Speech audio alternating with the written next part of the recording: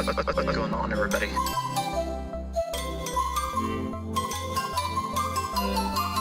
Who is that cat? Archer. You're just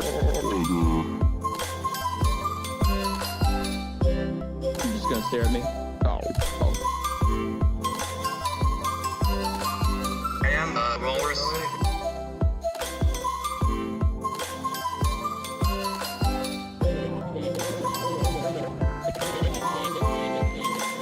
What the hell?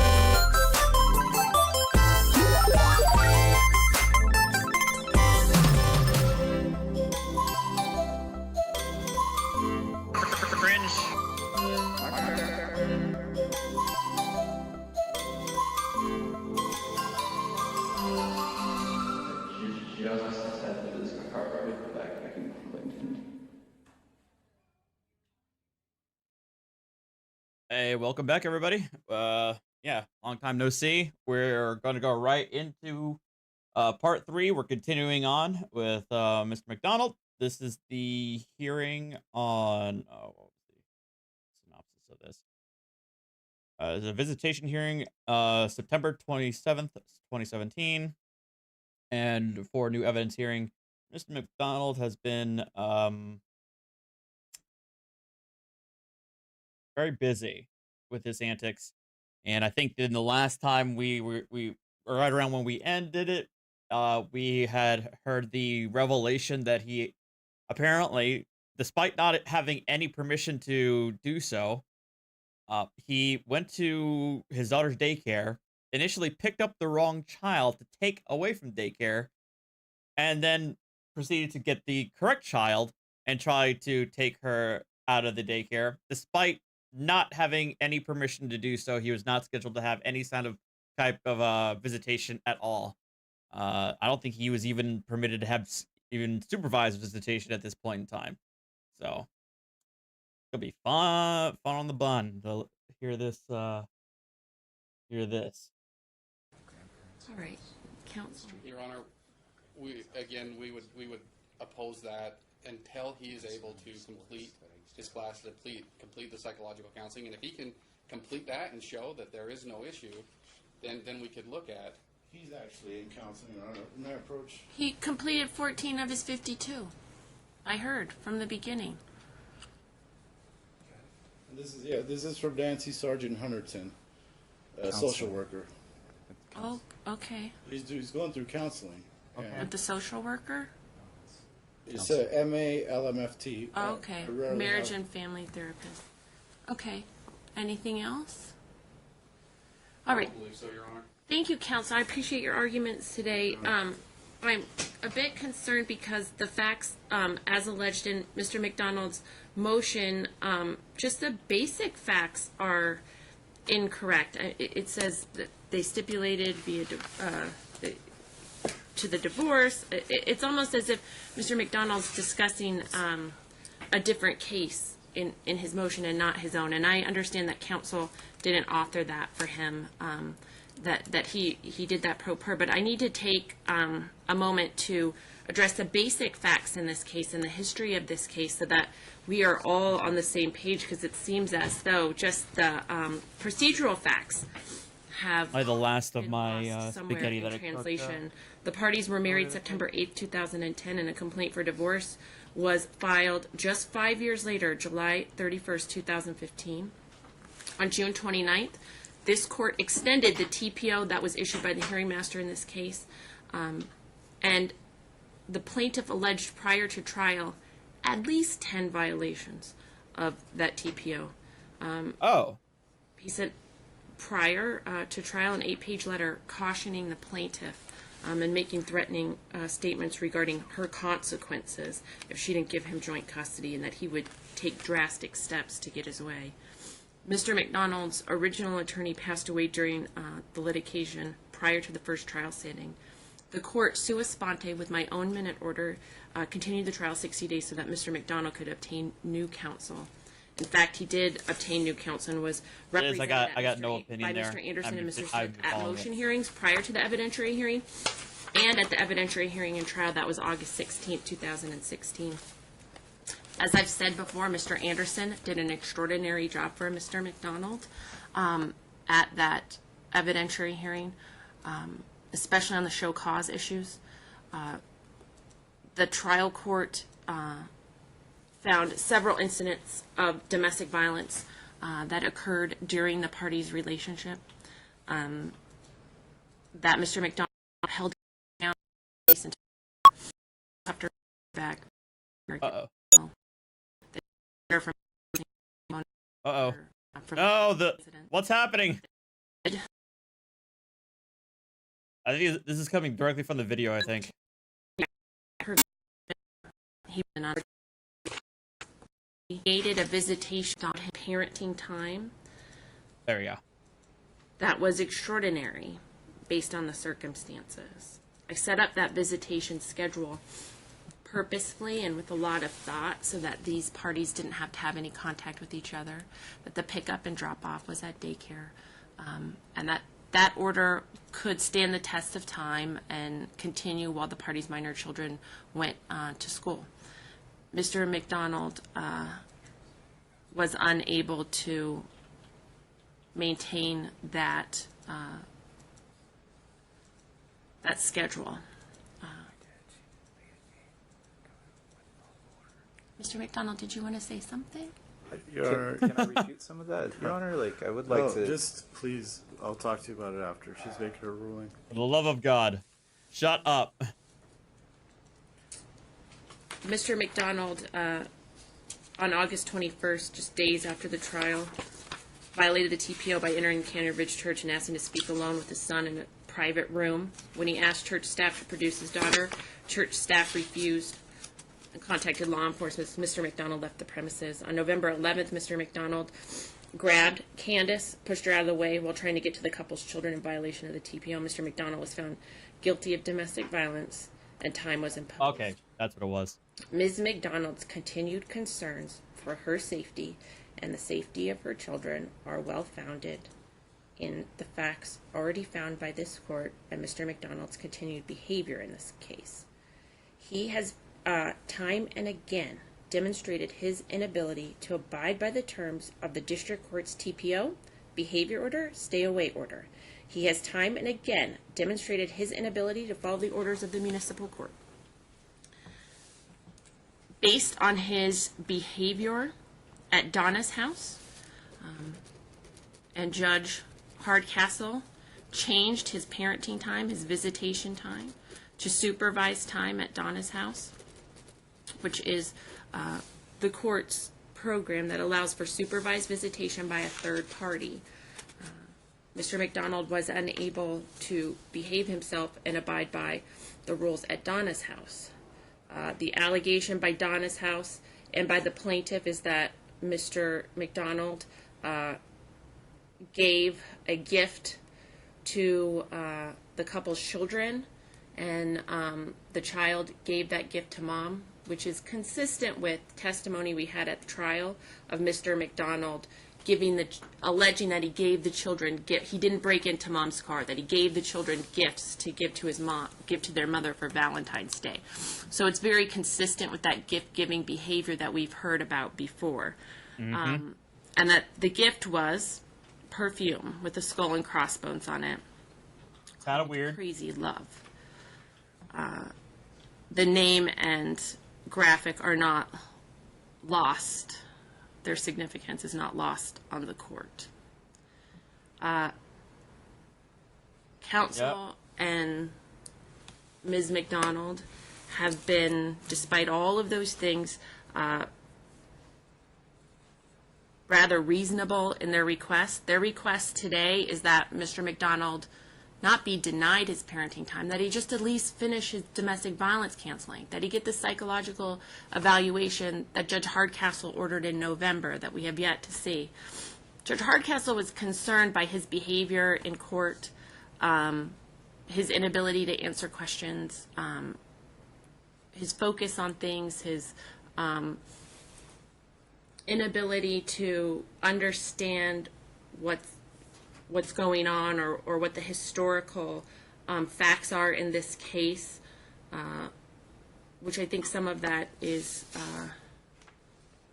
set forth in his motion that he filed with the court and can be seen there. I have done absolutely everything that I can do to ensure the safety of Ms. McDonald and the minor children in this case. I have made every order, behavior order, stay away order, TPO extended.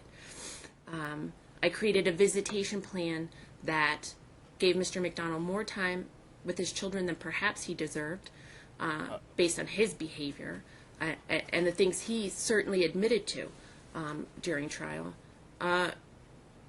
so that these parties wouldn't see each other at exchanges.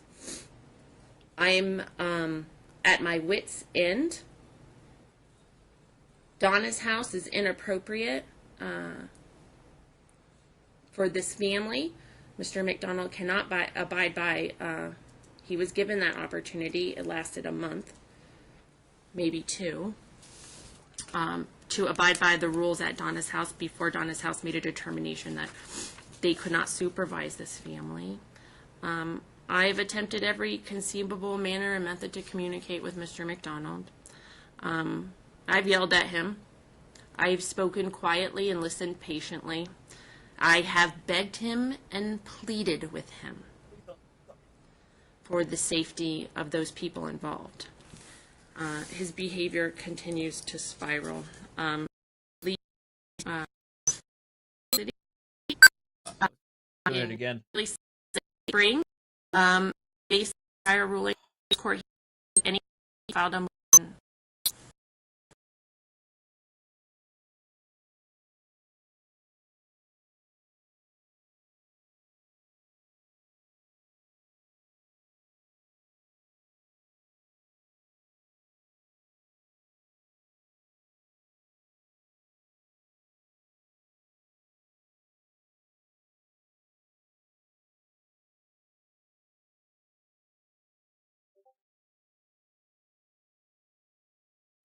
Yeah, I don't want to talk about it, but I don't want to depress the mood of the stream.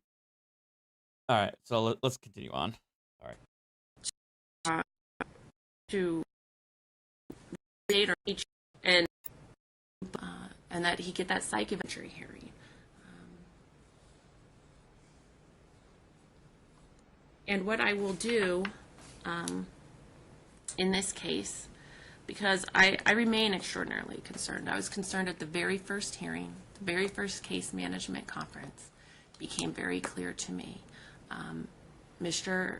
McDonald, and I've said this before, his behavior since the first hearing has increased in intensity, his need for power and control over Ms. McDonald, these children, this court, increases in intensity and frequency. The allegation is that even while in custody, he was writing letters to his children who cannot read. It's difficult for me to understand what I need to do in this case, but I am at this point. I have no more resources. I have no more orders. There's nothing else that I can do to ensure the safety. Basically, she's pretty much saying that I've exhausted just about every possible remedy I could use, or any possible incentive or deterrent at my disposal to get him to stop acting like a jackass. But he continues to do it. He's incapable of altering his behavior. And that's basically what it comes down to. Of these parties, the safety of counsel. Judge, can I? Stop. Shut up! All right, then sit down. No concerns for safety. I am going to grant counsel's request for an evidentiary hearing in this case. Thank you, Your Honor. But I caution the parties. The evidence that you create, Mr. McDonald, Mrs. McDonald, between now and then, is the evidence I will hear.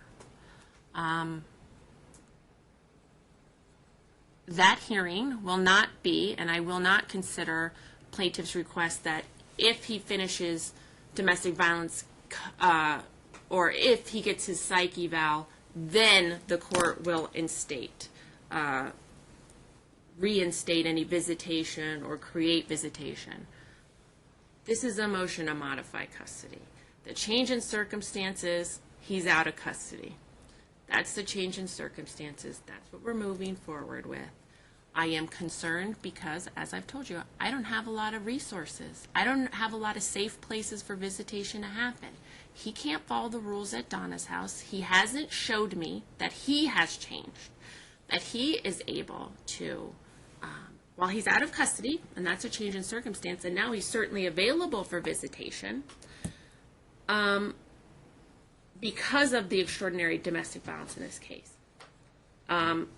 because of the threats and my concern of child abduction in this case.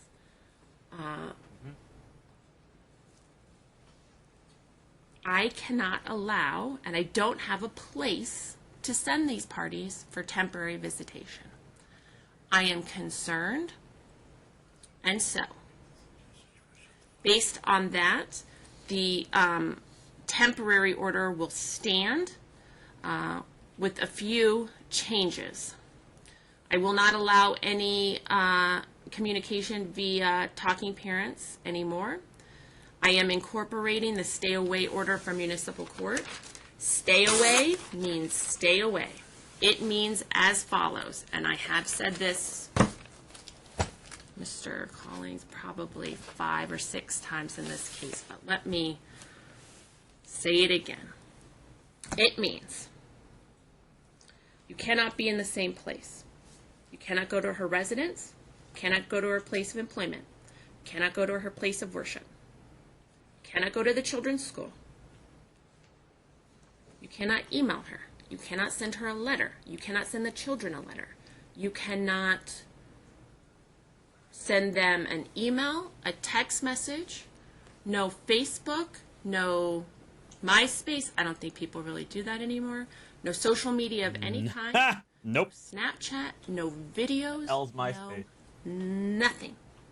Nothing. No carrier pigeon, no smoke signals, no contact. No But contact, she already said this, though. contact, The problem is, no this contact. already happened, and he This might continued to be do it. The 8th time I've said that in this case.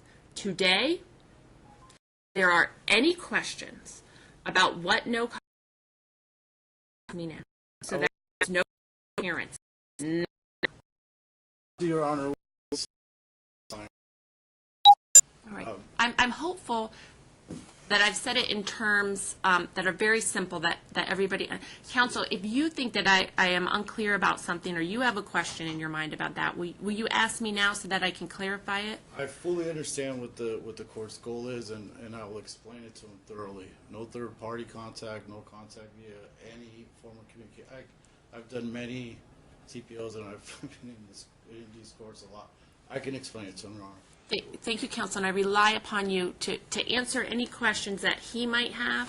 And I think I can rely on you to do that, certainly, counsel, and I take you at your word. If there is an issue or you think that there's some confusion or that I've perhaps explained that in a way that he didn't understand, that you will take the time to make sure that he does understand that today. I appreciate this court's ruling. Very happy about it. What I would suggest is, the visitation is so restricted, it's so limited, and you've indicated that everybody wants this guy to prove that he can be a father. He's interested in it. The only way to do that is to actually give him time with his kids. I know Donna's house is given to the boot. It's not the first time they did it. Do it to a lot of my clients, actually. Unfortunately, you can reinstate that, Your Honor. Not willing to do it right now, and here's why. The nature of the violation to me was so egregious. and is consistent with past behavior in this case with gift giving. The nature of the orders were so explicit. It was so close in time to a hearing in this case where he just lost his weekend visits and Judge Hardcastle gave him the supervised visits, and it was so close in time to that it's very concerning to me. I totally understand the concerns the court has, and you obviously want to err on the side of caution. But that being said, again, those were allegations made after the decree of divorce. There's no trial where any of that was proven up. It's easy to get up here and make this, that, and the other statement. All the other side can say, I lied. Or Counsel, that didn't happen. Make-up visitation may be appropriate. I If we find out that Mom has concocted this story and that there was no perfume bottle, Scheming. that this perfume bottle with the skull and crossbones wasn't given, certainly it's not for these little children, wasn't given to the children, then I would absolutely entertain your request for a make-up visitation. At this moment in time, I feel as though, and I've tried to be extraordinarily transparent so that, counsel, you understand what I'm thinking and where I'm at, that I just have no more resources, no more options. There's nothing else or no order I can make that's going to stick or work, or that I think at this point Mr. McDonald will understand and abide by. And I appreciate that, Your Honor. What I would suggest then, and I appreciate indulging my argument, once these cases are resolved one way or the other, if I could put a motion back on counter, on Chambers counter, just to review and reevaluate after the criminal matters are all resolved. Maybe he's acquitted, maybe he takes a state adjudication, maybe it's something less than what it is now. Maybe based on that, the court would be more willing to open the door, if I could just have that opportunity to do that. Counsel, you have every opportunity to file a motion in this case whenever you'd like. It's not, I'm not going to limit or prohibit when you file a motion. I'll tell you that, Concern is attorney's fees and sanctions, obviously. well, I don't think, you're telling me that you would do it now when the criminal case is ended, and it sounds like he has a lot more classes to do, so it's not going to end between now and our trial date. His criminal case is going to be ongoing.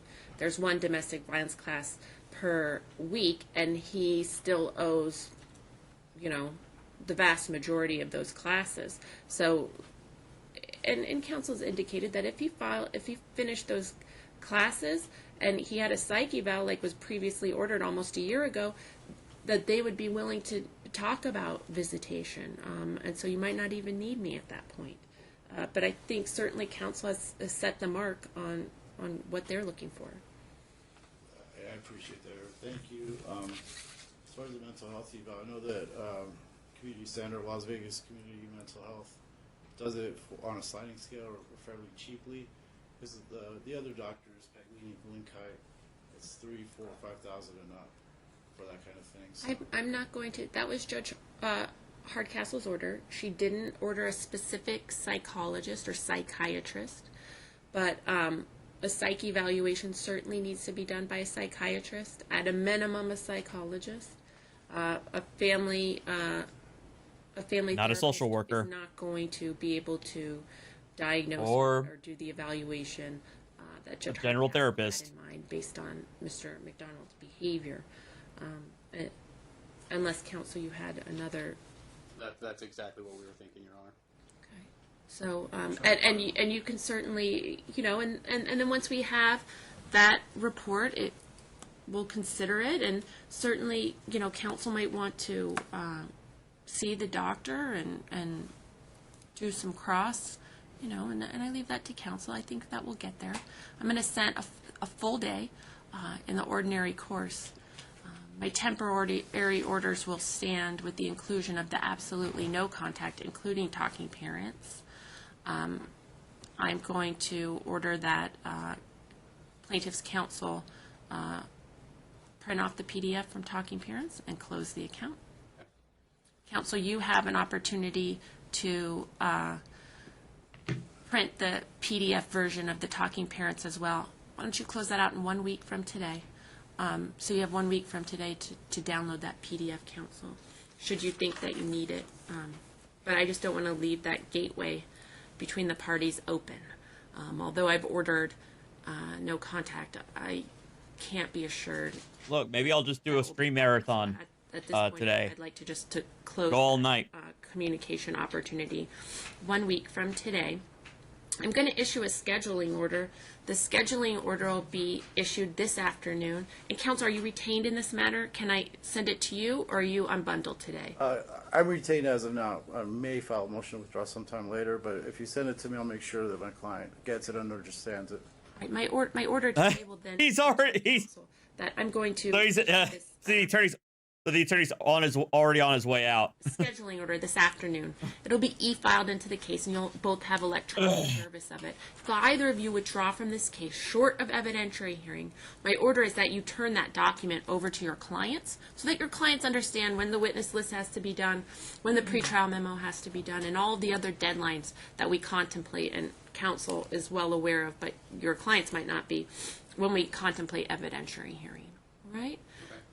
Issues of attorney's fees will be deferred, counsel, to the evidentiary hearing, and we'll deal with those at evidentiary hearing.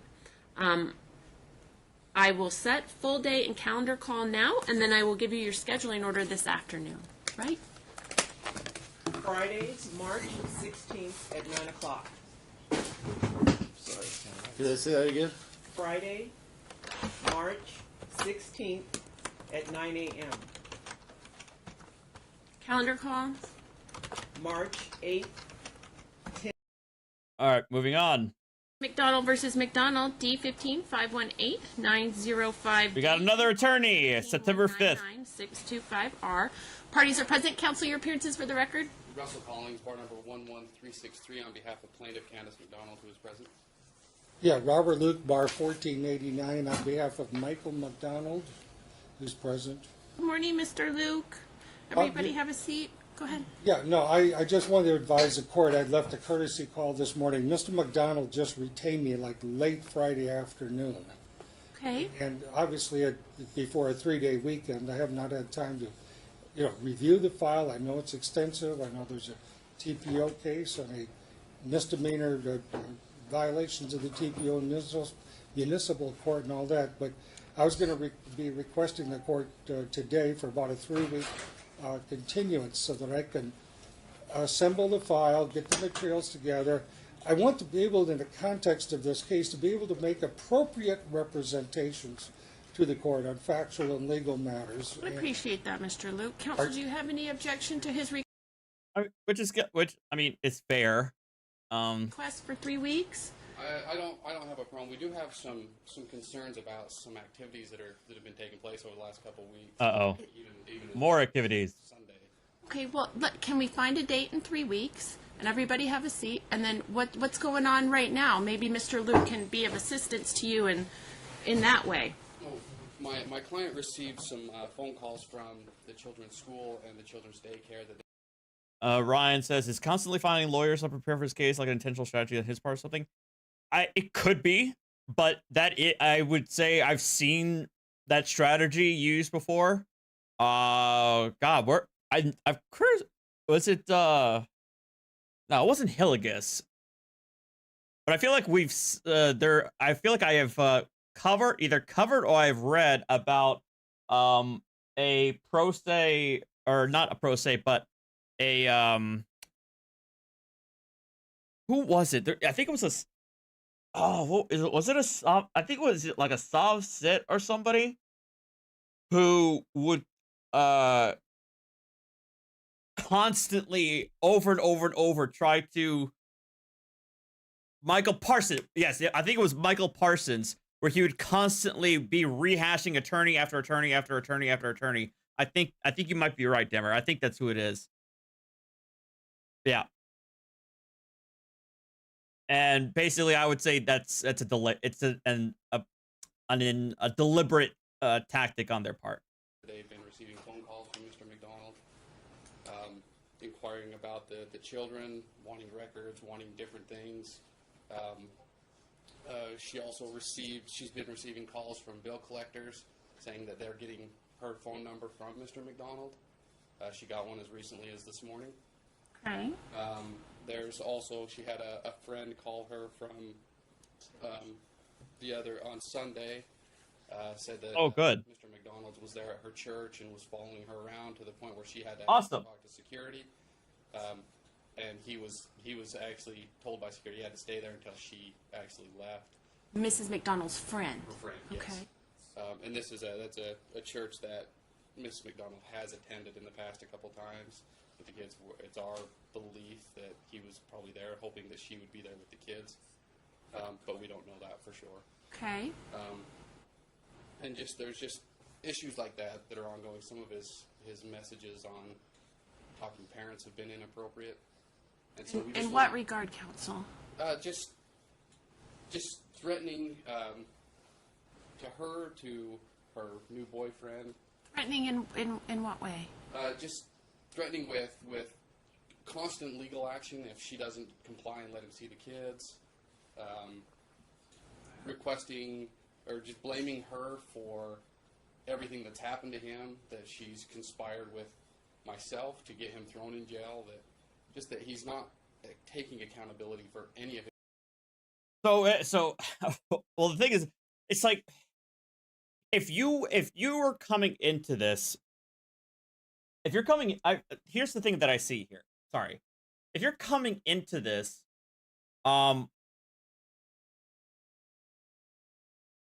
Veterans of Barb says, Barty, Veterans of Politics, that's the name of this channel where we're watching these videos.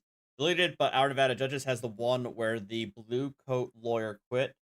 Apparently, Michael McDonald wanted him to do something that would have gotten him disbarred. Which blue coat? The one that from the previous video? But anyway, if you're coming into this, like, siding with the father, or like, if you're coming in with a bias in favor of the father, right? I can easily see that in your head, you are thinking that this woman is unbelievably vindictive. She is constantly saying these lies and these allegations that are basically destroying this poor man's chance to ever have a visitation with his child. Like, I feel like if you're walking into this completely fresh, but with a bias in favor of the father, I feel like that's the impression you're going to come out with. But the problem is that Talking Parents is a third-party application, third-party software that records these messages. I have to imagine that there's no way in which the parents are able to manipulate the back and forth. They can't delete these messages. They're all stored by a third party, in this case probably the state. So the attorney can more than likely be able to corroborate what's been said in these Talking Parents messages. But yeah, like I feel like if you come in into this without any prior knowledge, and you have an innate bias for the father, you would think that this woman is trying to destroy him for no good reason. But anyway. His own actions, and he's constantly blaming Candace. He's written it in letters to the kids, and it's just disturbing that this is ongoing after so much has happened in this case, that he just hasn't seemed to learn or take responsibility or take accountability for anything that's happened. And it's concerning to Candace that he's going to show up, get the kids, and take off. The judge can directly monitor it too? Okay. Yeah, that makes sense too. I'm hopeful that this is something you talked to Mr. Luke about in the interim. And I think Mr. Luke, I appreciate your addition to this case, Mr. Luke. And perhaps you could speak with your client and try to resolve some of these issues. They weren't in the motion. I'm not going to make an order about them, but counsel, you know that type of report is disturbing to me, and I'm hopeful that we can move past some of these things and work together.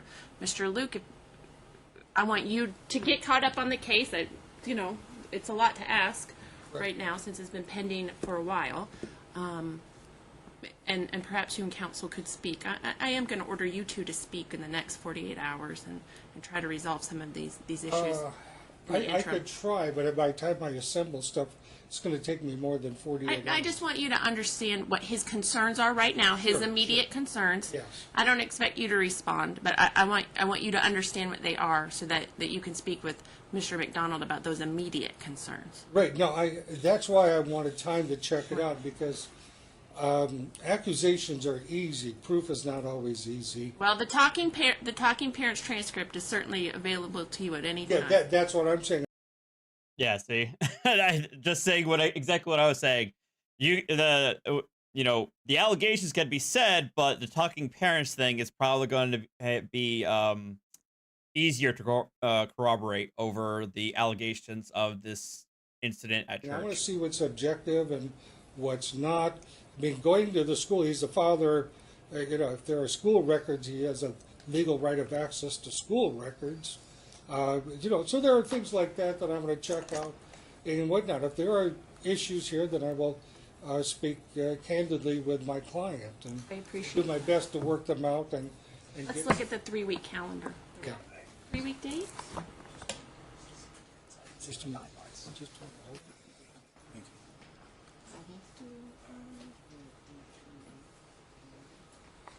Let's do the 27th at 8:45. August 27th at 8:45. August. I'm sorry, September. Look at me. I apologize, counsel. September 22nd. 27th. At 9:30? 8:45. 8:45. Does that work, Mr. Luke? Yes. Counsel, does that work for you? That works for me. All right, I'll see you then. And my client says he hasn't seen his children in 9 months, and I think the only thing I could request at this time would be some supervised visits at Donna's The house. request is denied. Thank you. Yeah, you ain't getting that. Is this what? Goodbye.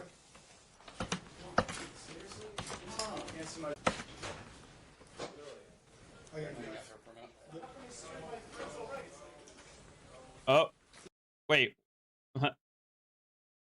What? Is this? Why is it? I feel like we got. I feel like we got skipped ahead. This is it. This is the only 20 seconds we got for this hearing. McDonald versus. Because this was September. This is the hearing in September 5th, and then the next one I have here is September 27th, but it's the very end of the hearing.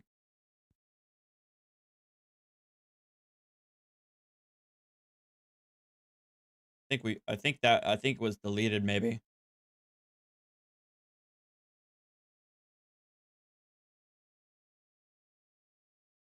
They may have been deleted.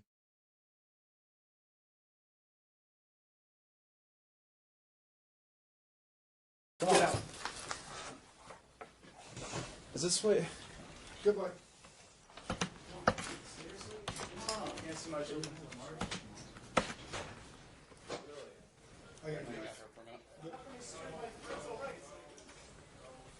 You can go off the record.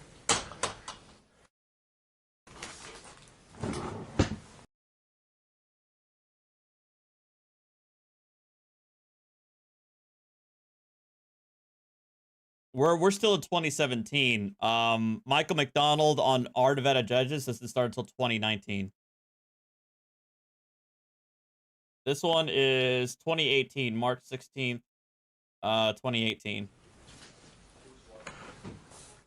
Let me see if I can find it.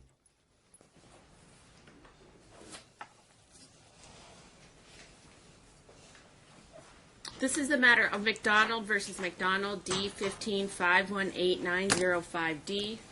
This matter was set for 9 o'clock. It's now 5 after. Present is the plaintiff and counsel. Counsel, your appearance for the record. Russell Collins, bar number 11363 on behalf of plaintiff who is present. Good morning, counsel. Are you surprised that the defendant is not here? Yes, I am.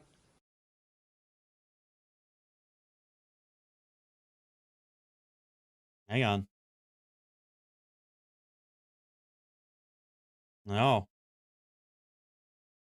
This other playlist does not have it either.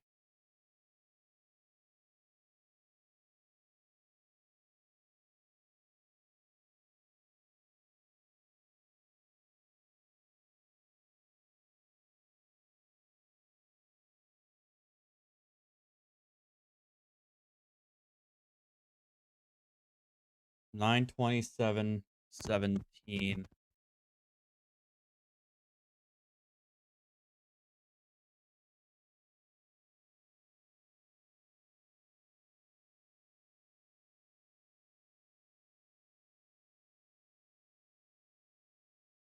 In order this afternoon. Oh, this was it. Oh, darn it! It was off. It was it was full. It was taken off. The one with the guy with the goatee. That was 9/27. McDonald versus McDonald. This one was 9:05. Ay, Dios mío, we got out of order. So that was the hearing. This hearing with the goatee. This was the actual hearing, and this 20-second quip. Hang on, let's so you guys can see it. This 20-second clip was that the tail end.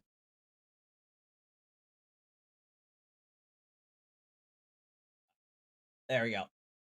Yeah. So this guy this guy was oh what wait what is this? Oh man, we missed out on these things. Darn it. Hold on, we missed all right, we missed this. This was okay, this is June 13th, 2017. And this involves the jail, bailed out of jail. All right, this is case number C1169-281A, Michael Lee McDonald. Oh, that volume's really low. Hold on. Waiting on the city attorney. Hang on. And Your Honor, this matter is resolved. He'll be pleading no contest to the violation of extended restraining order. Recommended sentence is 179 days of jail. That is going to be suspended. He is going to have 60 days on the GPS house arrest monitor, and he will stay away from the named victim in the case. I'm assuming we did not speak about this, but should... Just a second, counsel. You said GPS house arrest monitor, but not on house arrest itself? Whatever he's doing now, Your Honor. Okay, but he's not on house arrest. I know there was some confusion on that. I just want to make that clear. For the record, Your Honor. House arrest. Just for the record, so you know, because I had a personal conversation with them, house arrest believes he's on house arrest. I spoke with my clerk this morning, who showed me some emails that was showing that they were mistaken and kind of monitoring where he goes and complaining about where he was going when. And I made it clear with the clerk that it was not a house arrest situation. It's just a monitoring. I mean, I don't mind getting the emails knowing where he's going, but I don't need to know where he's going, and they don't need to get worked up over it. So, city, would you make sure they're clear that it's a monitoring situation? It's not house arrest itself, okay?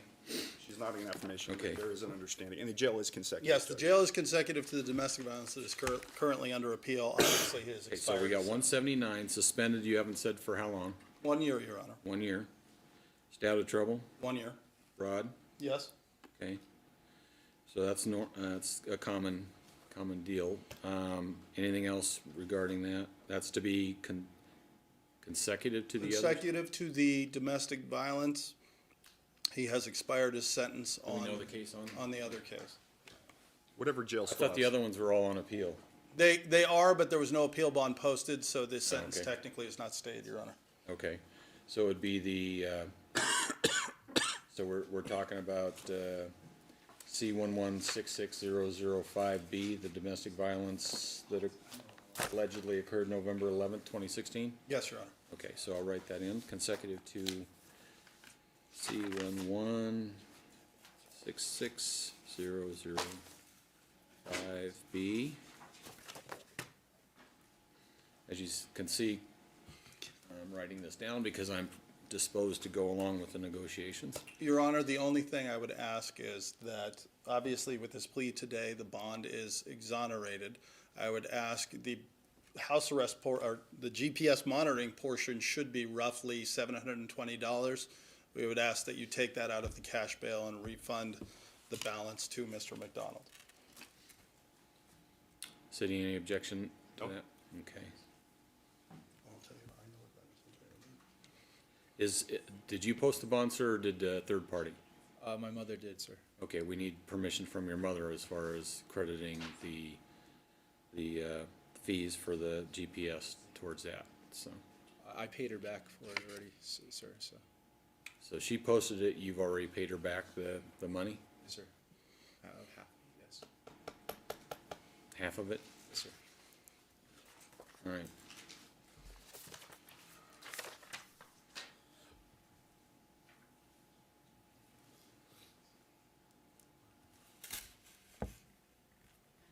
So it's 720?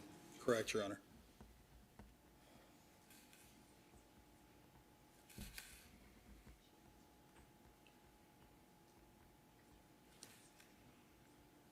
All right.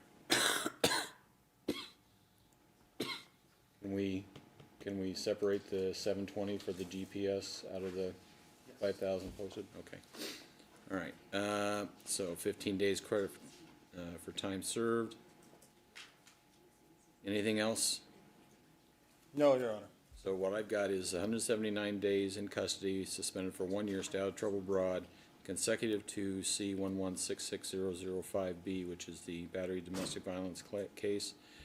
60 days on GPS, house arrest monitor only. Okay. Not house arrest itself, okay? And then the 720 fees for the GPS out of the bond. And to stay away from the named victim. Subject to any Stay family away court from or orders. no contact whatsoever. Subject to any family court orders. Okay. All right.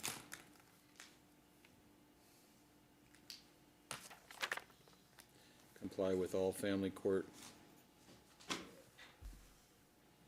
obligations.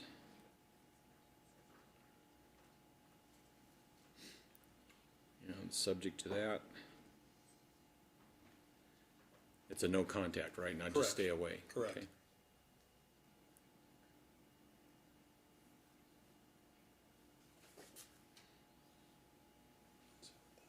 Candace, are there children?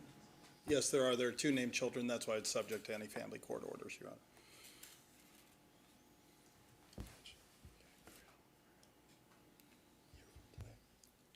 Okay, and what about the kids if they're with the grandparents? Is there to be a no contact with the kids if they're with the grandparents? There is to be, and I've explained this to Mr. McDonald, there is to be no contact with the maternal grandparents or the mother. There is, the family court orders suggest, or state that any contact, and they're somewhat contradictory, but I'm putting it on the record so that everybody's clear. The only contact that Mr. McDonald, Michael McDonald, is to have with his ex is through the Talking Parents app. So any phone calls that need to be made, anything of that nature need to be addressed in family court, but any direct communication as to the children only, because any contact other than communication about the children would be a violation, but any contact about the children is done through the Talking Parents app. So we're including no contact with maternal grandparents. So Correct. if the kids are with the maternal grandparents, no contact, right? Unless there's a pickup drop-off order Unless the in, family court has okayed it, all right. yes.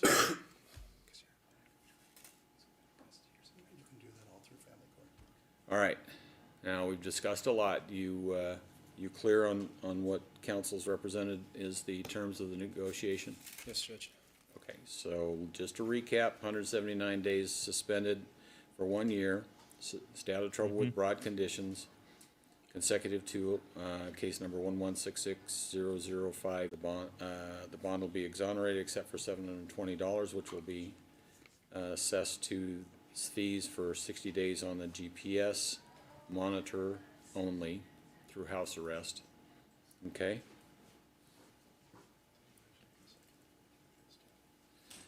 You'll comply with all family court obligations and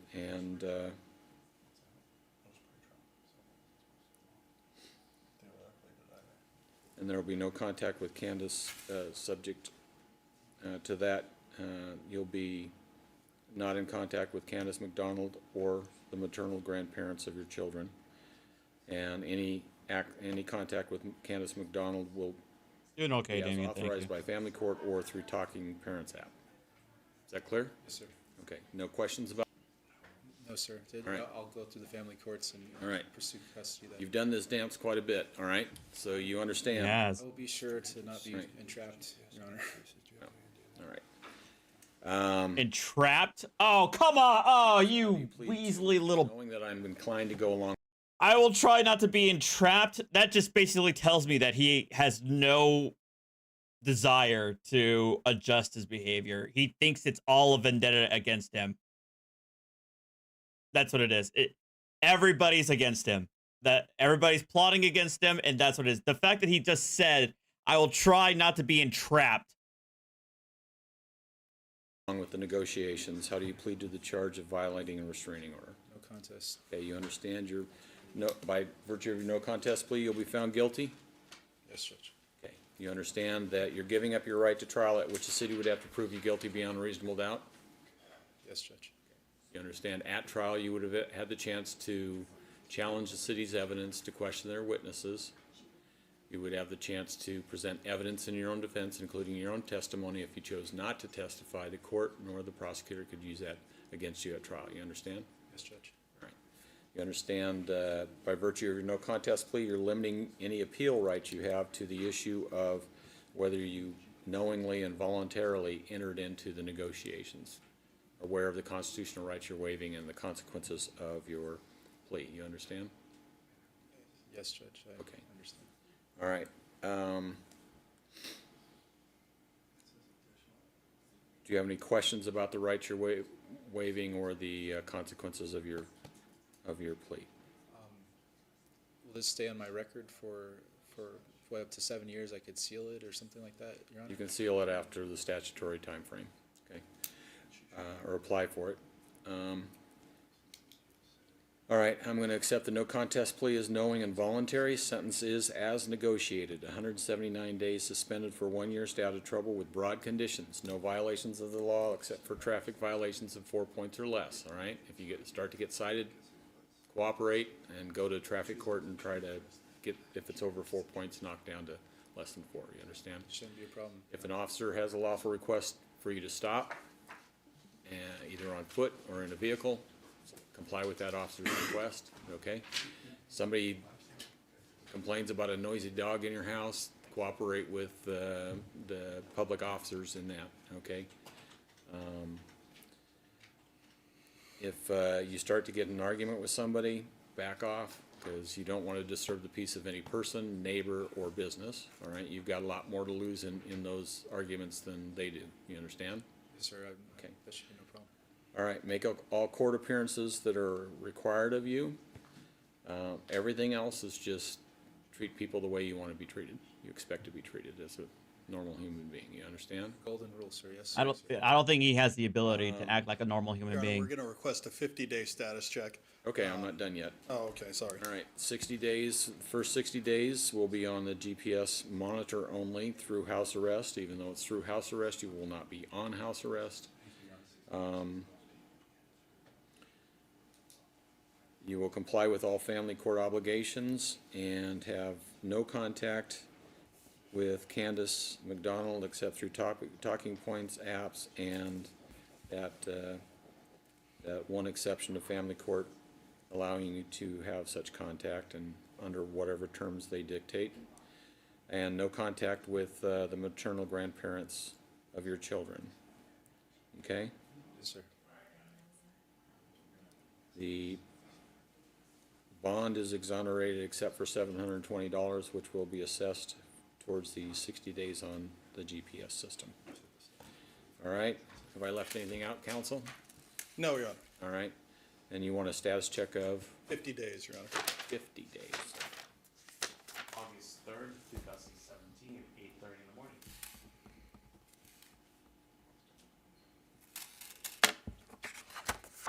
Thank you, Your Honor. All right, thank you. Any questions? Mr. McDonald, any questions? No, thank you, All right. Your Honor. I would ask, so whatever the family court says, if I can see the kids, that's when. Oh my God. Fine, correct?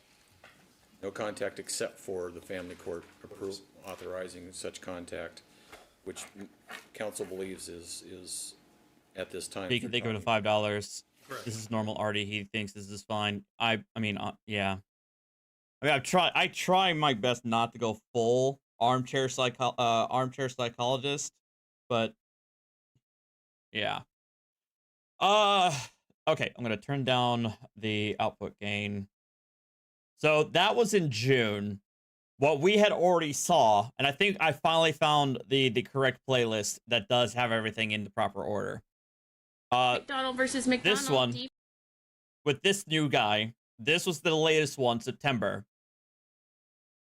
And then we'll deal with this one, the 27th, was the actual hearing on Visitation and the new evidence hearing. And then this one is just the last. $5 a month. This is This is from the same hearing, but just the very end of the hearing with Michael whining, like the 20 seconds. And then next, we're going to move on.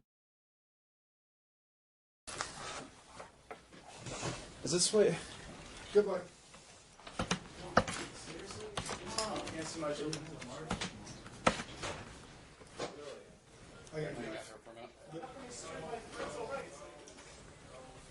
You can go off the record. All right. Now we're at March 16th, 2018.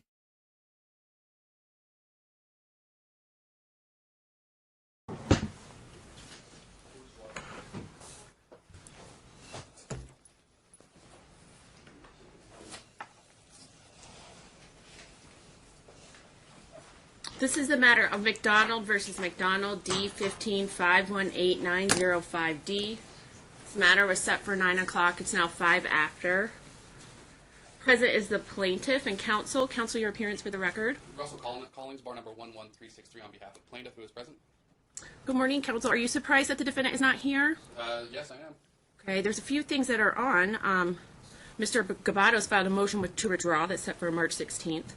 I'm not sure if he's going to be here today. Have you spoken to him? I haven't spoken to him at all. All right, and then I see you filed a motion in limine that's set for 4/17, but certainly I'll hear that today. Why don't we have a seat? We'll stay on the record. We'll give them an additional 15 minutes and see if anyone appears.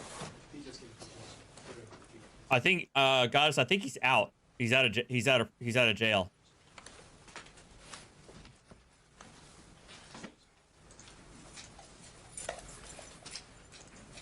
You need the binder?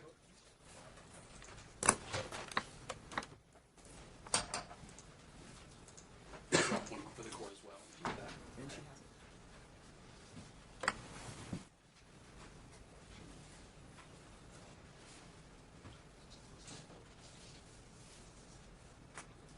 Speed things up a little bit.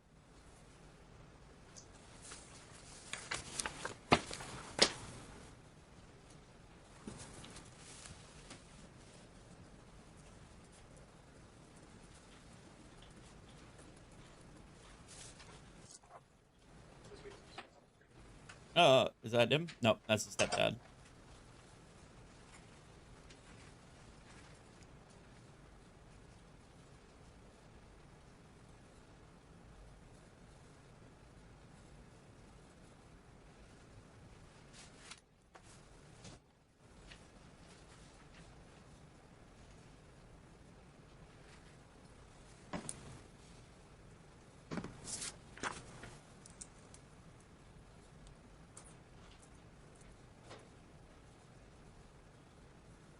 There he is. Mr. McDonald, we're on the record. This matter was scheduled to begin at 9 a.m. Counsel's already made their appearance for the record. I've noted for the record there are two matters pending. First, Mr. Gabado's motion to withdraw as counsel, but he's not here yet. Do you expect him? Judge, I don't recall if he's going to come or not. You don't recall? You don't remember? Or you don't know? I don't know, Judge. He's actually ran into him on Friday, and he said he'd possibly be here. So I'd like to address that matter for trial. Go ahead. Well, first of all, Judge, I can't afford an attorney. I'm here representing myself as my financial situation cannot afford me an attorney, and we do not have due process of law, which is the Sixth Amendment, which is constitutional. Oh my God. Okay. Oh no. Oh really? He's gonna pull that. Okay. I remember you guys saying that he like tried to run for office, for local office at some point. And so now he's got like a prepared speech, and now he's gonna do the whole "there's no due process in family court." Well, it's civil. It's civil. You don't have a Sixth Amendment right. It's civil court. Okay. But but I feel like I've seen the memes, right? But you guys, I'm pretty sure I've told you guys a lot that family court, especially like custody issues or child support, is a heavy soft sit pipeline. Like a lot of soft sits become soft sits from issues surrounding family court. And like this is one of those things. Constitutionally protected. Alex Cabato has not filed anything in my case, Judge. He told me he would do trial. I've been waiting for months for something to be filed. Nothing's been done. So I'm here representing myself today. I'll do the best I can. I would ask that this court grant me an attorney as pursuant to NRS 128.100, that an indigent litigant can ask for an attorney, especially in regards to parental rights being terminated, which I would say over a year without seeing my own children constitutes that, as well as not being able to afford one. But if not, I'll do my best at trial to bring up to have my day in court. All right. Mr. Gabato's motion is set for March 16th, 2018. I signed an order to show cause. I don't think that he picked it up. I don't know. I mean, an order shortening time. Counsel, did he serve on you the order shortening time? He did not, Your Honor. I got a copy of the application, but that's all the application for an Order shortening time, that's all you got. Mr. McDonald, did he serve on you a copy of the order shortening time relative to his motion so that I could hear it today instead of March 16th? Did you guys actually hear me? I'm able. Thank God for these wireless headphones. I was walking and trying to get a water. Did you guys actually hear me yell out just now, or did it not pick up? I was just yelling when he said that the NRS court rule allows you to have an attorney in a situation where it's termination of parental rights, and then he complains like, but then he says like the fact that I haven't seen my kid in over a year. It's essentially termination of parental rights. And so I screamed out, "No, that's not how that works. That's not termination of parental rights. Not having visitation is not the equivalent of termination of parental rights." I yelled that from my kitchen, but I guess it didn't pick up. So I just wanted to say that. A physical copy of that, Judge. All right. I'm not going to hear it because he's not here. But by virtue of him not being here, that kind of puts you in a difficult position, Mr. McDonald. I understand. I'm not going to grant your request for the court to appoint an attorney. I can appoint an attorney in a TPR matter. This is not a termination of parental rights. And we'll move forward today. Counsel, you filed a motion in limine to preclude defendant from presenting evidence of or reference to evidence not properly disclosed. Let's deal with that at the outset. Go ahead, counsel. Yeah, Your Honor, we were here back in September on defendant's motion to modify. It was a motion for a lot of different relief. At the September 27th hearing, defendant's counsel conceded that it was simply he wanted to convert to a simple motion to modify. All the other issues were dismissed. And at that time, they requested that the matter be set for evidentiary hearing. That's when Your Honor, on September 27th, issued a case management order with very specific deadlines for designating witnesses, which was January 30th. A discovery cutoff was February 14th. And pretrial memos with a list of witnesses and exhibits was all due by March 6th. Throughout that 6-month period, defendant did absolutely nothing. There was no discovery conducted. Did he respond to your discovery, counsel? He did not. I didn't submit any discovery to him. Okay. I was just waiting for him, pursuant to NRS 16.1, to disclose the information. He's required to disclose all information in his He made no position. mandatory disclosures? I did not. No, he did not. He did not. Mr. McDonald He did did not not make any disclosures whatsoever. All right. And I note that the pretrial memo was filed almost a week late. Yeah, it was filed on March 13th. I did not receive a copy of it until March 14th, just 2 days before trial. which makes it very difficult for me to be able to either rebut or respond to any of the evidence, which there is a lot of evidence that was produced that has no bearing whatsoever on a motion to modify and what we were here to talk about today. Judge, may I speak to that? I'm going to give you an opportunity now. What I'd like to do, so that you both understand, we're not going to interrupt each other all day. I will give you a chance to respond to everything, Mr. McDonald, but you will not interrupt me, and you will not interrupt counsel. I expect the same from counsel. All right, Mr. McDonald, what is your response? He's saying that you haven't made any mandatory disclosures, you didn't file a pretrial memo on time, you didn't give us exhibits on time. This is, trial by ambush. At the last minute, you provide us documents. So, Judge, I was advised by counsel not to file anything, not to do anything, so I didn't. I was waiting on him. I was completely confident in his abilities to prepare for trial, as I'm not qualified for that. So I didn't file anything. I was following advice. I was following all orders of this court to the best of my ability, and I found out last minute that he's dropping me. So I wasn't able to afford him or any other attorney within such a short amount of time, and without all my monetary resources being drained by lies of this court or lies of opposing counsel. I would like to say that my case would consist, as I filed this motion, that all the previous motions that I filed, I want to address is in regards to custody, assets, and child support. And I would like to address those things today in court, and my case will consist of a sworn statement to the court of all the matters in my case today with the exhibits. And which I did file, I did scramble to file a pretrial memo and get that prepared with the exhibits. I did my best to follow the orders of the court. I did not understand how to do Hey, this. Brad, we're here for the long haul. I was advised by him not to file anything. So don't worry. At the status check, September 27, 2017, your counsel withdrew all of your other requests as to all other issues and asked me to treat that as a motion to modify custody. We have an evidentiary hearing set today on your motion to modify custody. So I'm making a decision today on your motion to modify custody. Now let me set some ground rules and rule on the motion. You two can have a seat. So Judge, can we address the issues of custody and then property maybe at a later time then? All right, have a seat. Sit down. I'm going to tell you how we're going to proceed today. Your motion, your request, this evidentiary hearing is set to modify custody. At the end of today, I will make a determination as to that request and that request only. I will give each party today 3 hours to present their case. All right. I am going to deny counsel's motion in limine to strike the evidence or preclude defendant from presenting any evidence that was not previously disclosed. The rule allows me to do that because you didn't do anything. You didn't make any mandatory disclosures that are required by the rule. You didn't give us your pretrial memo, counsel in the court, well in advance. You didn't drop off the exhibits as the court ordered, and counsel abided by that order. However, I'm going to allow you to present whatever you're going to present, and I will give it the weight that is appropriate. At the evidentiary hearing on August 16th, 2016, the court issued a written decision on August 31st, 2016, relative to that evidentiary hearing. I ordered joint legal custody and primary physical custody to mom and gave dad visitation every other weekend. Among other things, I found that Mr. McDonald committed multiple acts of domestic violence, including pushing Mrs. McDonald down to the floor, handcuffing Mrs. McDonald, restraining Mrs. McDonald against her will. Further, Mr. McDonald prevented Mrs. McDonald from leaving their residence to obtain medical treatment for their child despite medical advice. Mr. McDonald appealed. The Nevada Court of Appeals unanimously affirmed the judgment of the district court and remitted or issued. November 29, 2016, just months after the final decree had been entered, Senior Judge Kathy Hardcastle heard Mrs. McDonald's motion to modify custody and visitation.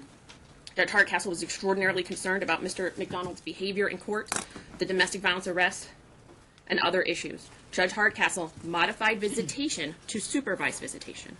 On May 2, 2017, the court temporarily granted Ms. McDonald sole legal custody, primary physical custody, as she had always had primary physical custody, and supervised visitation was temporarily suspended pending Mr. McDonald's release from custody. On September 5th, the court heard Mr. McDonald's motion to reinstate joint legal and joint physical custody. Mr. Luke requested a continuance. On September 29th, Mr. Gabato altered and amended the request from the defendant, and the court granted Mr. McDonald's motion and set today's evidentiary hearing. Pursuant to McMonigal and Castle, the court will not consider any facts or circumstances that occurred prior to the last custody hearing. The last custody hearing date was August 16th, 2016. What that means is the court cannot consider any fact or event that happened prior to that date. Each party is going to have 3 hours, as I indicated. I have a stopwatch. Each side will have an additional 15 minutes at the conclusion of today to present closing arguments. That's not included in the 3 hours. So, let's talk about how we're going to proceed today. Mr. McDonald, it's your motion, so you'll proceed first. Okay, so you'll have a 3-hour block in the morning. You may reserve a portion of your time to conduct cross-examination or question plaintiff's witnesses in the afternoon. Okay, so you may choose, it's your choice. You can use the entire 3 hours to tell me everything you want to tell me this morning and then have no questions for their witnesses in the afternoon. Or you may choose to divide your time in whatever manner you think is appropriate and use an hour or two this morning or any amount of time and then reserve some time in the afternoon to question their witnesses. That's up to you, okay? How many witnesses do you have today? Who do you plan on calling to testify? I do plan on having her parents be witnesses. I do have other witnesses that were able to make it, as my brother is off on drill. My mom is, most of my families have prior issues or employment they were not able to do. So just you and her parents, is that correct? Judge, I could bring an army of people in here to attest to my character and to my... Okay, is that what you're doing today? I need to know just so that I can know how we're going to spend our time this morning. I don't think that would be warranted, Judge. I could have, if it would bear weight to your decision, I will summon a bunch of witnesses. But My God. This is your case and your motion, so you decide what you would like me to hear. I don't want to waste the court's time in bringing all the... Okay, so what's the answer to the question? How many people do you have? 3? You and her parents? Is that right? Me, her parents. Okay, so 4. Other witnesses that are present. Who's the other witnesses that are present? Her father, her mother, and Okay. even Kendra over there. And Who's Kendra? Kendra's Okay, is that her friend or her sister or who's that? friend that can attest to us living life together. So, and to the stuff that happened within our divorce or things that. Okay, do you remember that I just said I'm not going to hear anything that happened before August 16th? She would not be able to. Okay. But her boyfriend would be able to. Okay, all right. These are the last. Oh my goodness. Reminder of the rules. Okay, I'm going to get, if you spend your time telling me about stuff that happened in 2008 or 1986 gonna be or pissed. whatever it is, if it's before that August 2016 date, the court's going to filter it and is going to apply McMonigal and Castle appropriately. So I've told you multiple times about the rule. I've corrected you. I've asked you. So you spend the time as you want. Counsel, how many witnesses do you?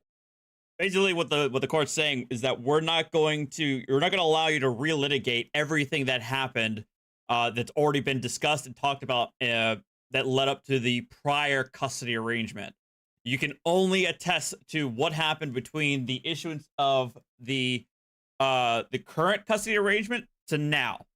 That's all we're going to hear. And if you're going to try and bring back old crap that we've already heard, I'm going to ignore it. And it's going to piss me off, and it's not going to be to your benefit to piss me off. I mean, that's what she's saying, kind of reading between the lines here. You have. We just have Candace and Michael that we plan. Her father's here that we have listed.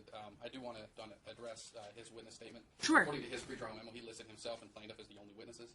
Her friend is here as support. She is not listed by either myself or by Mr. McDonald as a witness. And we would just ask that it be limited to the witnesses listed in the pretrial memo. Mr. McDonald, how do you respond to Judge, that? I would like her mother to be here as well, that she can attest to the things that happened. Is her mother even at court today? Okay, so she's not here today. She was on the witness list, Judge. And on your witness list? She was on their witness. I believe that she was on mine as well. But Did you she can subpoena attest her? to things that happened after the court. Did you subpoena her? Judge, I don't know how. Of course not. So she's not here today. Okay, so let's get started. Her father might be able to. Okay, well let's get started. Counsel, do you have an opening statement that you'd like to make today? Yes, Your Honor. Oh, Mr. Gavato's here. Good morning, Counsel. How are you? We've started already. There he We were is. set to start this morning at 9 o'clock, so we've dealt with some issues. Your motion to withdraw as counsel is on for today. Is there anything you want to tell me in reference to that? Well, I think that defendant has a right to, he's entitled to his own case. There was a disagreement about how that case should be presented. And it's a fundamental disagreement. I can't assist him anymore, given what the direction he wants to take. He wants to persist in that direction. And so for that reason, I'd ask to withdraw and allow him to present his case. All right. Mr. McDonald, do you have any objection? Anything you want to say? Yes, I in would reference? object to that, Judge, as I prepared the best to my ability, but I would ask that a Ferreira waiver be put in place that he can seek counsel to help assist in attorney duties to provide assistance to counsel, as I don't. You're asking me to do a Ferretta canvas? Ferreira canvas for the attorney Yes. as co-counsel or as done by his co-counsel to You- assist in presenting my case and asking questions, as I'm unable to ask questions of myself. You want him to act as standby counsel? Yes, Judge. Mr. Gavato? It's up to you, Your Honor. Assistance.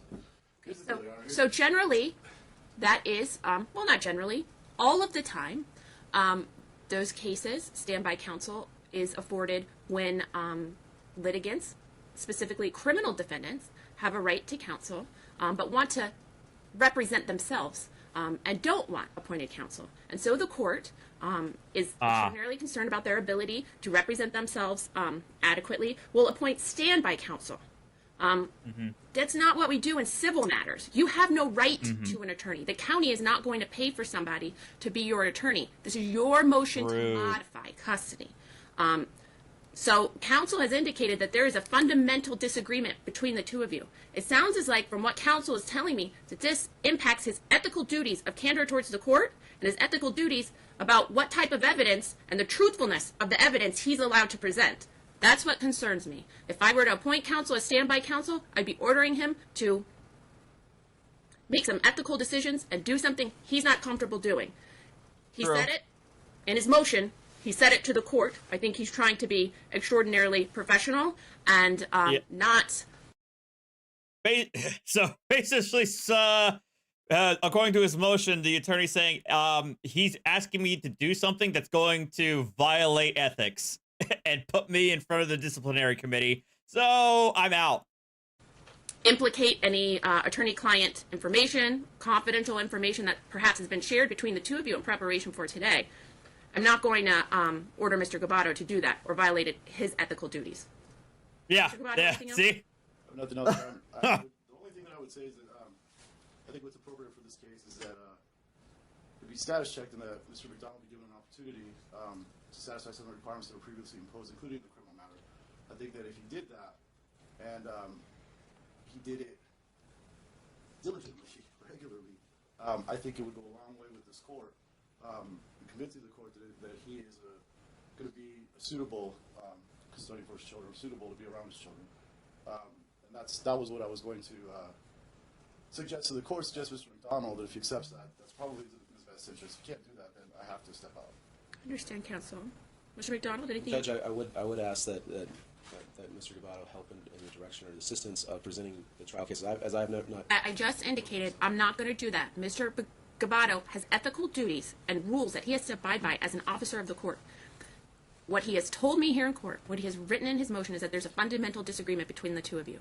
He has a duty of candor towards this court. He cannot suborn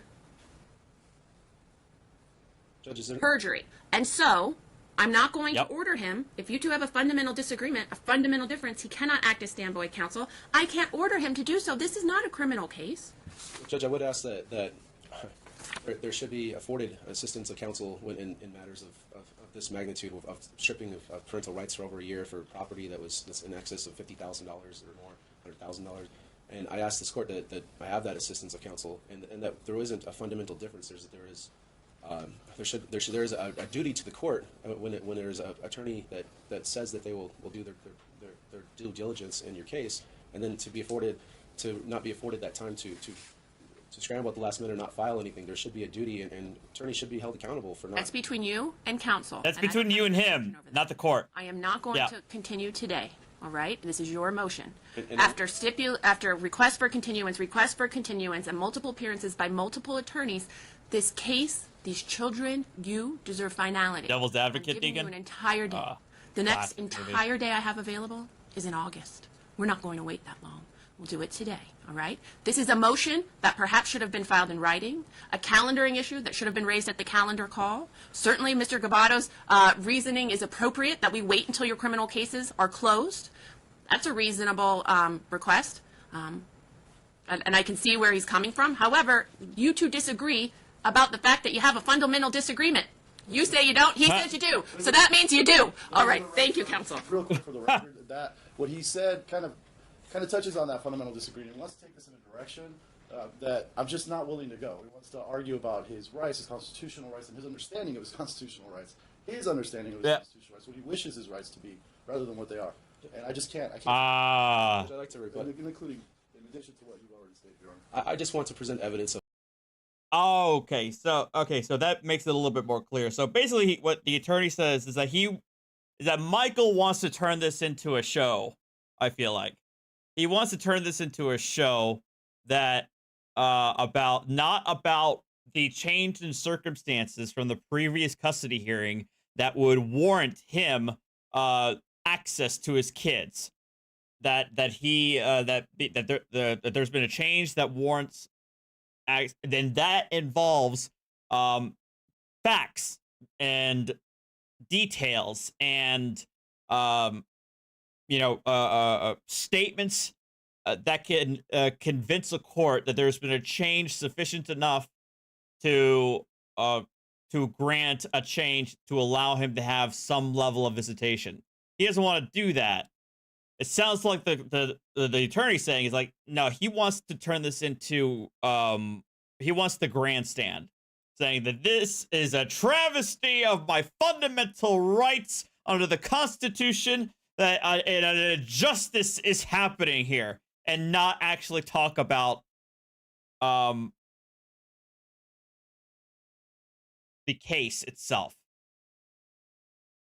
Of all the things that I've done up to this, and what's in the best interest of my children, and what our children, and what I've done. I've followed all the court's order. I've done my best to my ability to redeem myself, to show this court that I've done everything possible to be able to see my children, and to be the best co-parent and father that I can be. And I'd like to present that to the court. I also would like the court to consider that my criminal charges are on appeal, and they say and I filed my criminal appellate briefs, and I'd like the judge to review those and take a look at that and give that weight as well, as I can attest that and I've even though I have 3 years to do certain things, and I've done my best to follow those orders and follow the advice of counsel, which I've been doing to the best of my ability. All right. Thank you. We're moving forward today. Thank you, counsel. I'm granting your motion. You'll prepare an order, counsel. Thank you. He's gone. All right. Everybody have a seat. As we were discussing, you'll each have 3 hours. Counsel, how many witnesses did you plan to call? Just the parties? Yes, Your Honor. All right. And so, Mr. McDonald, and then I'm sorry, I forgot where I was. I was asking you if you had an opening statement or you'd waive opening statements today. Deuces. I'd like to make an opening statement. Go ahead, counsel. Do I go first on that, Judge? You're right, Mr. McDonald. You do go first. Go ahead, Mr. McDonald. Make an opening statement. An opening statement is not argument. It's a list of things that you are. Tell me what you're going to prove to me today and what you plan on showing through the evidence. Go ahead. So, Judge, like I said, I'm here representing myself as my financial situation cannot afford me as attorney. I said I would like the assistance of counsel, as I am not yet an attorney. One day, I hope to strive to become one and learn this process.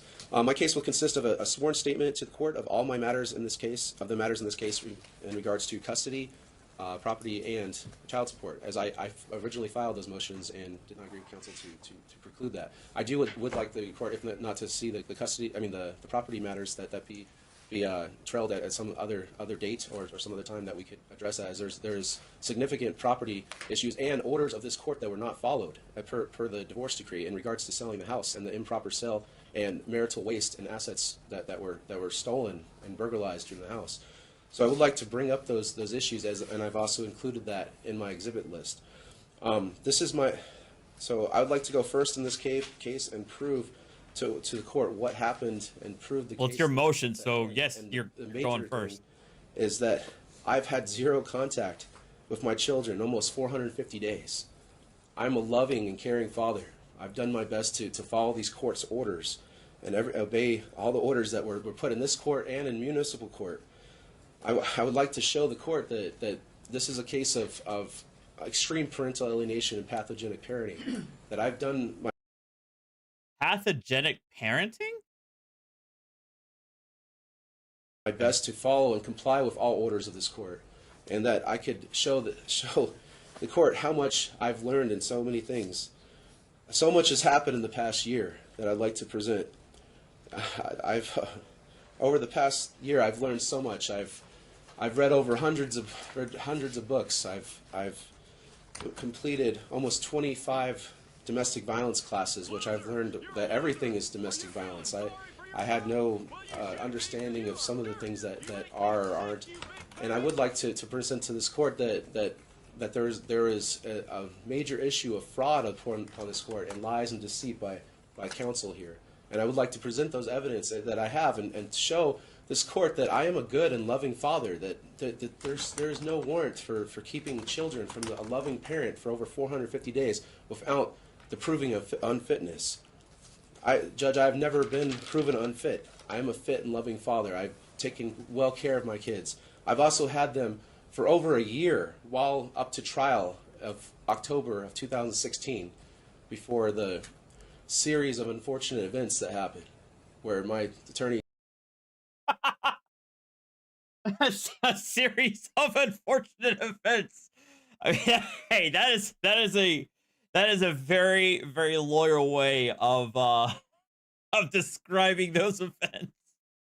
he took his own life, and he was able to try to understand this court process and try to proceed.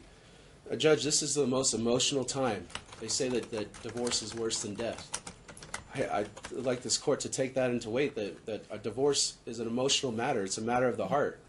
And when children are separated, I know that did happen. Parents, that it causes deep-rooted psychological issues, which I'd like to show in my exhibits that I've included as well.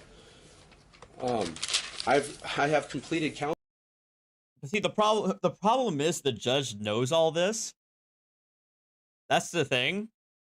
As far as I understand, in every court in the country, every family court in the country, the base standard is the best interest of the child standard, and part of those best interests, part of that fundamental best interest, is that it is far better for a child to have access to both parents than to just one or none. But that's not the end of the analysis. That understanding can be outweighed by other factors that would indicate that it would be better, that it might actually be better for the child to not be around one of the parents. Anyway, but the thing is, the judge knows all this, but that's not what we're here for. What we're here for is you need to show the judge that you have engaged in conduct or have done things that would warrant the judge to allow you to see your kids.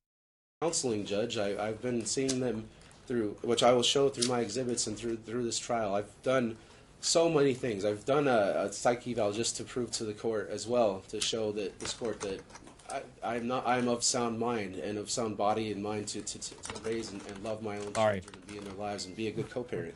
I am not crazy. Divorce care classes at my church that I could show evidence to, and I'd like to attest. I'd like to also prove the fraud, the baiting, the entrapment, the complete lies, the poisoning of the well that her counsel have also committed, and extreme fraud upon the court, which and upon the rights of this court in regards to property and custody. I do ask that you judge take all this into weight, and that the court grant joint physical custody, as I have had our children for over a year pending trial. I was well able to take care of our children. But now my house, the house that we raised our children in, has been sold. Their toys and their furniture has been thrown away in a dumpster, along with the items that were stolen from outside of the property. Judge, you put in orders that I did my best to follow, that were put in place, that all right, now he's rambling, that were I perceived. I mean, he kind of already was, but now it's full blown. I've learned so much that following orders are, and so many things that Hey, Marnie, thank you. Hey, I see you, Marnie. Thank you for the card. I got it yesterday. Thank you very much for the kind word. What I can and cannot do, and things that I really would like to show and prove to this court today. So I ask that you I may have the ability to present this case and to be able to show the exhibits, that you take this into weight. And I want the court to understand that it's not in the best interest of children or parents to be alienated, be separated from their parents. As it's not best to not be able to see them, not to withhold love from a loving parent. To be able to not be in their lives, to not be their coach, not be their steward in life. So I ask this court today to take those things in merit and to give that chance and give the weight of this court and to redeem myself between this court and expose those lies and deceit and slander that was caused by the plaintiff and her counsel. Well, I think that's it. Counsel? Sure, Honor, just real quick. Have a seat, Mr. McDonald. Everything he just said was bullshit. Sorry. And we want the court and even the defendant to keep in mind that this is the defendant's motion.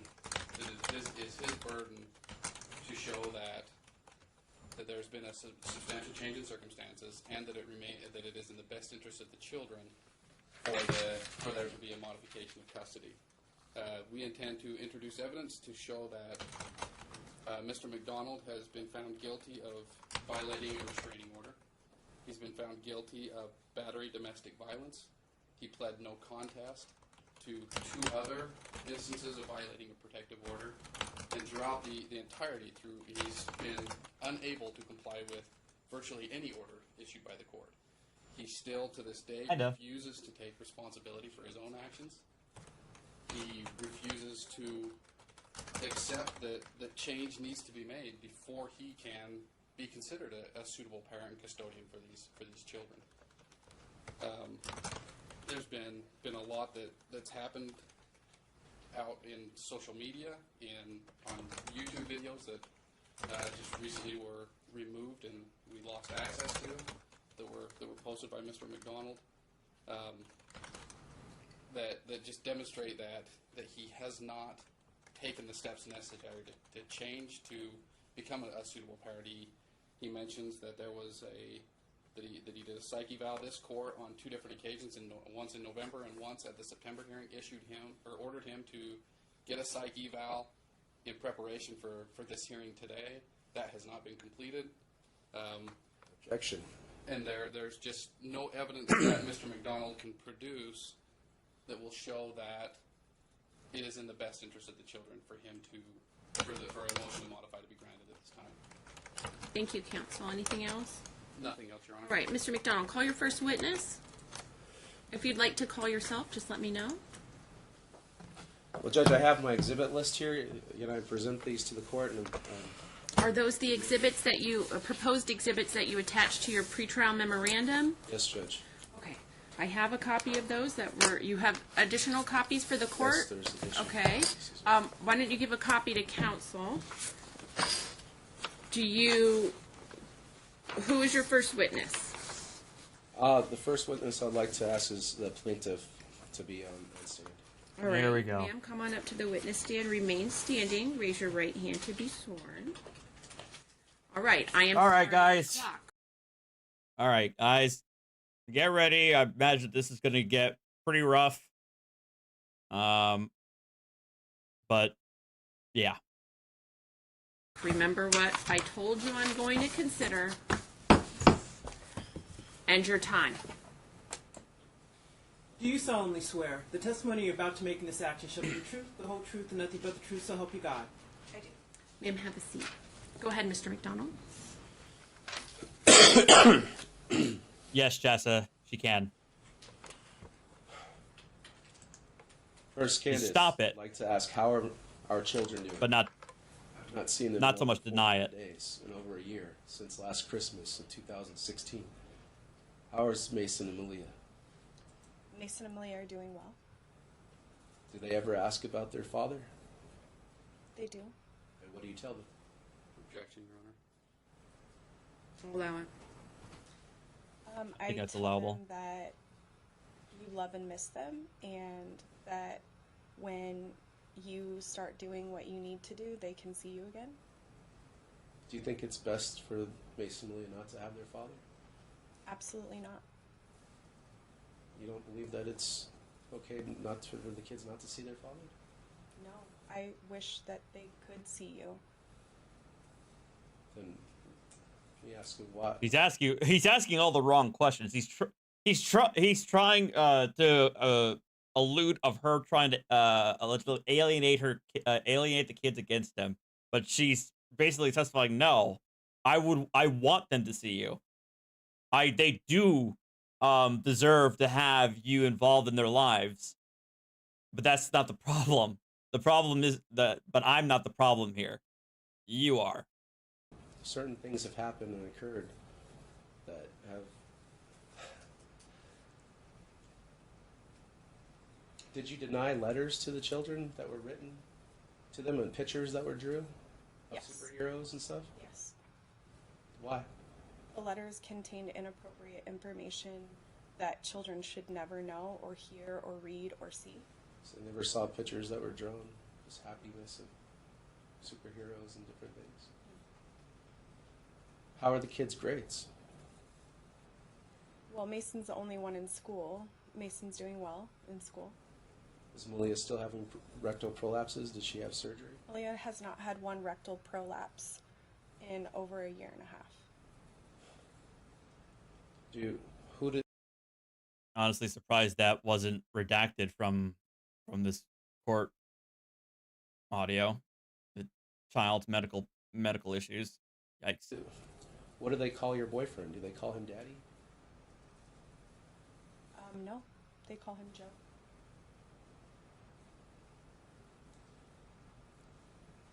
On the day of, in October of 2016, there was a phone call that was placed that we had orders we had orders not to have any contact except for talking parents. Did you call from an unknown number asking for more money and to pay it, and then you let defendant call his children as it was ordered on the divorce decree, said that he could have reasonable phone conversation with his kids? Did you make that call from an unknown number? I have never made any calls to the defendant from an unknown number. And there's records of that, okay? Did you? That's a statement. Objection. I would have objected to that. Objections. Motion to strike. That was making a statement, not asking questions. Or move the strike, I should say. Record around November, after defendant paid and supposedly called from an unknown number asking to speak to his children. Did you just say that you're recording this call and that you're gonna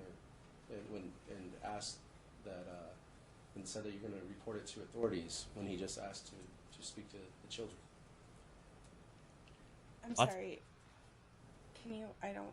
There was What? a phone Can you ask that again? at a certain time to ask for to speak. Objection, Your Honor, Lacks foundation. Okay, give us a little bit more foundation. Approximately when?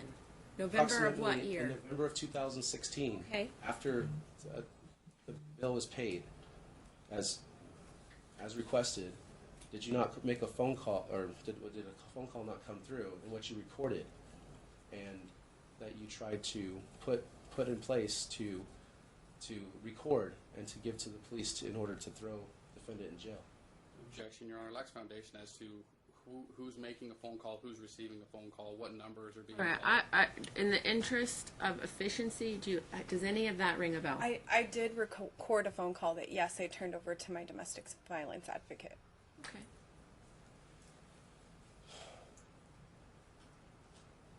On or around January 12th of 2017, did you and your parents enter the house on 5813 Maynard and break in and dismantle a camera system and steal property that was of the defendants? That No. So there was no breaking in, there was no taking the property?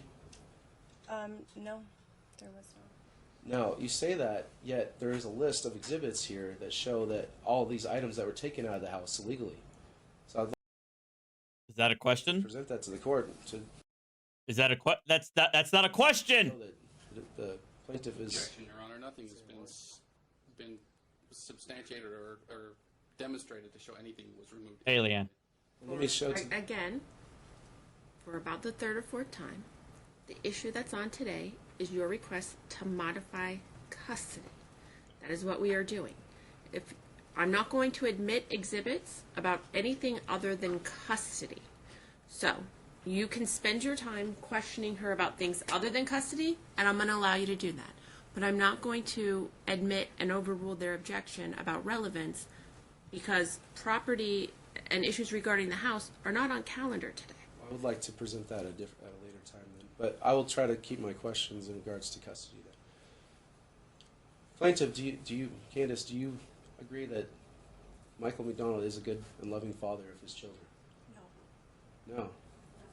Did you not write a letter that saying how good of a father that he is, and how Objection, Your Honor, beyond the scope of this. I'll allow it. so much of a gift and from God that he was to his children?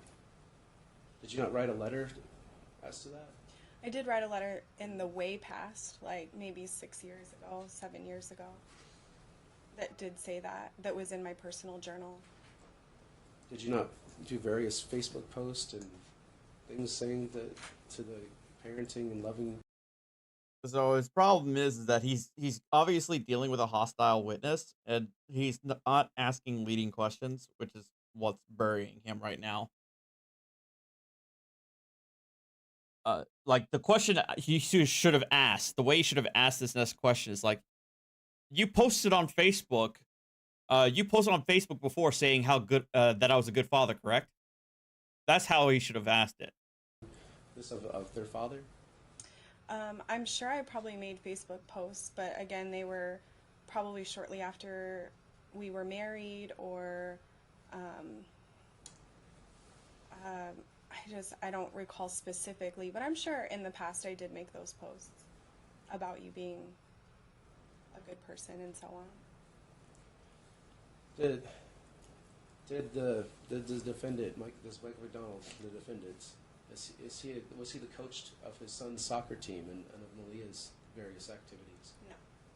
So he never went to soccer practice or coached with NYS? You went to soccer practice, yes, but you were never the coach. And Malia was a baby, 9 months old, when we separated, so I don't know what activities you might be referring to for her.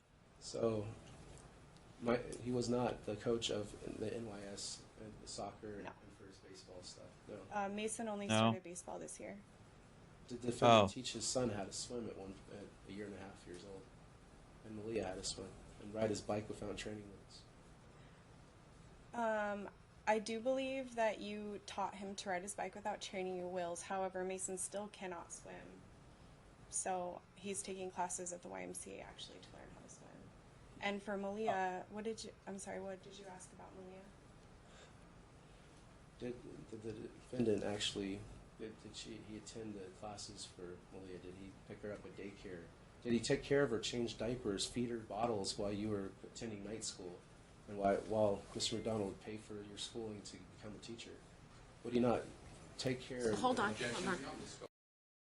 Yeah, I was going to say, this is beyond the scope of the examination. He's doing what the judge said not to do, which is to relitigate everything that he's done as part of a father before the separation or before the issuance of the current custody hearing. What we're supposed to be talking about is what has happened since. So you have to ask a question and then give her time to answer it, okay? You asked about 8 questions really quickly, okay? And we have to give her an opportunity to answer it, or she's going to get too confused and won't be able to answer them. So one at a time. So let's go back. Ask one question. Did the defendant, Mike McDonald, take care of his children while you attended night school? I attended night school when I was pregnant with Malia for 1 semester, and yes, you did take care of Mason at night on Tuesdays when I had night school. Did he not change diapers and feed her and take care of her while you attended extra classes to finish your ASL degree for the last those 2 to 3 years that you? I do not have a degree in ALS, and to your English degree. Are you asking if you changed diapers when I went to school? Did I take care of the children?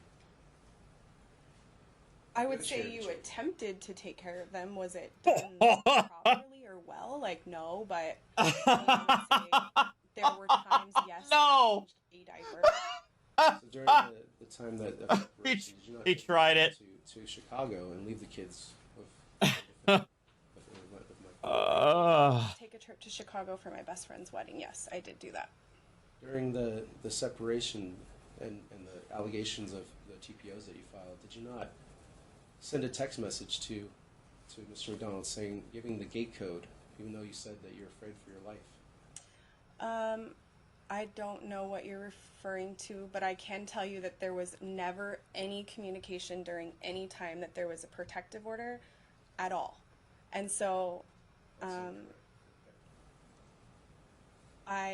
That's testimony. always follow Right, the just court's mutter right there. on that, and I have been afraid for my life throughout this entire process, and even still today. So what makes you afraid of your life? Has there been any threats? Has there been? There have been.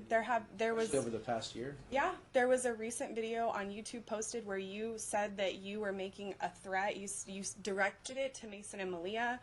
You said in that video that you had thoughts of harming me, but you didn't want to do that to them because you know that would make them suffer. And that was November of this year. This is why you don't ask these questions. You freaking moron. Oh my god.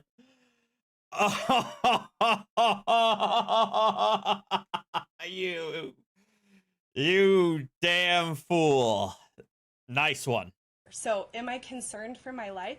Sure, when you make threats about saying that you have thoughts of harming me, vengeful thoughts of harming me, that's concerning. Vengeful? When you put private information out on YouTube that has private conversations that you and I talked about where you suggest that my fiance molested our daughter, that's pretty scary and psychotic to me. And it doesn't show me that you're in your right state of mind to be doing those kinds of things. So it causes me to be very scared.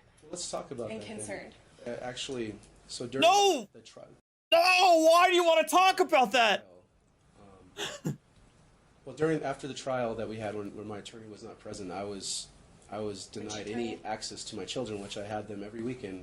And we were being good co-parents before that TPO. We'd call each other, we'd do things for the court. Remember, we have to ask one Let question. me ask you then. During that 90 days that the defendant did not see his children, did you not send a talking parents letting him know that Malia had a rectal prolapse and that she may require surgery? Yes, I did send that message. You're her father. You deserve to know what's going on with her medically. I absolutely sent that message. Yes. And when the defendant asked in regards to who was watching the children, the Summer, who's a drug addict, and her Joe, who is known to have raped one of your, did Joe not rape? Oh my god. Oh no.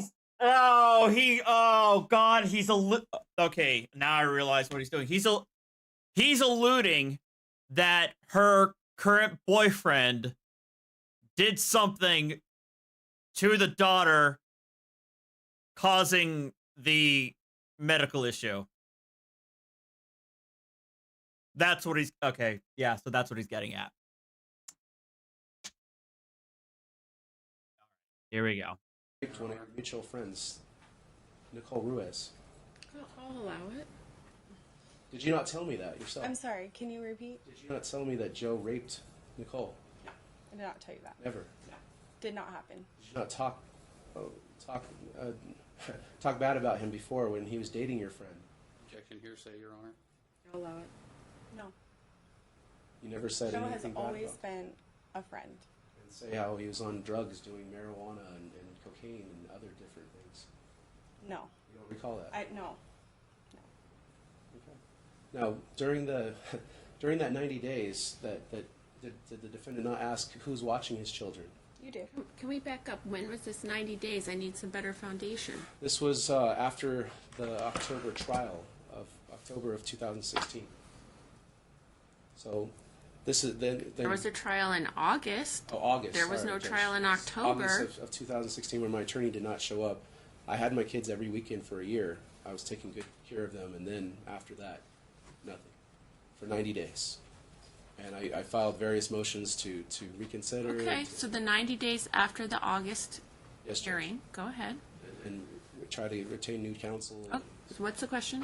So after that 90 days, or did Malia require surgery? No. Did you tell the defendant that she had a gluten allergy and you weren't sure what was going on, but you were trying to investigate it? Yes.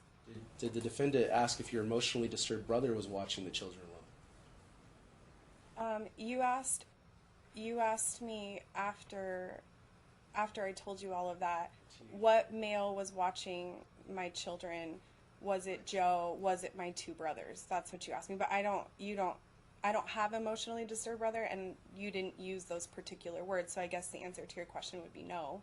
Did you ever go out and party and leave the kids with various people? No. Oh my God.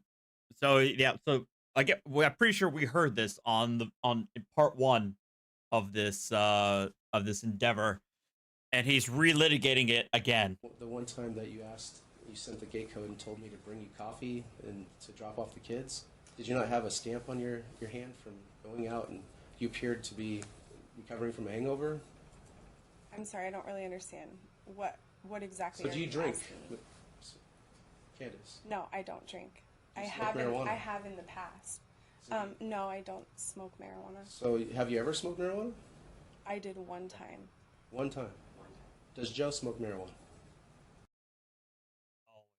I'm I don't know. I don't know. All right, I'm pressing X on Candace here. One time. Okay. Objection, Your Honor. She can't answer. Well, if you know. Or around the children? No. So after that 90 days, the children were put in where it was granted, the defendant was granted every other weekend with his children. The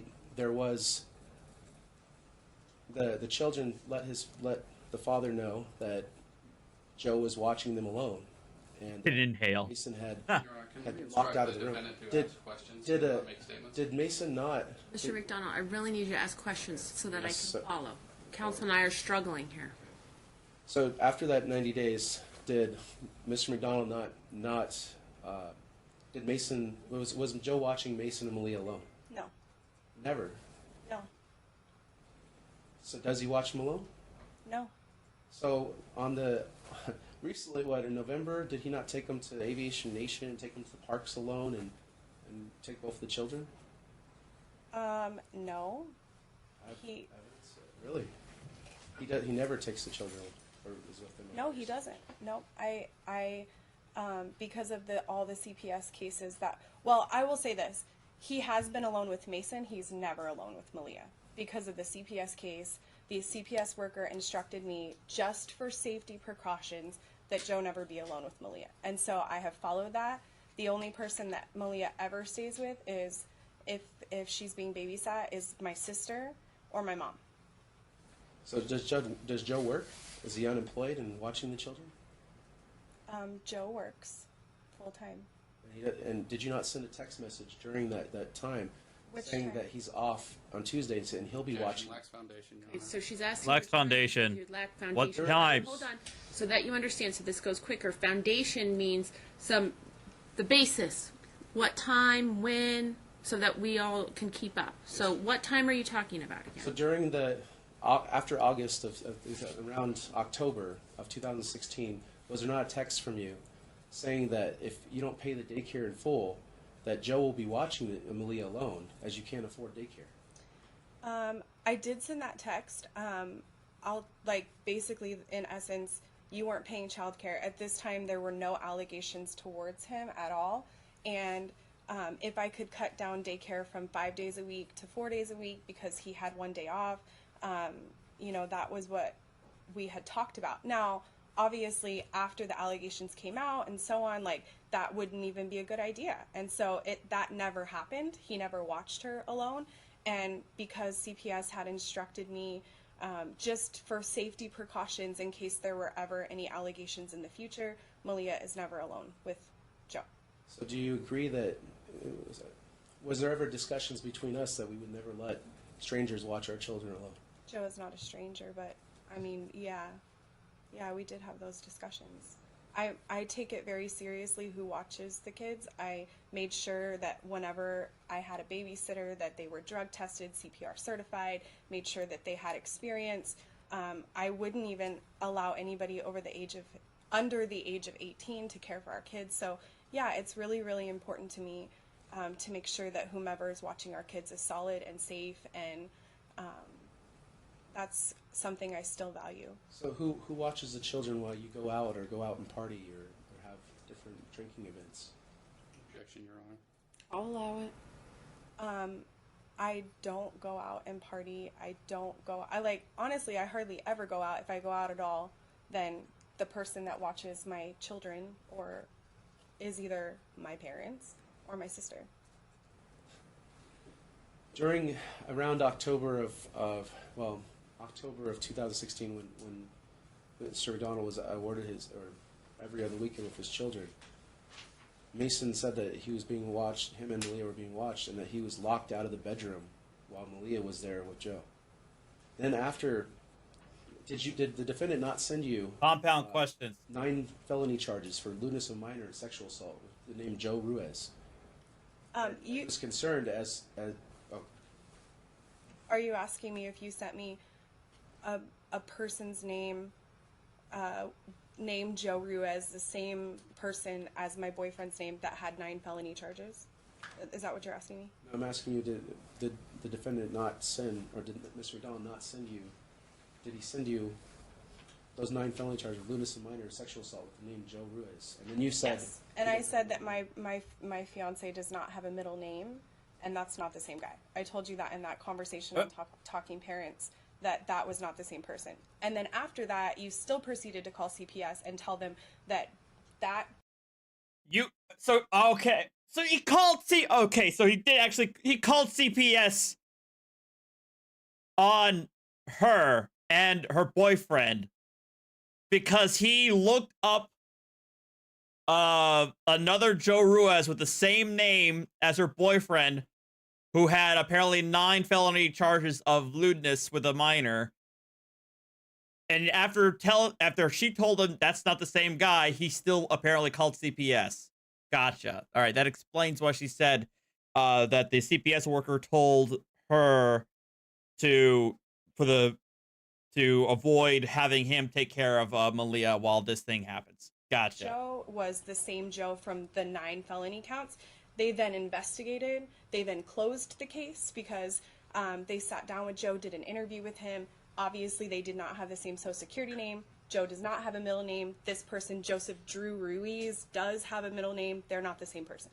So yes, I told you that. And then even after that, you took Malia to Sunrise Hospital and told them that she had been sexually molested. They did a full evaluation on her. And after that time, they still told you that there had been no sexual assault and that it was allergy related. I also told you that I met with the pediatrician who told us that it was a food allergy. I had her allergy tested. Wow. I then took her to a surgeon. The surgeon determined that there was no reason to do surgery, that these things naturally heal, and that the prognosis was basically we had to keep her stool soft so that she would not continue to be constipated. I told you all of this in Talking Parents. I kept you updated every single time, and still to this day you still post videos on YouTube saying that my fiance is a molester. Let me ask you, do you believe that rectal prolapse... And he could, I mean, there's no point in it, but her boyfriend, her fiance I should say, he would have an easy win in a defamation suit. The problem is this character that we have on screen, it's not worth it. He probably has no money whatsoever. There's no way to collect damages. But he could probably stating in public that her fiance is a molester, that's per se defamation. Be caused by sexual molestation? Initially, I just listened to what the doctor said, and they said that it was caused by constipation. My mind did not go to sexual molestation. In fact, I was disgusted and shocked when you suggested that maybe my brother may have molested her, and then when I told you my brothers hadn't been alone with her, I wasn't even dating Joe until a month after she had her first prolapse. And when Joe came into the picture, that's when you started accusing him of sexual molestation, which is disgusting because honestly, if a doctor is saying it's her diet, it could be dairy, it could be gluten, the first thing that I'm going to do as a parent is cut those things out. There was never even any opportunity. She's never been alone with a male. So no, My mind did not go that. Is it possible? Sure, it's possible, but not in this case, because she's never been alone with anybody that would ever harm her in that way. Did Dr. York or Dr. Robinson not say that it is probable that rectal prolapse is... Dr. Robertson and Dr. York, what they said to me was it was an allergy, and that I needed to do everything I had to do in order to follow up. So that's what I did. I cut gluten and dairy out of her diet. I took her to an allergist, and she actually has a whole bunch of other slew of allergies, which we didn't know about then, which are now out of her diet, which could have caused the constipation. And they told me she needed to be hydrated at all times. She also needs to be on she's on a daily laxative, which I give her in the morning. She has to have that every morning in her juice so that her stools stay soft. And since that time, a year and a half, she's not had one rectal prolapse since then. Yes, were you sexually molested or assaulted? Objection, Your Honor. No. Never told any stories about The only person that sexually assaulted Oh me my God. was you. Oh! Do you think it's concerning for a father or parent when their daughter's having rectal prolapses to want to protect their children? Absolutely. What's going on? Absolutely. Absolutely. Did you update? When did you let Mr. McDonald know about where she had to have surgery? Wasn't it 2 weeks later? Every single time I had an update from the doctor, I put it on Talking Parents. Because as a father, you deserve to know those things about your child. You really, really do. And every single time I had an update, but then at some point, Talking Parents got cut off, so I haven't updated you recently, because obviously, like, we are not to have any communication. So, I mean, there wasn't a way for me to tell you. But, up until that point, until we had Talking Parents cut off, I was giving you updates all the time, making sure that you knew what was going on with her. Even though you weren't seeing her, you still need to know. You're her dad. Like, Did Malia ever tell you she was being touched? no. He's still he's really going whole hog on this, ain't he? Did you ever talk to Sharina or anybody else that was around Joe previously that said that they were uncomfortable around him, that he is a womanizer, that he has a prevalency for a sexual deviancy? No. Not even with Nicole? No. So do you think it's warranted for a father or a parent to be concerned about their children when they see something like that? Yeah. I was concerned myself. Absolutely. But I didn't think it was sexual in nature. I listened to what the doctor said, I took in that information, and I made the proper steps to take care of that. And since she's been gluten and dairy free and on the daily laxative, she's not had one prolapse. Okay, during that time, did you cancel a doctor appointment that Mr. McDonald made to go have his daughter checked? Well, yes, but here's what happened with that. Like, Sunshine Valley Pediatrics called me and said, hey, I'm confirming a doctor's appointment that you made. And I'm like, oh, I didn't make a doctor's appointment. I had seen Dr. York a couple of days previous to that, so I was thinking, like, maybe, I don't know. I mean, I'm like, I didn't make a doctor appointment. They were like, okay, well, do you want us to go ahead and cancel that? I'm like, sure. You had not let me know that there was a doctor appointment that you were taking her to. Well, Brad, I mean, yeah. Her attorney is he doesn't even need to object at this point. What's that old adage? Never interrupt your enemy when he's making a mistake. Yeah. So I didn't know. So I did cancel that appointment, but it wasn't like, listen, like, you're her parent. If you want to take her to the doctor and get a second opinion, like, that's your right to do that. But it's also like, you needed to let me know, because otherwise then you turned around and accused me of purposely canceling your appointment when I'm like, I didn't even know. They called me, not Mr. you. McDonald send you Talking Parents letting you know that he scheduled an appointment? No. It wasn't? Okay. No. In October of 2016, the judge ordered previously that I was to pay the daycare by check and that I was to go to the daycare and do it, even though there was orders saying that I was not to be 100 yards within your place of employment, which Malia's daycare is there. And I'm not, there was also orders saying that. Okay, this is. Okay, so did Mr. McDonald, question. did you report or file a TPO after Mr. McDonald went to pay the daycare and see his daughter? Say hi to his daughter. From my understanding, you were to mail a check, and Deacon, thank you for the $10. Okay, Artie, my humble opinion is someone who has responded to DVs as law enforcement. This man is a danger to everyone around him. Just the way he talks about his ex and his kids has sirens going off in my head. I mean, this guy is probably ticking all the boxes in your training, I imagine. And yeah. There's no doubt in my mind. He's I mean, it's obviously that he seriously has some serious issues that he probably could rectify with actual treatment and possible like actual therapy and possibly some medication. I don't know. But it's obvious that he doesn't want to do it, or that he genuinely thinks that there's nothing wrong with him and that he's just you know, an ex-con trying to go straight and get his kids back. But no, you're kind of a menace. you were precluded from going to my school and Malia's daycare and the kids' school. So yes, when you showed up and tried to take another child from the daycare, thinking that it was Malia, yes, I did file a violation of the protective order because you were not supposed to be at her school. And from what the staff said, they were fearful, and basically, you picked up another child, which was concerning. Aaron, thank you for the 17 months. You picked her up and tried to walk out with her, and they had to tell you that wasn't your child. And then, I mean, they're all fearful too. They're concerned. They knew you weren't supposed to be there. They had the paperwork, and then you showed up. And I mean, I understand. Did not allow them to go? Did they tell you that they allowed him to see his daughter and say hi? I mean, from what they told me is that you showed up. You weren't supposed to be there. They were fearful. You tried to take another child. They felt intimidated. In fact, their entire staff purchased pepper spray after that, and they upped the security cameras because you asked McDonald. Yeah. you asked the question. So.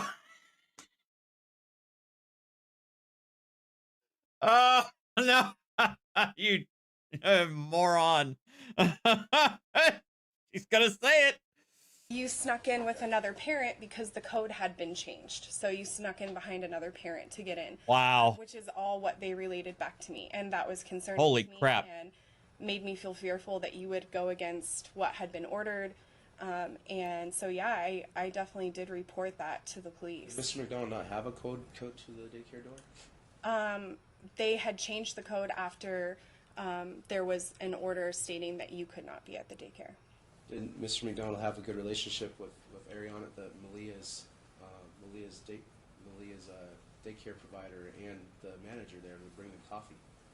Well, I don't know about your relationship with them. Chico. I only know, like, from what they've told me, how they felt Thank you. your presence in the daycare. Okay, let's talk about that daycare. Around October of 2016, And I have no doubt. Mr. McDonald was ordered to pick up the kids every other weekend. And the second Friday, which was very confusing, there was one month, that was the month where there was 4 or 5 Fridays. So he came there, he sent docking parents, did he not tell you that he's picking up the kids that day?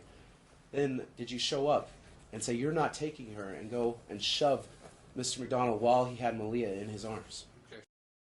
Oh my God, are you really trying to gain points in this? You weren't supposed to be there in the first place.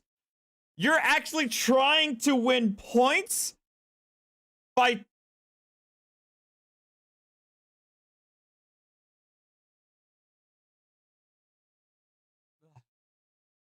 he's trying to win points that, oh, while I was committing parental kidnapping, you got so angry at me and shoved me with the kid in my arm. How dare you? $5 a month.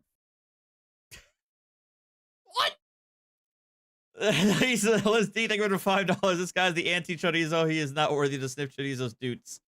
Thank you. I'm not sure what day we're talking about. You could give us a better foundation. It was October, the Friday.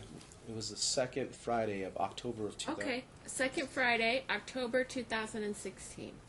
Okay, so, no, I did not shove you. The situation, you did send me a talking parents message, and in that talking parents message, we were disagreeing about which was supposed to be, you had them the 2nd and the 4th, right? So, and that Friday is determined by the first Friday of the month. So what I was telling you is like, no, because it's the following week that you're supposed to have them, not this week. And I did tell you, I said, you know, you need to make sure that you don't, I said, please reread the decree. It's defined by the first Friday of the month. And it didn't happen the week after the Friday that you went to pick them up would have been your week. And so Was that at that confusing? time, no, it wasn't confusing for me at all. It's clearly stated, defined by the first Friday of the month. And you had the 2nd and the 4th Fridays, like that's when you would do pickup. And so It was the wrong weekend. yeah, the daycare Gotcha. alerted me, told me that you were there. I had already explained to you like it wasn't your Friday. And I called the police, and the police let me take Malia home because it was my weekend. So during that time. Oh, okay, I see. Before the police got called out, did you not run up after? Well, was there not a text message letting you know that I was bringing Malia to the doctor that day? No. Oh my God. It wasn't. No, actually, I'm sorry. I think that you had sent that text message after you left. But I didn't know until after. And besides that, like again, the situation occurred. You made the appointment. You didn't tell me about that appointment. And then when you went to pick her up, I didn't know why you were there. And I only found out later that the reason that you were there is because you had the appointment. But again, it wasn't your Friday. So that's why when the police were called, because what happened was the staff was very concerned. You picked up Malia. She was asleep. The staff had already told you were not supposed Thank to you be for the there, 9 months. that they were fearful. And one of the daycare workers you stepped in front of her and you were being aggressive, and I was scared. I was extremely scared. And You weren't there. one of the during that time, daycare right? workers said, you need to hand Malia to me, okay? And in fact, after that incident, the daycare told me if there were any more incidences after that, we would be asked to leave because there has been so much conflict. And they were concerned about the other children because you had gone in there and tried to pick up another child that was not your own. That's incorrect. But when Mr. McDonald was there, did you see him run up to him and confront him? That's not cussing true him? at all. He had Malia in his arms. No. You didn't say, you're not taking a mother effer and all this. No, I definitely did not say When that. he had his daughter there and started shoving him. No, it did not. That did So not you don't happen. think Ariana would be able to attest to that? There's nobody at the daycare named Ariana. Alana, yeah. She was the one that was watching her that day. And then the director Okay. also witnessed the shoving. I didn't report that to the police. And that's Okay. constitutes domestic violence. Were you aware of that? Oh my God. I was upset. I was.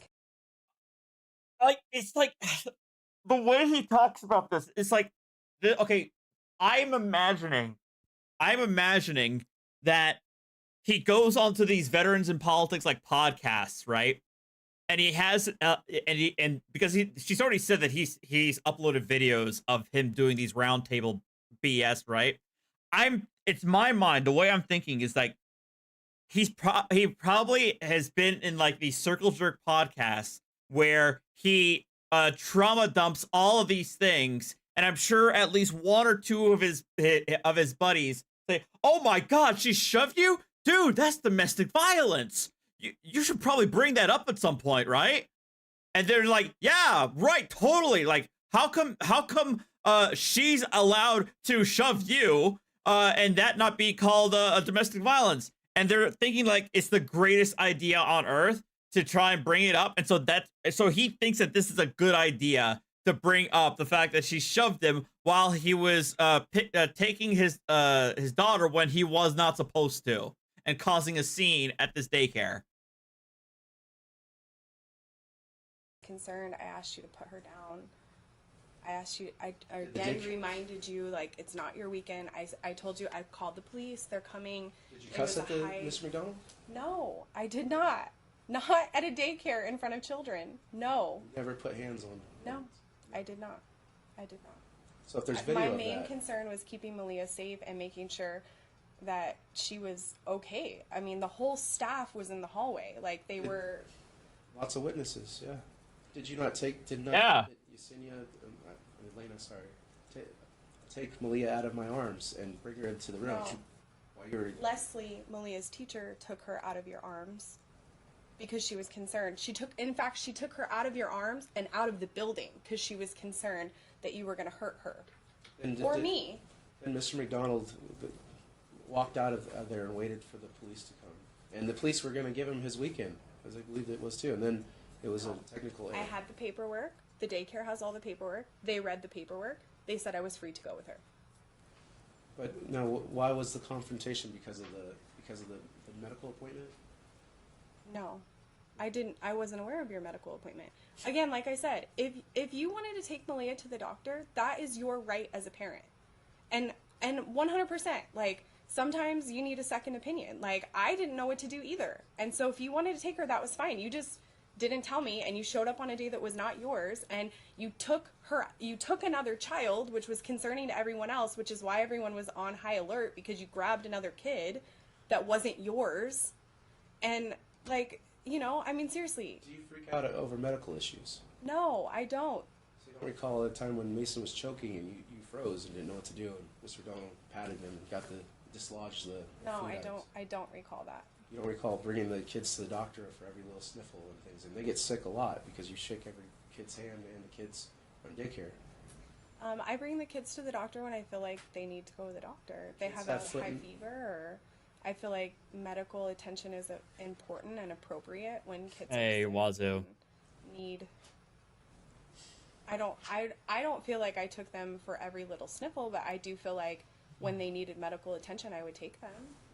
So let's talk about the incident that was previous to the court order on 11/11 of 2016. Okay.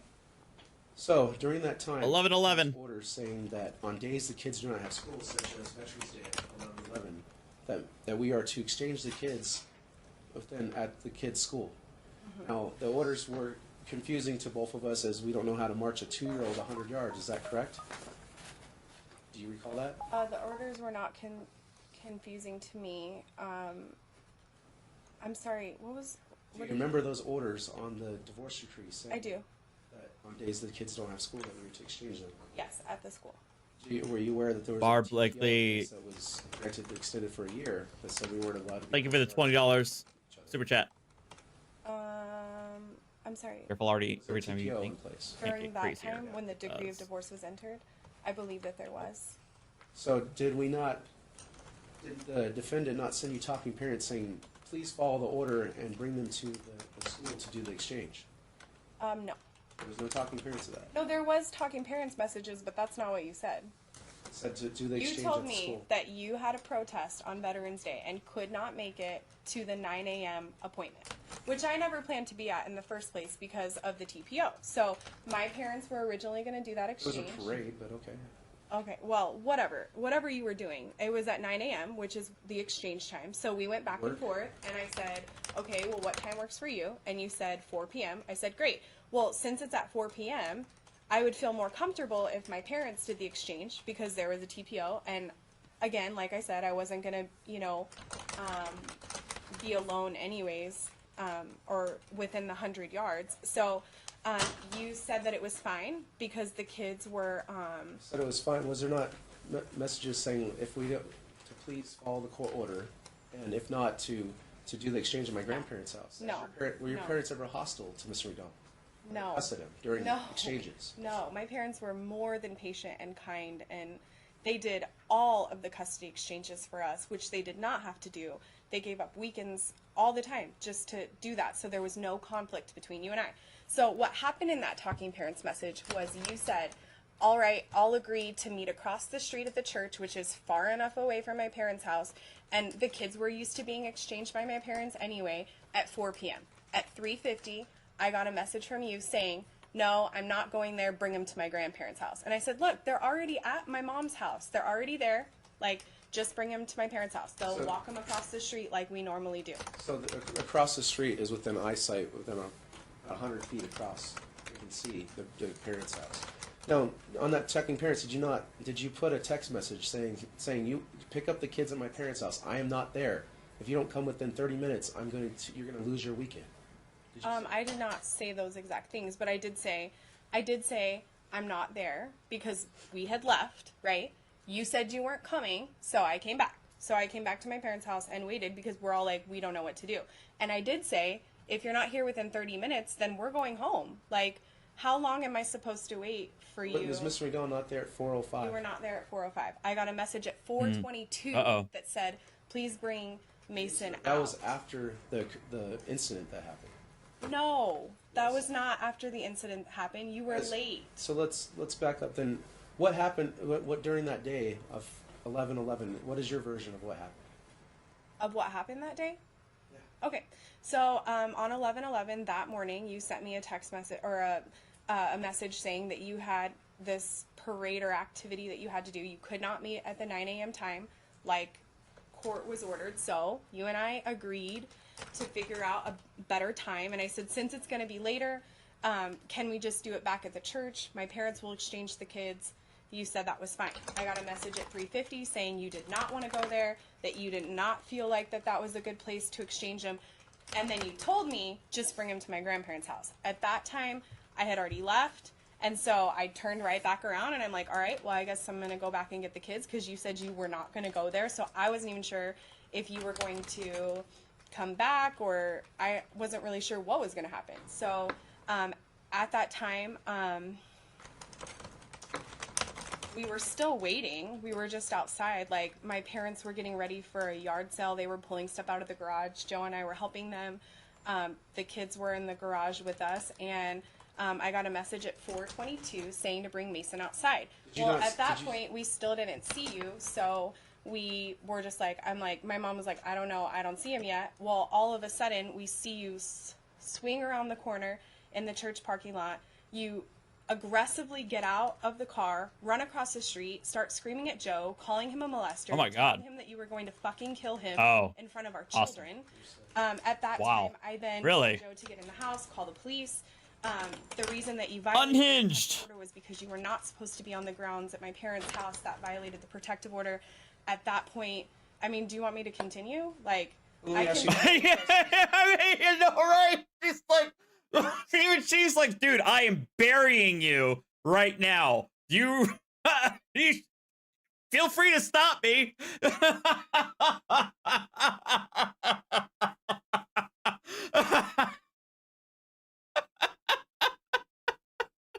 Took questions then to that. So did you send a text talking parents saying that I'm not there? Come pick up the kids. Yes. You said you weren't there. Because I was not there. So when Mr. McDonald was there, was where were you during this? The first when Mr. McDonald pulled up. I was This back guy. at the house because you said that you weren't coming, so I came back. What time to the was house. that? 4:05. I don't know exactly what time it was, but I. Were had you in the come garage back or were you in twice. the house? I was outside of the house. I was not in the garage at that point. I was outside the house, like helping pull stuff out of the garage for the yard sale. So when Mr. McDonald pulled up, Joe was standing on the sidewalk. With me, yes. No, he was You were not with within me. eyesight. He was with me, standing up, like the walkway going up towards my parents' door. We were talking about what are we gonna do, because Joe and I had plans to go on a date after that. So I'm like, well, I guess, you know, obviously, like, do we want to take the kids to the movies with us, or we were having that conversation at that point when you came running across the street saying you were going to kill him in front of the kids. Objection to that, but you were not within eyesight. The kids, where were the kids during this? Were they in the garage? They were in the garage with my parents. So Mr. McDonald was looking for his children, and did your mom not hand Malia and the backpack? No, that didn't happen. That didn't happen. When Backpack. here's what happened. When you came running across the street, right? My parents saw you. They grabbed the Joe ran kids. inside, correct? I did ask Joe, yes, to go inside and You weren't call there. the police. So, you were halfway across the street. My parents saw you, grabbed the backpacks and the kids, and they were like, Mike, get across the street, just go. Because we knew you were upset. You were yelling and screaming. He's like, look, my stepdad said, not in front of the kids. Go across the street. And he was trying to diffuse, Kids were within eyesight from that right? angle, right? I'm sorry? The kids were within eyesight of that angle? Mr. McDonald going across I it? don't know what eyesight angle you saw. I have no Okay, idea. So Joe goes inside. Did your mother, Shallant Dixon, hand Malia Idiot. and a backpack to Mr. McDonald? What an idiot. In the driveway. No, that did not Not happen. correct. No, it's not correct. So Malia wasn't in Miss McDonald's arms. She did end up in your arms after you ripped her.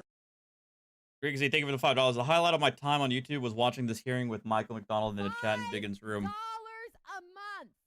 So Biggin actually, I emailed Biggin and he actually did tell me about that. And he also said that if I really wanted to, I could probably be able to get a hold of Michael, but no, I don't think I'm interested in that. From my mother, and she was Thank you for the $5. and crying because you were screaming. That did happen. In fact, like, she's still traumatized and says that daddy takes me, daddy don't take me. Like, she still cries about that. You don't know. You're not there. You don't hear her when she has nightmares and she's screaming, no, daddy, don't take me. That was traumatizing to her. And had you gone across the street, and done what you had to do, that would have never happened.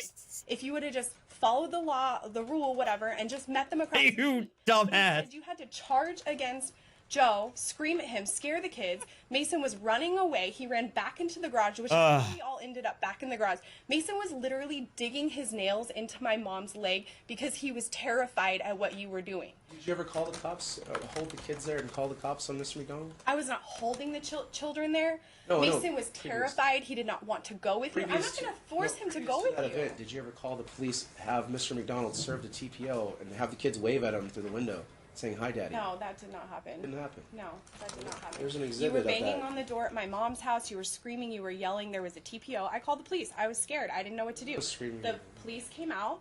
And what did they do? Everything was totally fine. The kids were upstairs. They were away. They didn't know what was happening. The police came out and had a conversation with you about that TPO. And then the police did the exchange. They took the kids You don't think and that's they walked them traumatizing across on the children street. to have I'm the sure cops- that was traumatizing, but it was also probably traumatizing that you were banging on the door saying, let me in. Like, that was Not answer- probably did- traumatizing did too. I'll try calling you and I'm sorry? sending text messages, talking parents to you to... Listen, you were not supposed to be there. There was a TPO. There was no reason why you should have been there. You should have been across the street, which is what we had planned.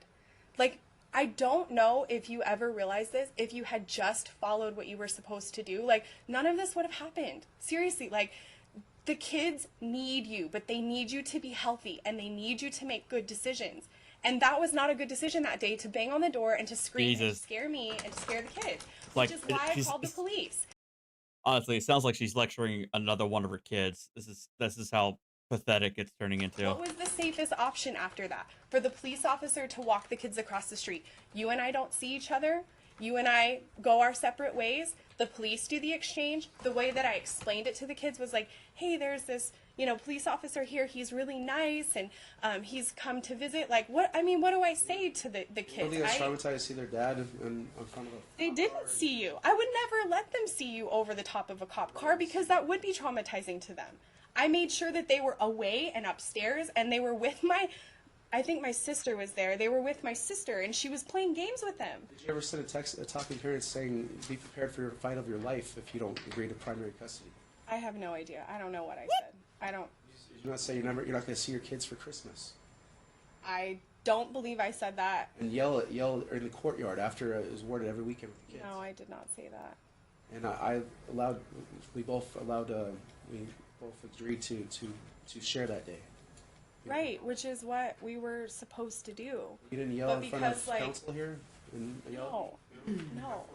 Listen, I wish you could just understand that, like you have it in your mind that I want to go after you and end your life and take everything from you. Yeah. That is not the case. Yep. Like, the kids need you, but they need you to be healthy. And I've said to this court, and we've been here so many times, like, if you just got the help that you needed and you were stable and sane, our lives would be completely different. Don't you see that? Like, if you just did what you had to do. During those 5 years of marriage, or 6 years of marriage, and during, you don't think Mr. McDonald, did he not go to different various events and worked on self-improvement? Yeah, but you also didn't follow anything that our counselor said when you needed to be medicated, when you needed to see a psychologist, when you needed to make sure that you were, stable and sleeping. Did not say the same and... thing to you, to that you're Listen, at PMDD. I was under so much stress from all the abuse. Postpartum. It had nothing to do with my Did you have birth. postpartum depression? No, I did not have postpartum Did you say depression. you're going to kill yourself multiple No, times? I never said that. Did you beat Oh up my Mr. God. McDonald, No, I punching never beat up Mr. McDonald. holes in the walls, No, that never happened.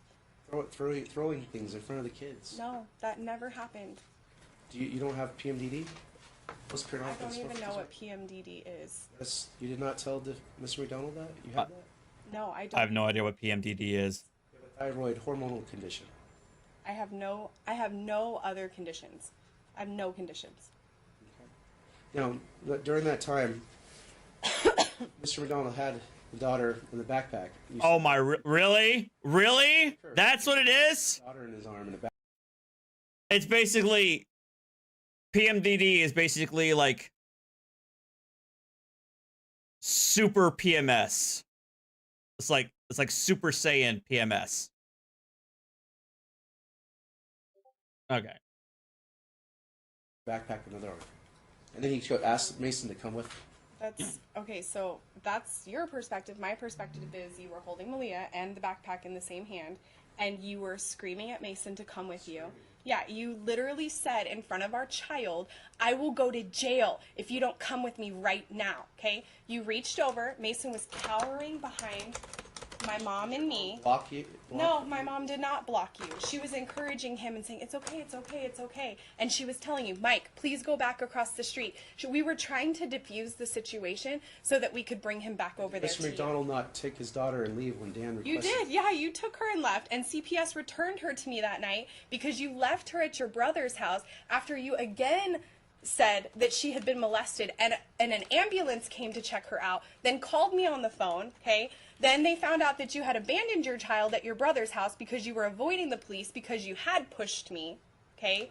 And then CPS returned Malia to me at midnight that same night because you were nowhere to be found. So was there a bench warrant issued for Mr. McDonald? I don't know. I don't know. I'm sure there was a bench warrant.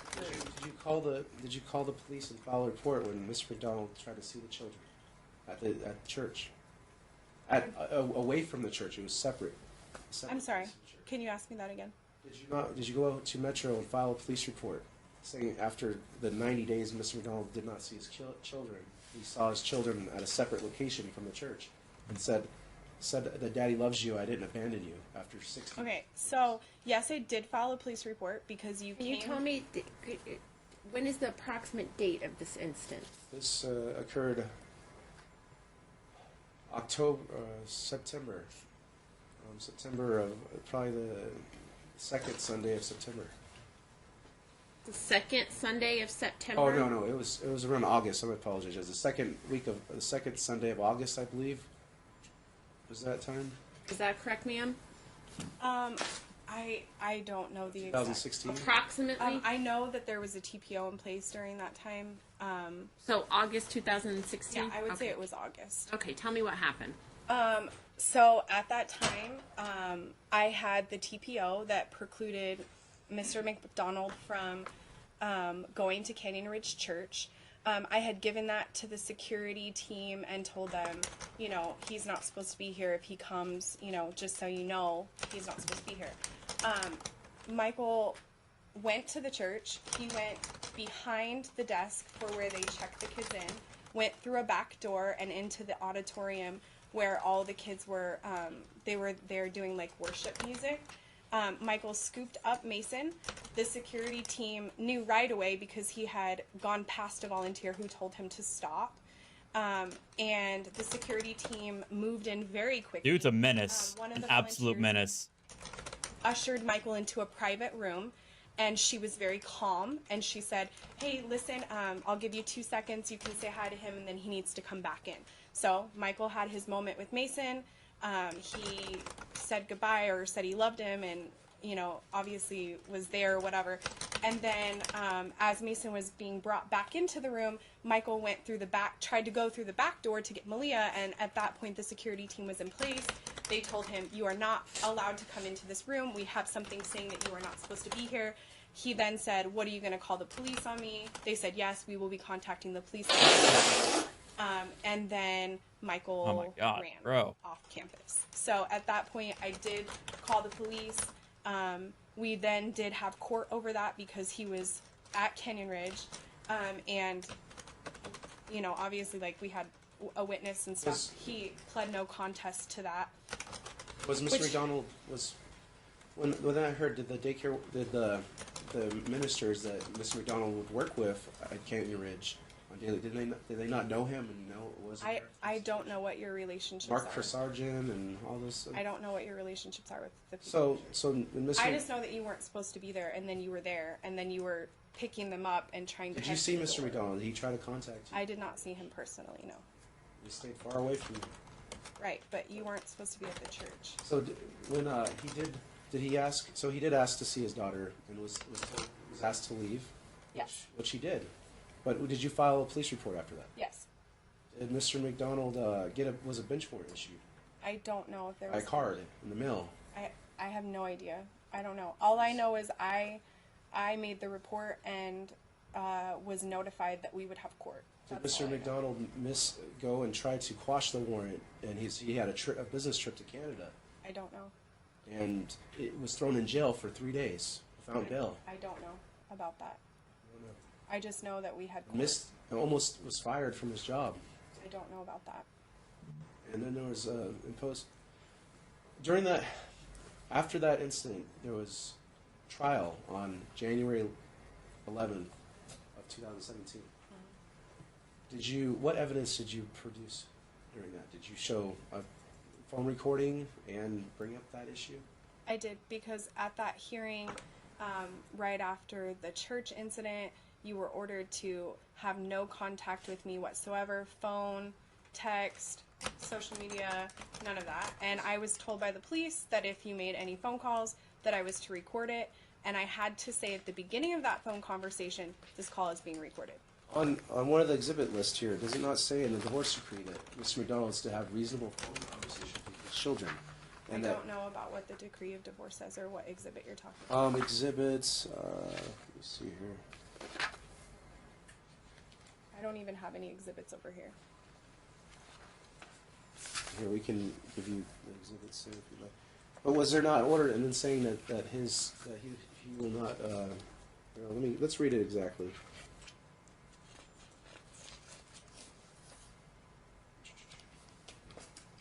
Mr. McDonald, you have 2 hours remaining. Okay, I'll hurry, Judge. Take your time. I just want you to know where you stand with the time allotted. I appreciate that, Judge.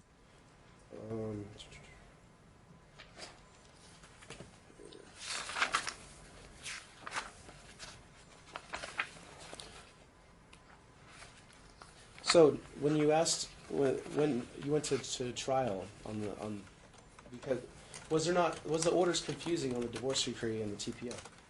No. They weren't. No. So what I was told was that the municipal court order took precedence over what the decree of divorce said, and that any contact period would be seen as a violation. So do you know that Judge Marquis entered on that trial on October ordered that you'll follow orders until further orders of this court? Were there not further orders put on the divorce decree? Does that not constitute further orders? I'm not following your question. I'm sorry. Is your question that after I made an order in August 2016? No, the trial was pushed off until October. Then we had it in October. So there was no trial in October of 2016. Oh, it was June. I apologize, Judge. It was Again, August. for about the 5th time today. Yeah. August. Let me August give you of 2016. Hold on. August 16th, 2016. My written decision was issued August 31st, 2016. Okay, thank you. Knock it off. Judge. So, how do you propose that we do phone conversations with the children? How were we doing it previously? Was there not Skype, Tango that the children would call? Are you asking me how I think they should go now, or how they were going in the past? How we were going in the past, and how would you propose that phone conversations or video chats be in the future? In the past, when there were no orders about no contact, you were free to call the kids, and I think I had the Tango app, and you did Tango with them a few times. What I propose now, I'm going to follow whatever the courts say is appropriate. if they say that you are able to have phone conversation, I will let you know. That's free to happen. During that time, did you not say that you wanted to get back together, that you wanted the kids to? During what time? Right before trial, did you not send text messages and phone conversations saying that you wanted me back? Did you not tell defendant to come over your house and spend the night with you? Probably not. That never happened. Okay. So there's Hell no. that was given? The gate code that was given was during the time that there were no orders. Malia was sick, you were returning the kids, so I did give you the gate code to my condo, yes. That did happen. But it wasn't Probably not the best idea. get back together. It was because you were dropping the kids off and they were sick. So you never said that? I never said what? You never had me come over to your house? No. Never? No. Except for that one time when you dropped her off. Did you invite me upstairs and show the kids rooms? And, no? You don't remember that? No, perjury is a thing, right? That lies to the court. I feel like you're harassing me right now. I'm not harassing you. I'm asking you simple questions that. And I'm telling you my answers, so. Thank you. So, how do you propose that we did we not have? Did Mr. McDonald call his kids on a regular basis? Call them at night, wishing them good night. When there were no orders in place that you could have contact with them, yes, you were having regular contact. And we were being pretty good co-parents. Do you agree? I disagree, but Why is that? because of your level of harassing me and harassing my friends and family, it was really difficult to co-parent when you were involving our children in very adult matters and telling them things that little kids should never hear. I don't think you were being a good or sane or healthy parent to them at all. Did I do everything that the court said? Yes. Did I try to work with you? Yes. Because I still believe that our kids need two healthy parents. They love you, they miss you, their opinion of you has not changed. I would never hurt their opinion of you because you're their dad. But because of your inability to be healthy for them, I've been forced to continue to fight for their safety. And so I don't think we were being good co-parents. At least I don't think you were being a good co-parent. You know what parental alienation is, or pathogenic parenting? I don't. There's exhibits in here that show the effects. Are you aware of the CAP study? I have no idea what the CAP study is. So there's psychological issues that. I object. I would also probably object. Of children or poisoning of children, saying bad things. As a child is a whole of two parts, of a mother and a father. When you don't have a mother or father in life, it causes deep psychological issues, social issues. Objection, Your Honor. Is there a question pending? Ask a question, Mr. Yeah, exactly. That the kids not being able to see their dad for over a year and being alienated, or not being able to see their father is going to cause criminal history, anxiety, depression. Objection, Your Honor. Ms. McDonald isn't. Mass shootings. Regard. Are you asking whether or not you think your children are going to commit mass shootings No, because they Judge, have? I'm- No, what that's I'm- exactly what you just said. So you may ask. You can Yeah. question, ma'am. No, I do not think that they will commit mass shootings. That wasn't the question, Judge. What I'm asking is the plaintiff aware of the massive issues and social repercussions of not having a mother, father, or alienating or keeping a loving parent from a child? That's what I'm asking. In answer to your alienation, I have not alienated you. You have done this yourself. So, do I think that? Yeah, there we go. Because of this, absolutely. You did it. You did. It's you. Spend time in jail? You're the problem. No, that was not what was best for them, but that was your choice. Do you think it's best to throw away their toys and their furniture, to clear out the house, to get rid of the house that they lived in that was all set up for them? I did what the court said I could do. Now, did you do that when you broke in the house right after I trial? never broke into the house. So was the house not? You didn't break in the house and steal a bunch of stuff, or that's currently in your attorney's possession? I did not break into the house. How was my stepfather? went there and said that the door. Stop testify. Okay, let me. Yep, we're beyond the scope, and he's testifying. This is time again for now. I'm keeping track. This is the 7th admonishment Yeah, I about apologize, property Yep. and other issues. Then I'll let him use his time that way. think- But I'm not making a decision today about property. I am making a decision about his request to modify custody. Do you think it's best that the children have a good environment that they're used to, and that going overnights with their parents? Yes, I think that's very important. Do you recall, if you look at Exhibit 27, there's orders saying that we can have reasonable conversation. Could I provide a copy to her? Could we? Well, first ask her if she remembers. Do you remember that?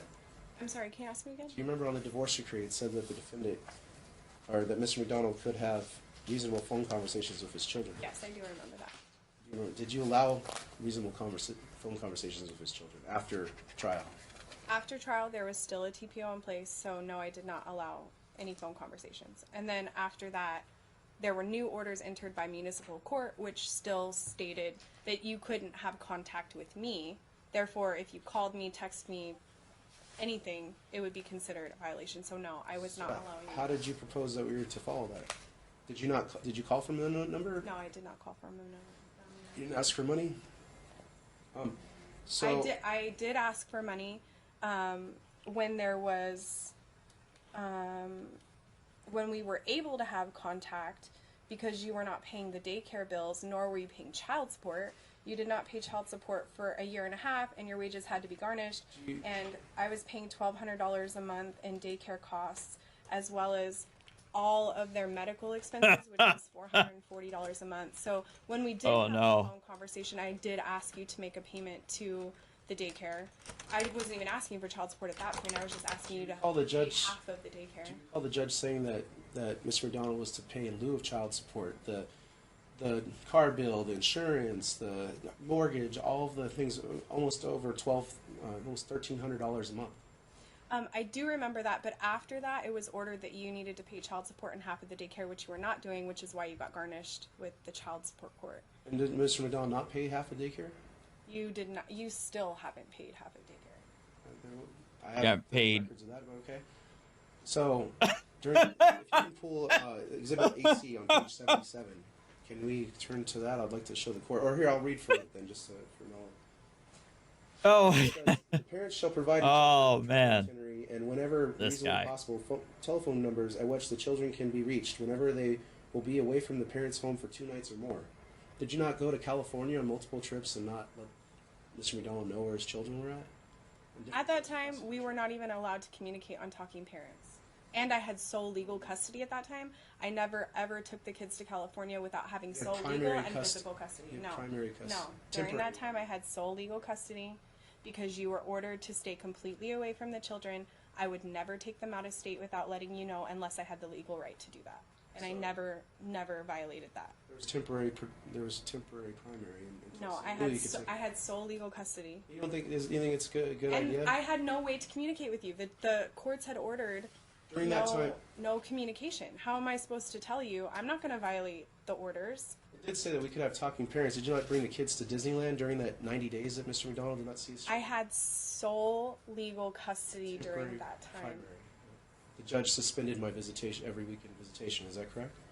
No, it's not correct. At trial in June of 2016.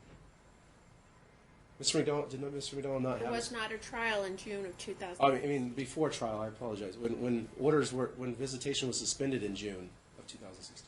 Was visitation suspended June 2016? Yes, Judge. Mr. McDonald, I had the children every weekend for a year. It was not every weekend for a year. It was 3 overnights. overnights You had them for 2 from months. picking up at Friday and dropping off at the school on Monday. No, you had that for 2 months before you went to the jail. Before you went to jail. That was. You had them the 2nd and the 4th Fridays of the month, and that lasted 2 months before you were arrested for domestic violence. Judge, we had orders that said that I could have the children pick them up on Friday. The records speak for itself. The orders I made, I know exactly when they were made. I know exactly what was written. So in June of 2016, you suspended my every weekend visitation, picking up the children from Friday. Ask her a question. What you said was that there was a trial in June of 2016. At the trial of June... was there a trial in June of 2016? There was supposed to be a trial, and it was continued as Mr. McDonald's counsel had committed suicide. So did Mr. McDonald, was his visitation weekend visitation suspended because of lies of a tracking device and the story of letting Mason saying that he's tracking mommy, which was complete hearsay. Visitation was completely suspended, yes. Was it a lie that you were tracking me? No. You were tracking me with a device, and Mason did tell me that. That's true. So you knew about you know Mr. McDonald worked at a tracking device company for the last 3 years during the pendency of our marriage, correct? From what I understood, you worked with iPads, and there were fleets of like UPS trucks that used tracking devices. Did you come? But I never knew that that you could even use a tracking device on a personal car. So did you remember when the kind that you had? Anyway. Do you remember that Mr. McDonald used to work at Strategic Telecom Solutions and would be testing all these devices and bringing them home and putting them on the vehicles? And he told you after our neighbor's vehicle was stolen, he said, "Hey, we should put one of these on our vehicle." I'm sorry, I'm not like. Do you remember that conversation that Mr. McDonald had with you about the tracking devices being on our personal vehicles? No. Do you remember our neighbor's brand new Cadillac getting stolen? No. He worked at LV.net. You don't remember that? You don't recall? Do you remember Mr. McDonald showing you tracking devices? No. He worked on bring home and work in his office. Nope. The first time I ever saw a tracking device was in my car, and I didn't even know what I was looking at. I had to take it to a mechanic so he could tell me that that was a tracking device. Do you remember and it was so carefully tucked up under that, like, you couldn't even really, I wouldn't even have known what I was looking at. Do you know that Mr. McDonald was, you recall coming to the company parties and stuff that was at the location with tracking devices in the building? I mean, I remember going to the company parties, but, like, we did karaoke and had food. I didn't ever see, like, the business side of things.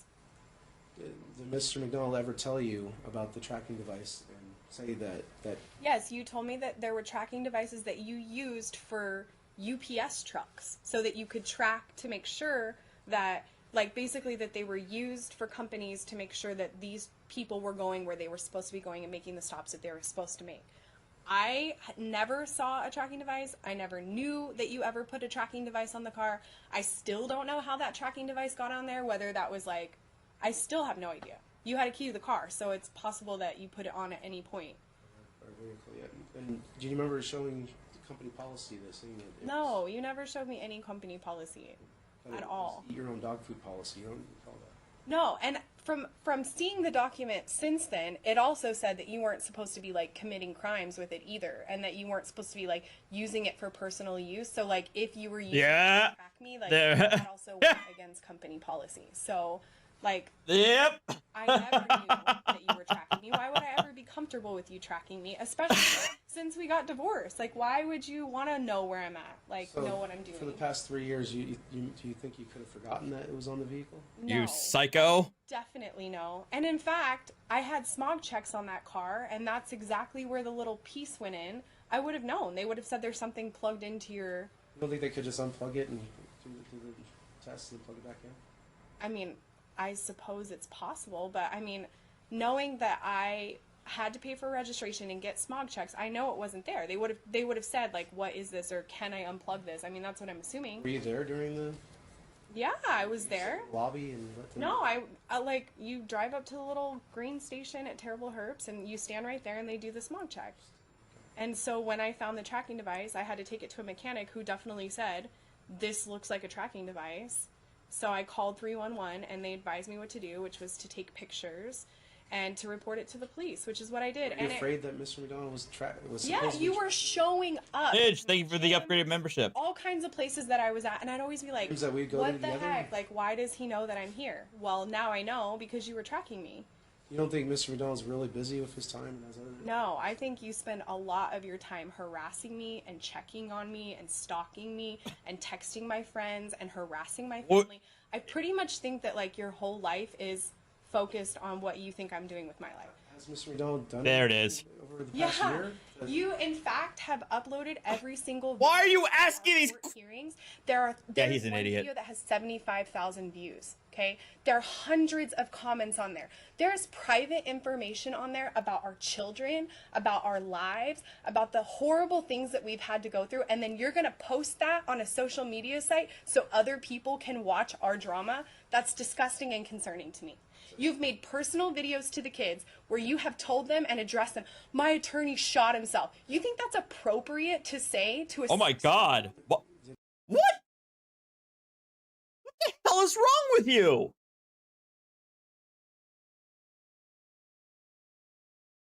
Oh my God. No shot. Did Mr. McDonald ever say that to his children? Yeah. Well, did you say it to him? No, you said it to the whole outside world. And if we're being frank, everybody on there also thinks that you have a mental illness problem. Like, seriously, what is wrong with you? Like, you don't do that. These are kids, Michael. These are our children. It is Dr. our Phil's job. producer reach out to Listen, you? it is our job to protect the privacy of our children. You have said their names. You have posted pictures of them. You have put my cell phone number out on the internet. You have put recorded phone calls untrue? between you and Okay. It is. I can go Google it right now. YouTube Michael McDonald. It's right there. Very easy. I have strangers messaging me on Facebook telling me that you have done this.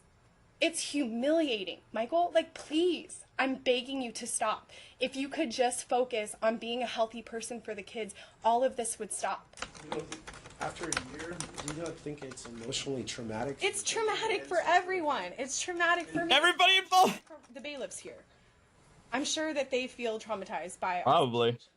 It's not funny to me. No, it's not funny. This is like 3 years of stuff. To not be able to No. see it. And the only reason that you are separated from your kids is because of yourself. It has nothing to do with me. I want Yep. you to be in their lives, but you have to be healthy. Do you hear what I'm saying? Mr. McDonald not healthy. He has not No, done the you are not healthy. church No, programs you can or- go to all the counseling in the world that you want, but when you get on YouTube last month and address the kids and say disgusting and disturbing things to them, you're not healthy. Those are not videos of just showing bicycle training and Sure, and in one of those videos, you flip the camera around with Mason and Malia, and you say, "Hey guys, it's been 14 days since I'm gonna see you next time. Mommy won't let me see you." And then what did Mason say? Mommy's a jerk. Oh no! Oh, that is. Oh, he filmed himself actually doing the thing, and the thing is parental alienation. He's doing exactly what he thinks she's doing to him. That is parental alienation. Oh, wow. You don't pit the kids against another parent. The court will have your ass if you do that. Oh, yep. Okay. Awesome. Perfect. You coached him to say that. I did not do Yes, you did. objection to that. Yes, you did. I sang a song that We Love Our Daddy. Yeah, Well, that was so they cute, do, wasn't yeah, it? it was a very 4-year-old will pretty much say anything when you coach them to say that. Like, I Ooh. don't understand. Like, you don't understand.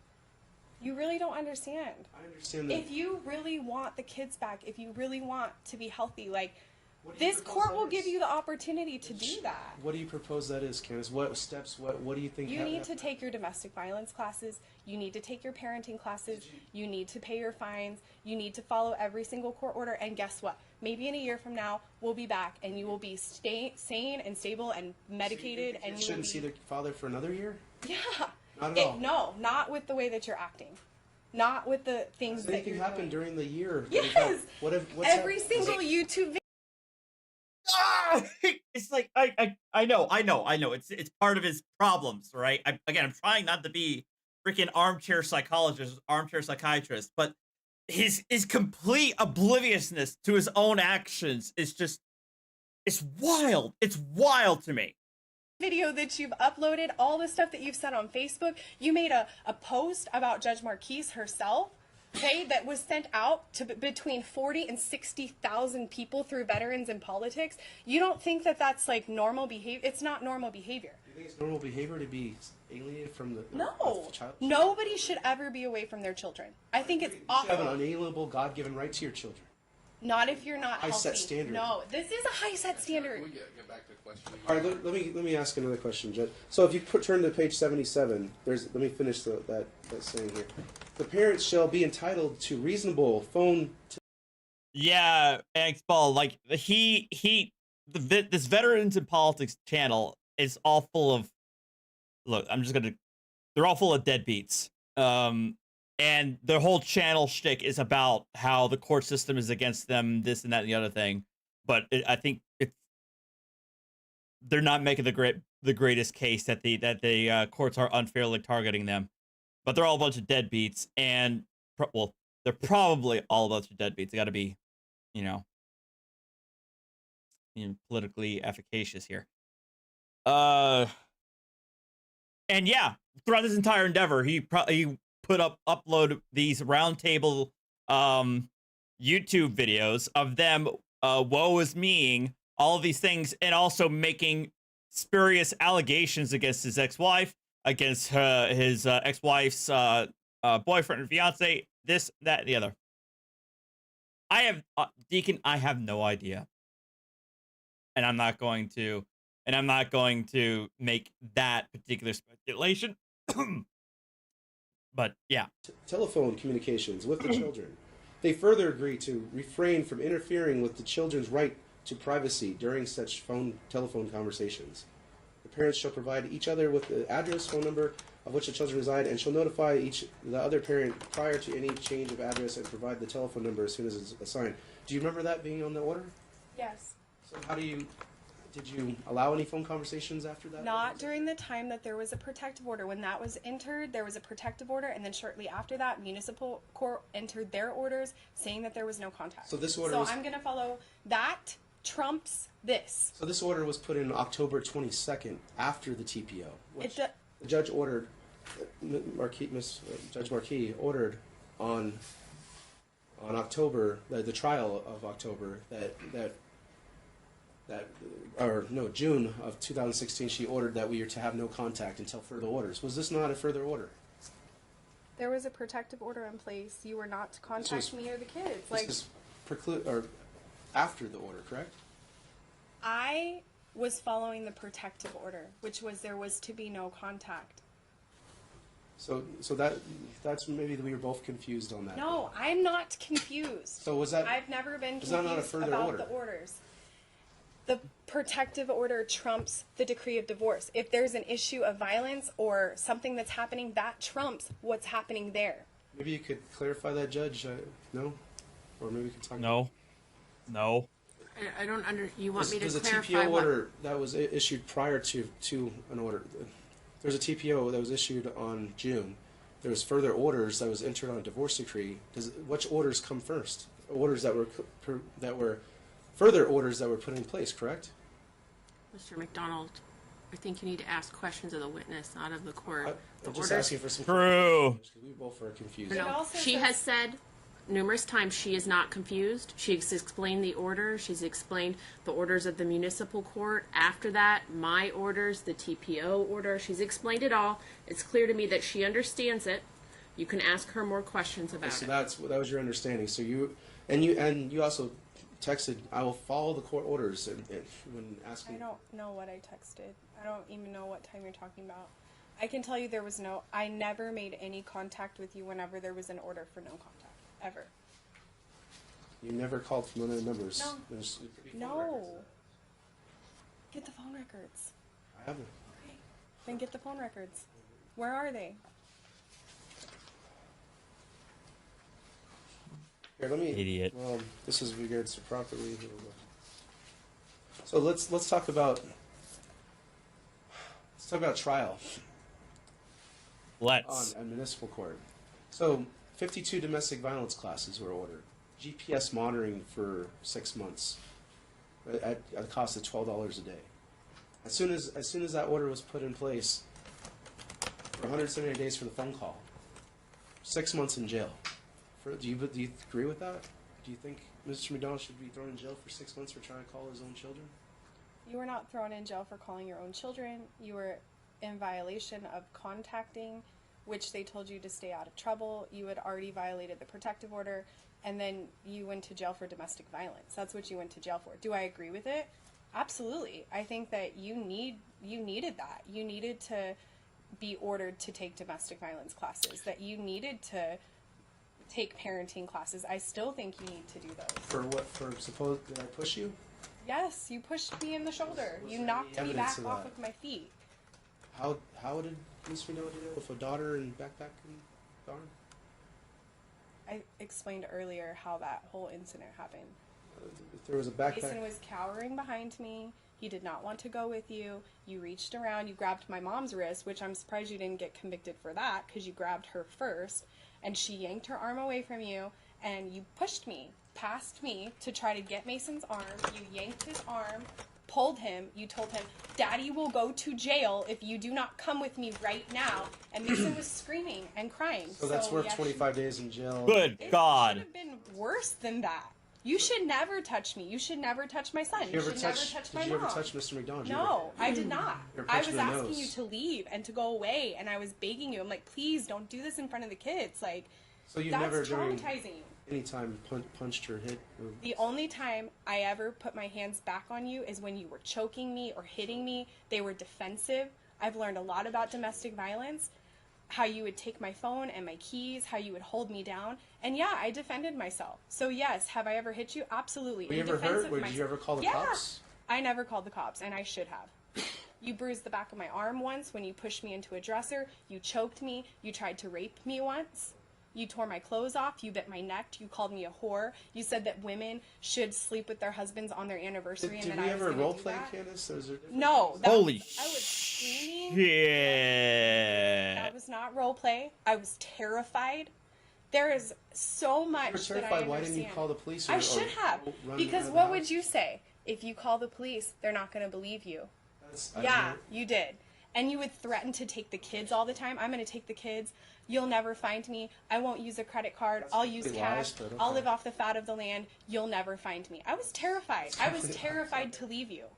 I was absolutely terrified to But leave we you. stayed. We went to counseling. We were over. We went to counseling, and our counselors told us that you needed medication. Did you ever, when we called timeouts, did you ever break the door down and put No. holes in the doors? When I called timeout, I asked you to leave me alone. And what Oh. would you do? You'd hold me down. My office, You'd so sit you'd on be me. locked. You'd handcuff me. You'd lock me in rooms. You would torture me. Actually, incomplete lies, but You would torture me. And I should have left. I should have left a long time ago. But I was terrified, and you had reduced me to absolutely nothing. I couldn't cut my hair. I couldn't put candles on. I had to turn off all the lights before you got home. Otherwise, you'd freak out about that. You financially abused me. did you ever tell Mr. You took McDonald all that- of my money, so I couldn't use it. Like, pretty much in every possible way that you could abuse me. But you never punched me. You didn't do that. did I ever hurt you? Let me Yes, rephrase you the hurt question. me okay? a lot, physically Was and there ever emotionally. was there ever any proof of this? Was there- Yes. This Where? court found proof of this. When you Oh, hearsay.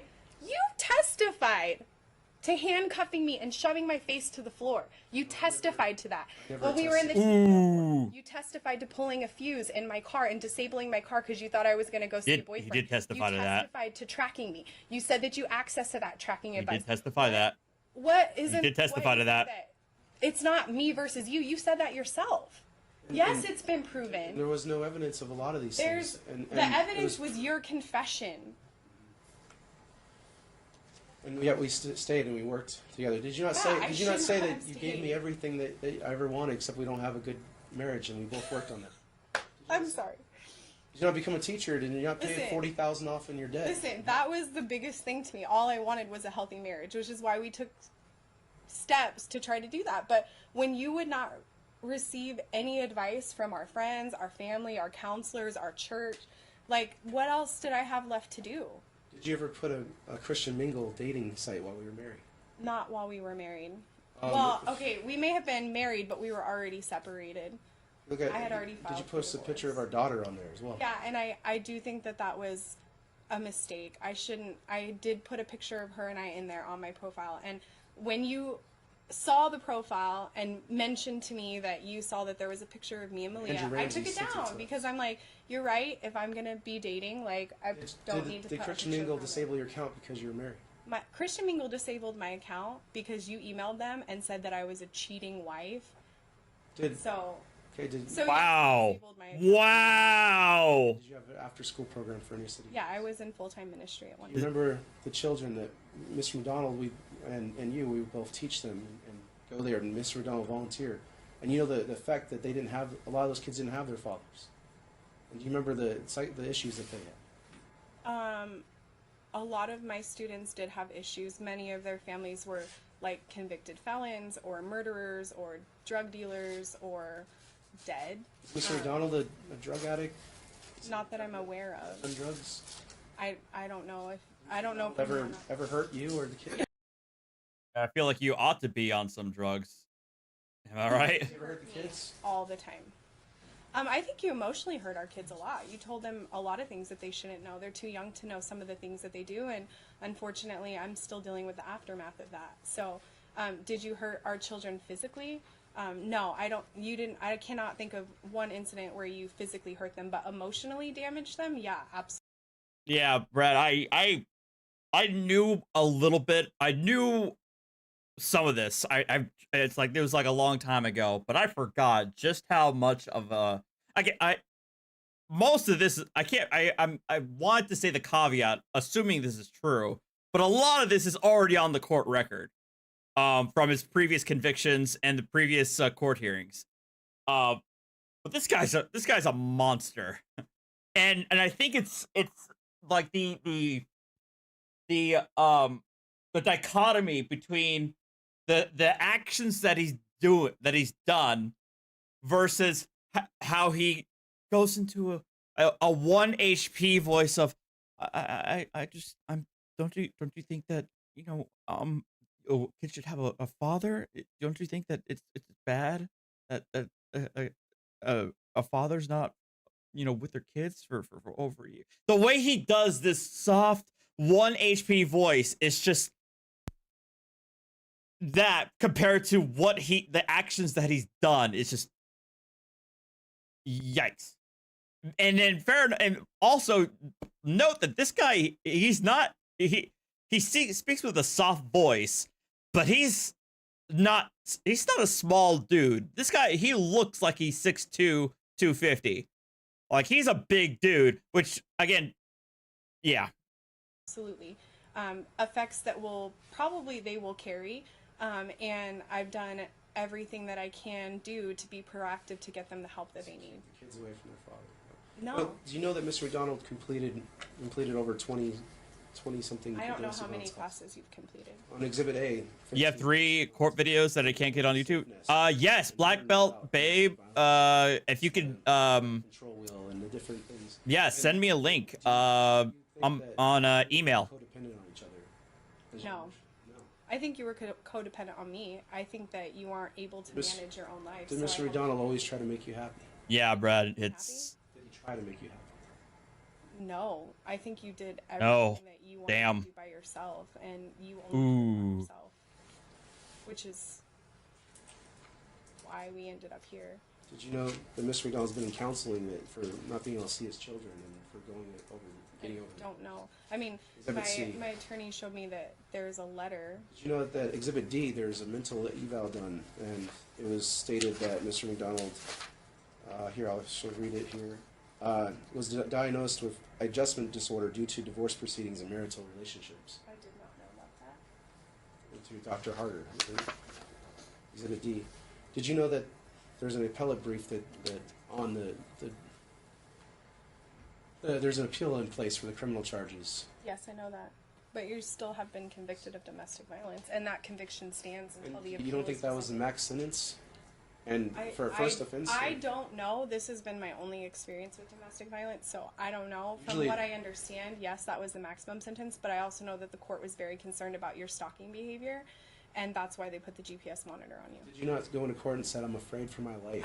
I'm still afraid of you. Have I done anything to make you afraid? Yes. As of recently last month, making a YouTube video with a threat saying that you had vengeful thoughts of harming me, which I reported to the police. That was in a piece of that. Okay. Objection. So there's that appellate brief. Let's go under, there's a couple more things that are relevant. Did you know that Mr. McDonald, went to the Crossing Church, and he's been attending regularly and got involved. in divorce care there, which is a parenting and class to go through. Or were you aware of that? I don't know what you're. I don't know.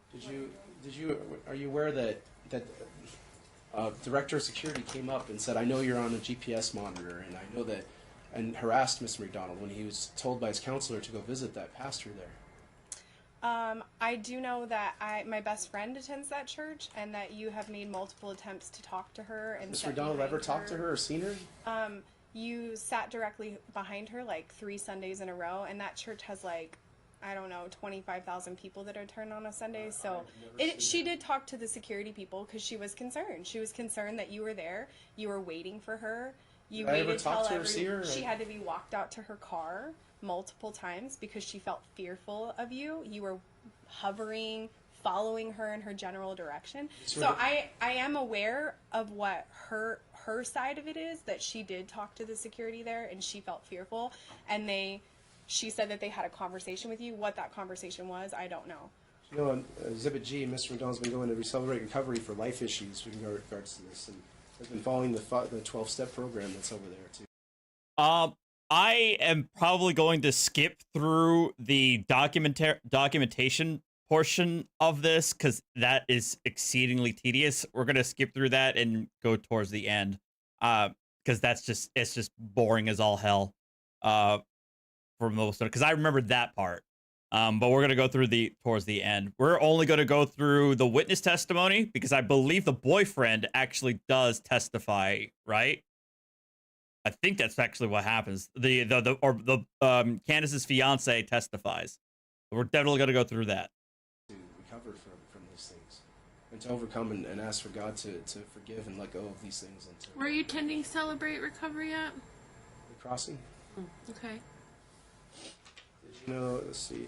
There's Exhibit H. I don't want to bore the court with that, but I do want to You're not boring me. This is what I have to do. You have an hour and a half. It's our job. Spend your hour and a half the way that you'd like to spend it. You tell me what you think I need to know. So this is on Exhibit H, Judge. I implore you to take a look at this. These are I'm involved with a couple of. Your Honor, is there a question pending for the witness? Okay. So are you aware of these findings through the CAP study and the effects of parental alienation?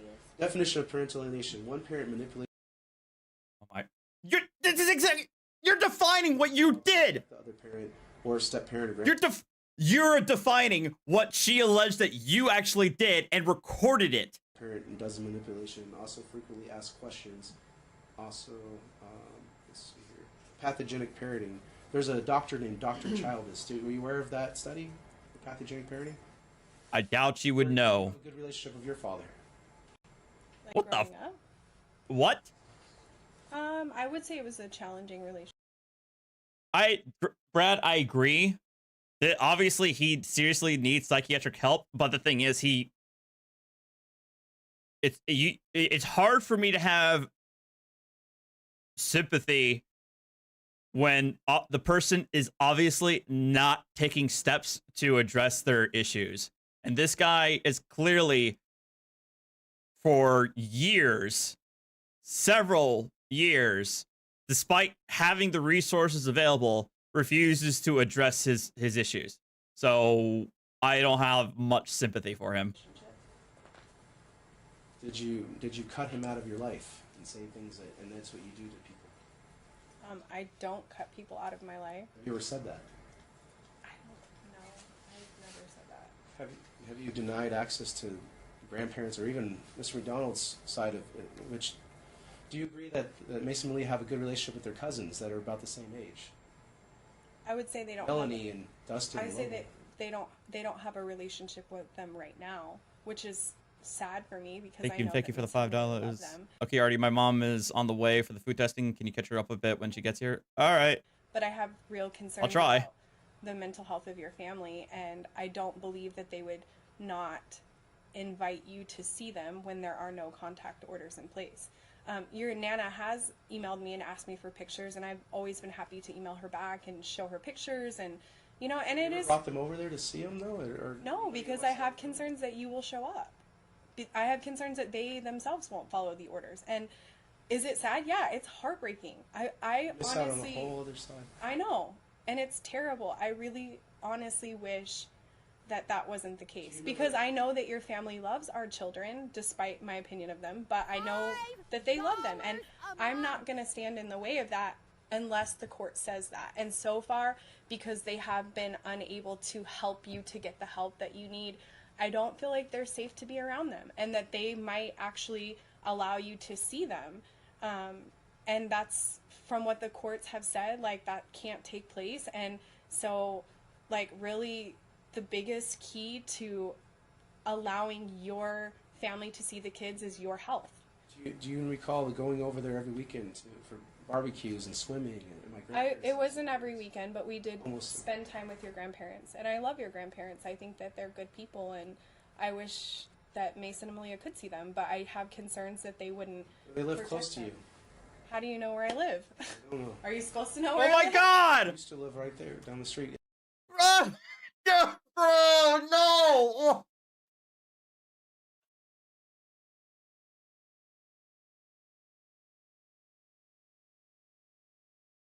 This guy.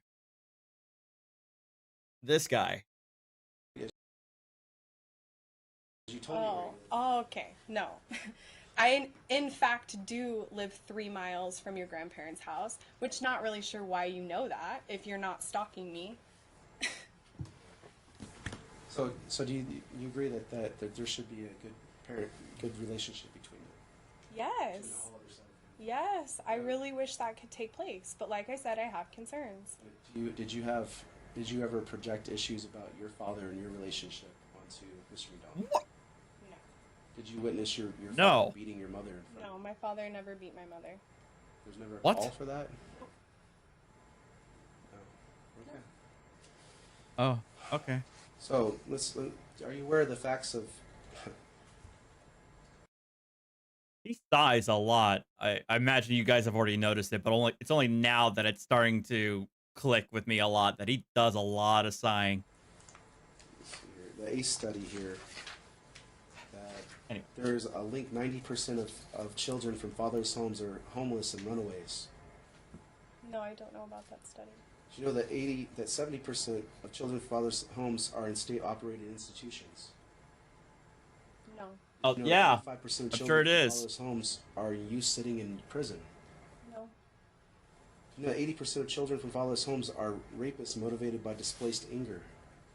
No. What? You know that children from fatherless homes are 5 times likely to commit suicide, 32 times more likely to run away, 20 times more likely to have behavioral issues, which Mason started having self-esteem issues. Is that correct? Are you asking me? Did Mason not start having self-esteem issues and started saying, "Oh, I'm not this, I'm not"? He started doubting himself and having.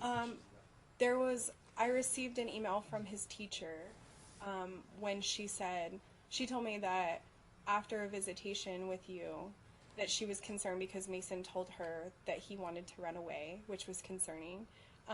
And he told her that he wanted to run away because he didn't feel safe with you. And after that time, yeah, I did. I saw him really struggle, and it's been really scary. Did Mason ever say he wanted to live with his father? See you later, Philip. Not to me. Did Mason ever say he loves his father? Yeah, he still loves you. And I want you to know, please, can you just listen to me for a second? I would never say anything to Mason, despite how I personally feel about you. I would never hurt him because he thinks you are Superman. And I would never hurt him like that. And I hope one day that you get... I'm sorry to get emotional.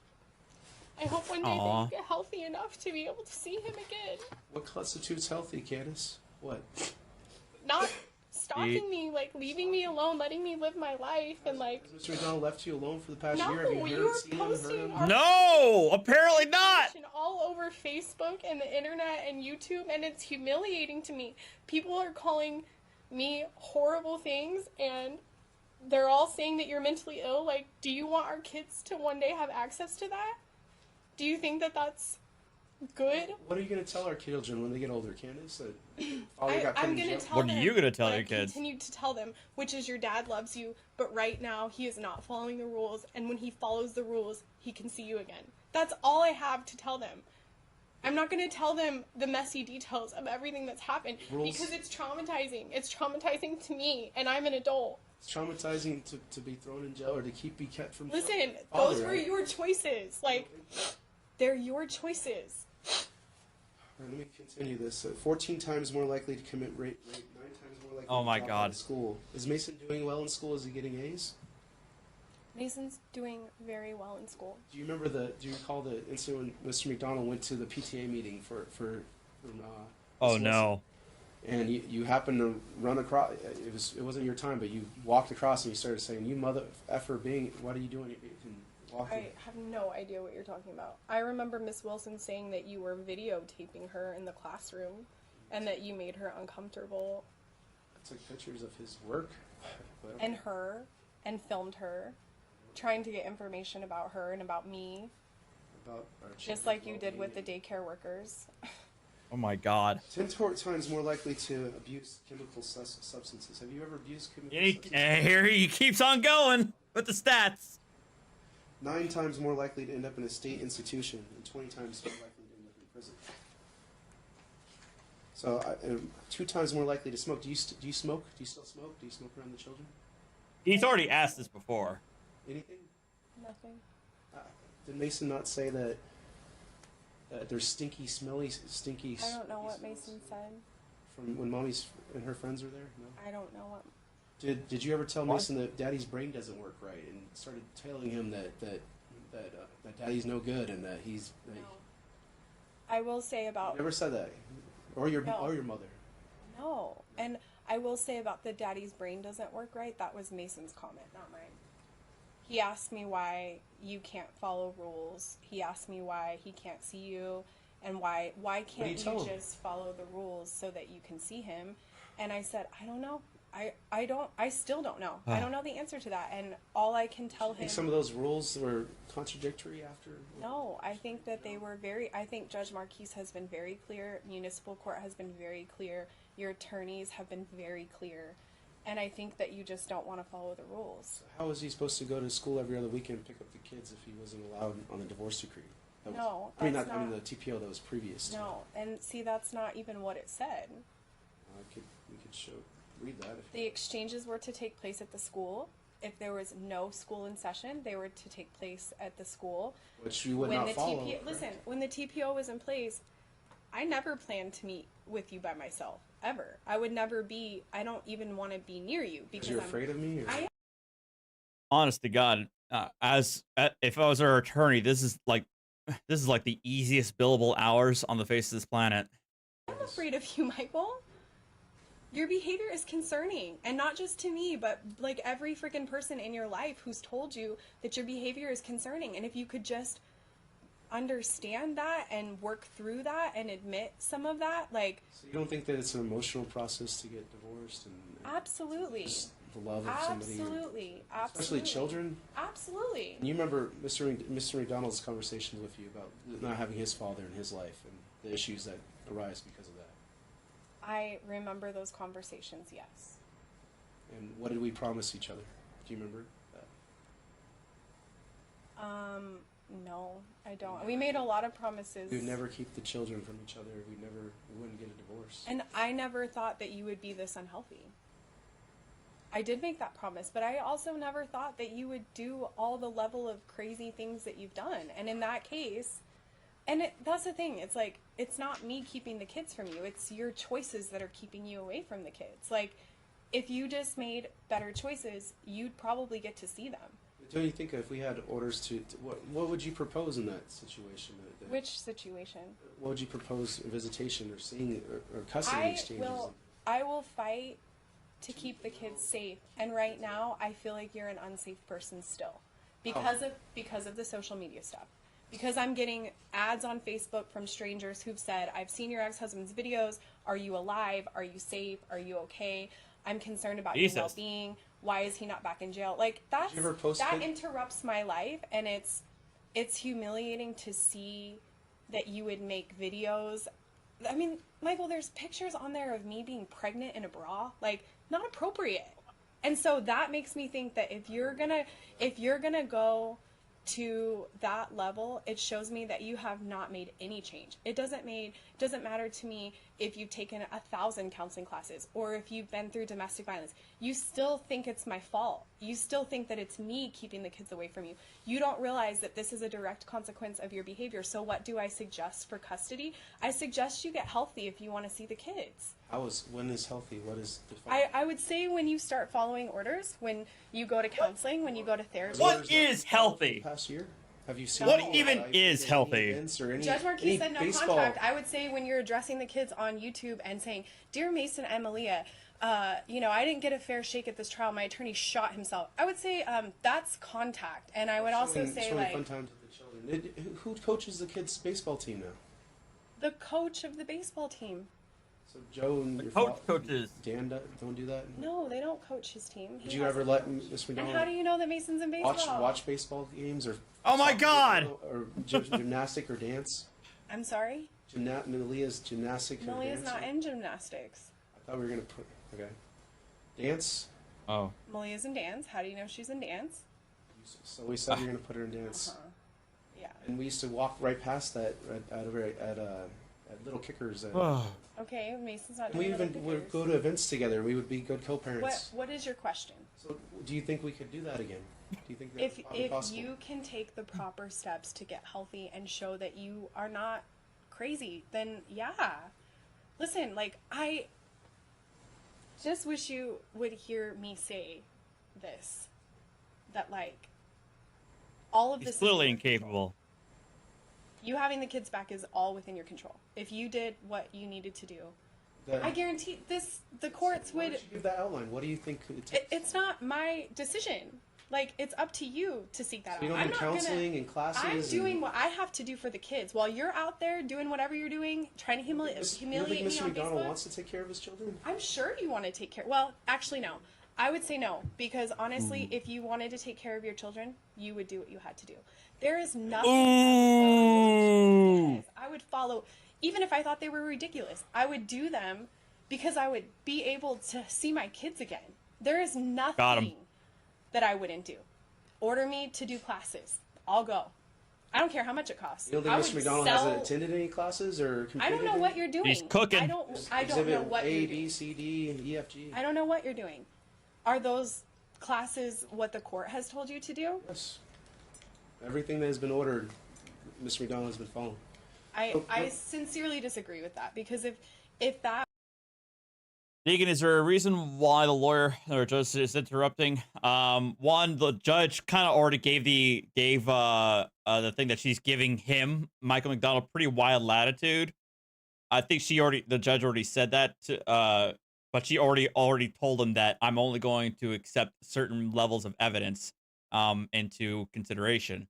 And I think her lawyer's not saying anything at this moment because, again, never interrupt the enemy when he's making a mistake. that was making an How would you impact, know? Have you had any contact with Mr. because McDonald? I know because of the level of what I have been harassed with. That I have strangers Been directly contacting me, harassed? that I have people tagging me on Facebook. Hey, look at this video. Hey, your ex-husband wrote this about you. It's Well, it's let's talk about exhausting. that. So let's talk about that. Let's say Blair was your Let's best friend. go. Blair Remmenschneider. Mhm. You guys used to be roommates, and I'd come over all the time when you were finishing college, and you used to live over there, right? Yes. And Blair didn't like me very much, did she? Who? I know she doesn't like you now. I Yes, I got Didn't like tacos. me very much, did she? I know she doesn't like you now. I don't know how she felt about you then. Well, did Blair work at 94.1? Yes. So do you know who Mark DeSerio is? Yes. So did you know that Mark DeSerio has been trolling, has a Facebook group that's been completely harassing me and committing libel and slander and all kinds of stuff. Has been attending events and pursuing me. Has been I don't know posting what- all of our documentation. Did you know that? Mr. McDonald, what's the relevance? Well, the relevancy is, does Miss McDonald, were you added to that Facebook group? I was added to that. Have you group. What Facebook group? The Nevada Court Watchers. So did you not go on there and start posting there and try to attempt to bait me to post on there and try to say that Mr. McDonald is again is trying to communicate with me? I'm sorry, ask me again? Did you post on those comments and those things? I have not posted on anything. I choose to stay out. Let's see, there's exhibits. Let's pull up this whole thing. Exhibit M1, where you say this shit. Mandy, I'm probably going to be going on for the long haul. So feel free to do whatever you got to do. Yeah, I'm going to see if we can marathon the rest of the saga. I doubt it, but yeah. It keeps getting better. There's different posts that you keep putting on there. You were added, what, 5 months later? After McDonald had been stalking Mr. McDonald and following the groups and things that he's been doing. Don't worry, Mandy. I have been added. I have been tagged. I've literally like had to shut down social media because of the stuff that you're posting, not because of anything else. Because you're posting bogus stories about and attaching our court videos and putting personal, like one of the videos has my phone number on it. Feel better, Mandy. Let's continue here. So the teenage pregnancy, daughters of single parents are 53 more times likely to marry as a teenager, 164 times more likely to have a premature birth, 92 times more likely to dissolve their own marriages. Do you agree that we're both children of divorce? I'm sorry? Are we both children of divorce? Both our parents had divorce. You and I, you mean? Yeah. Yes. Did you know that 63% of youth suicides are from fatherless homes? No, I didn't. Oh my God. Did you ever try to commit suicide? No, I never tried to commit suicide. Did you have postpartum depression and I try did to not take have pills? postpartum depression. Did you not admit that in when we had trial before? Pretty sure she didn't. I did not have postpartum depression. You weren't diagnosed with it. Okay. 90% of homeless and runaway children are from fatherless homes. 85% of children who show behavior disorders come from fatherless. Oh my God. Okay. While he's going through the stats again, Deacon's mom, welcome to the stream. So just to give everybody a breakdown, those of us who have joined in the middle of it, this is the case of Michael McDonald and his divorce, current and post-divorce antics that has been well publicized on the internets. He is a piece of work. A lot of abuse, a lot of there's a lot of abuse allegations. A lot of it's substantiated via the court record, via his repeated violations of not only orders of the court, but also protective orders that the ex-wife has filed, and he is now burying himself in this show cause hearing. The show cause hearing is being filed by Mr. McDonald to modify custody, because right now the ex-wife has sole legal and physical custody, and he filed a motion to modify it. And right now he is destroying himself, and he's gone through at least 5 attorneys. Just on the civil side. We're not even talking about criminal. So yeah, he's gone through probably close to 5 attorneys at this point. Anyway. 80% of rapists. I already said that one. I won't say all the factors, but there's complete statistics. Oh, this. Really? Let's see here. And this is a good saying as well. In family court, a place where showing love is classified as being emotionally unstable. Contacting your children is classified as harassment, which I believe is our case. And now he's sermonizing because this guy fell through a rabbit hole of MRAs, more than likely. MRAs, aka men's rights activists, who basically say the court system is out to get him. But in actuality, most of them, I would say the vast majority of them, not all, but the vast majority of them are actually, in fact, the deadbeats that the courts say they are. Contacting your children is classified as harassment, which I believe is mentally unstable. Contacting your children is classified as harassment, which I believe is our case. That's all I ever wanted to do. False allegations are encouraged and accepted, and perjury is accepted. The truth is ignored, and you pay to see someone that's already yours. The silver bullet. Do you know what that is, Candace? No. Did you used to work at Shapiro? as a paralegal? No, I did filing for Bruce Shapiro, and then I did, I was a legal assistant for Vincent Mayo. So during that time, right before the divorce, did you go meet with Pecos Law Group and get dirty divorce tactics? I'm sorry? Did you not go to Pecos Law Group and meet with your friend Leslie, I believe, there and get dirty divorce tactics on what to do and if you wanted to get primary custody? Dirty divorce tactics. I met with Leslie, and she told me it was going to cost $10,000 to retain her. Did you know that? And we just talked about like if she was going to be my counsel. She did not advise me about anything. The reason why she couldn't be your counsel is because my father had retained them for my parents' divorce case, which was also. At the time when I met with her, there was no conflict of interest. Well, that's the reason. The silver bullet. What is the silver bullet? Against it. The Urban Dictionary defines it as today's slang as a specific fail-safe solution to a problem. Fail-safe, that's just about sums it up. In today's modern era, oh my God, he's sermonizing again. Perpetuators of domestic violence. There's a technique used at the time of divorce which is considered fail-safe. Attorneys are actually acutely aware of the technique, and many advise and coach their clients on this technique. Judges, social workers, and growing number of innocent men are also intimately familiar with. Like I said, he's reading. You gotta say, I talk about the soft sit playbook. He's reading off the men's rights activist playbook now. He's sermonizing this technique. Many judges and attorneys have spoken out about it and his one-sided devastation effects in divorce and separation. Its usage immediately secures full custody of the children, which don't you agree that you filed numerous TPOs?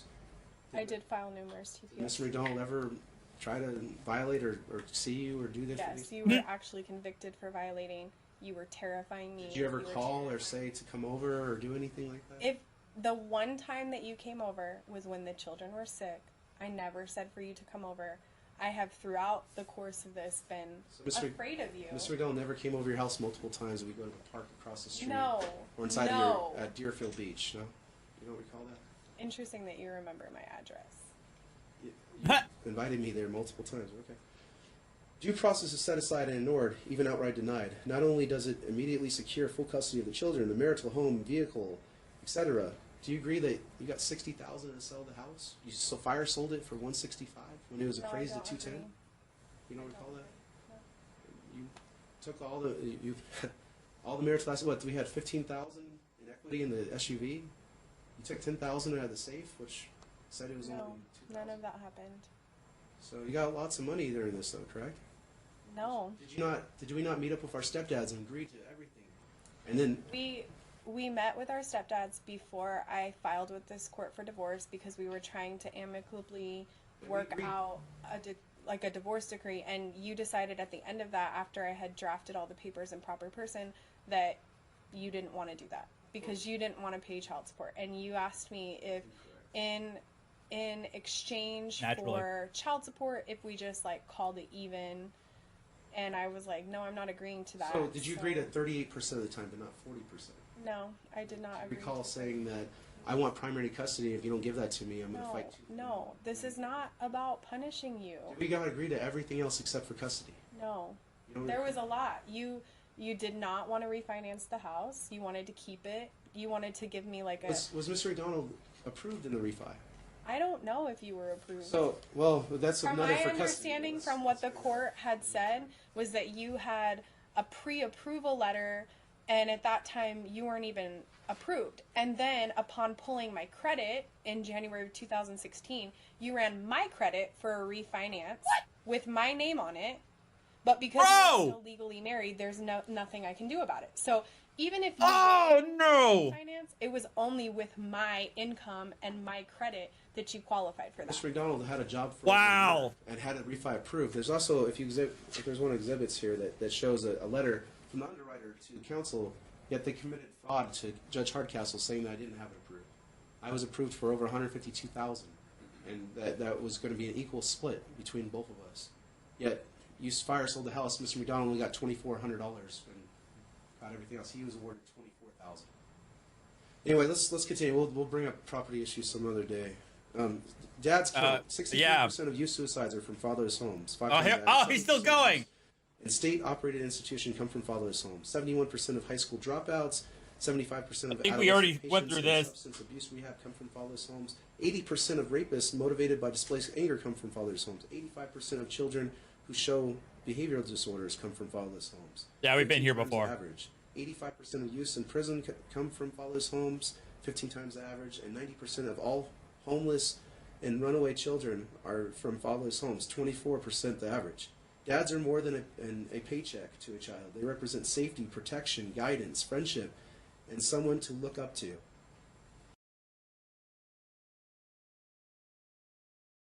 Here's what he doesn't understand. Is that nobody is disagreeing with him. Nobody is saying that dads are meaningless. Nobody is saying that dads are terrible and are unnecessary. The stats do not lie in terms of the stats he may be saying are maybe BS, but the stats are not lying when it comes to the detrimental effects that can have on a kid without a father in the home. It's there. The stats may not be exactly what they are, but it's there. Nobody is disagreeing with him. He just fell down this rabbit hole of having a victim complex that everybody's out to get them, when the reality is he's a guy who has a serious undiagnosed mental or probably it does have diagnosed mental health issues and isn't doing anything about it, and he turns into an abuser towards his wife, and that's why he's in the situation he's in, not because of this grand conspiracy in the family courts that are just against dads. That's the problem. Let's help keep dads and keep them in their lives. Do you agree that fathers make a difference in a child's life? Absolutely. Did you have at least a good stepfather in your life? A great stepfather. Did you have a good father? That's still up for debate. What age were you when you were separated from your father? I Or wasn't. your mom moved away from your father? My parents divorced when I was in 4th grade, when I was 10. About the age of puberty, correct? I think puberty's a little Okay. later. But there's a... McDonald, is this something that Sorry, happened Judge, before 2016? Sorry, Judge, I'll continue with it. Okay. Exhibit I, there's a talking parents that says right here, on, per the order, you are supposed to pick up the kids at 9 in the school parking lot, which it said it didn't say exact time on the order. They will meet you in the church parking lot. I've already left my parents' house. If you are not there to pick them up, I'll be back to pick them up. And then afterwards, 4:22, I viewed it. I was already there at around 4:03, 4:05. At 4:22, you said, "Please bring Mason out."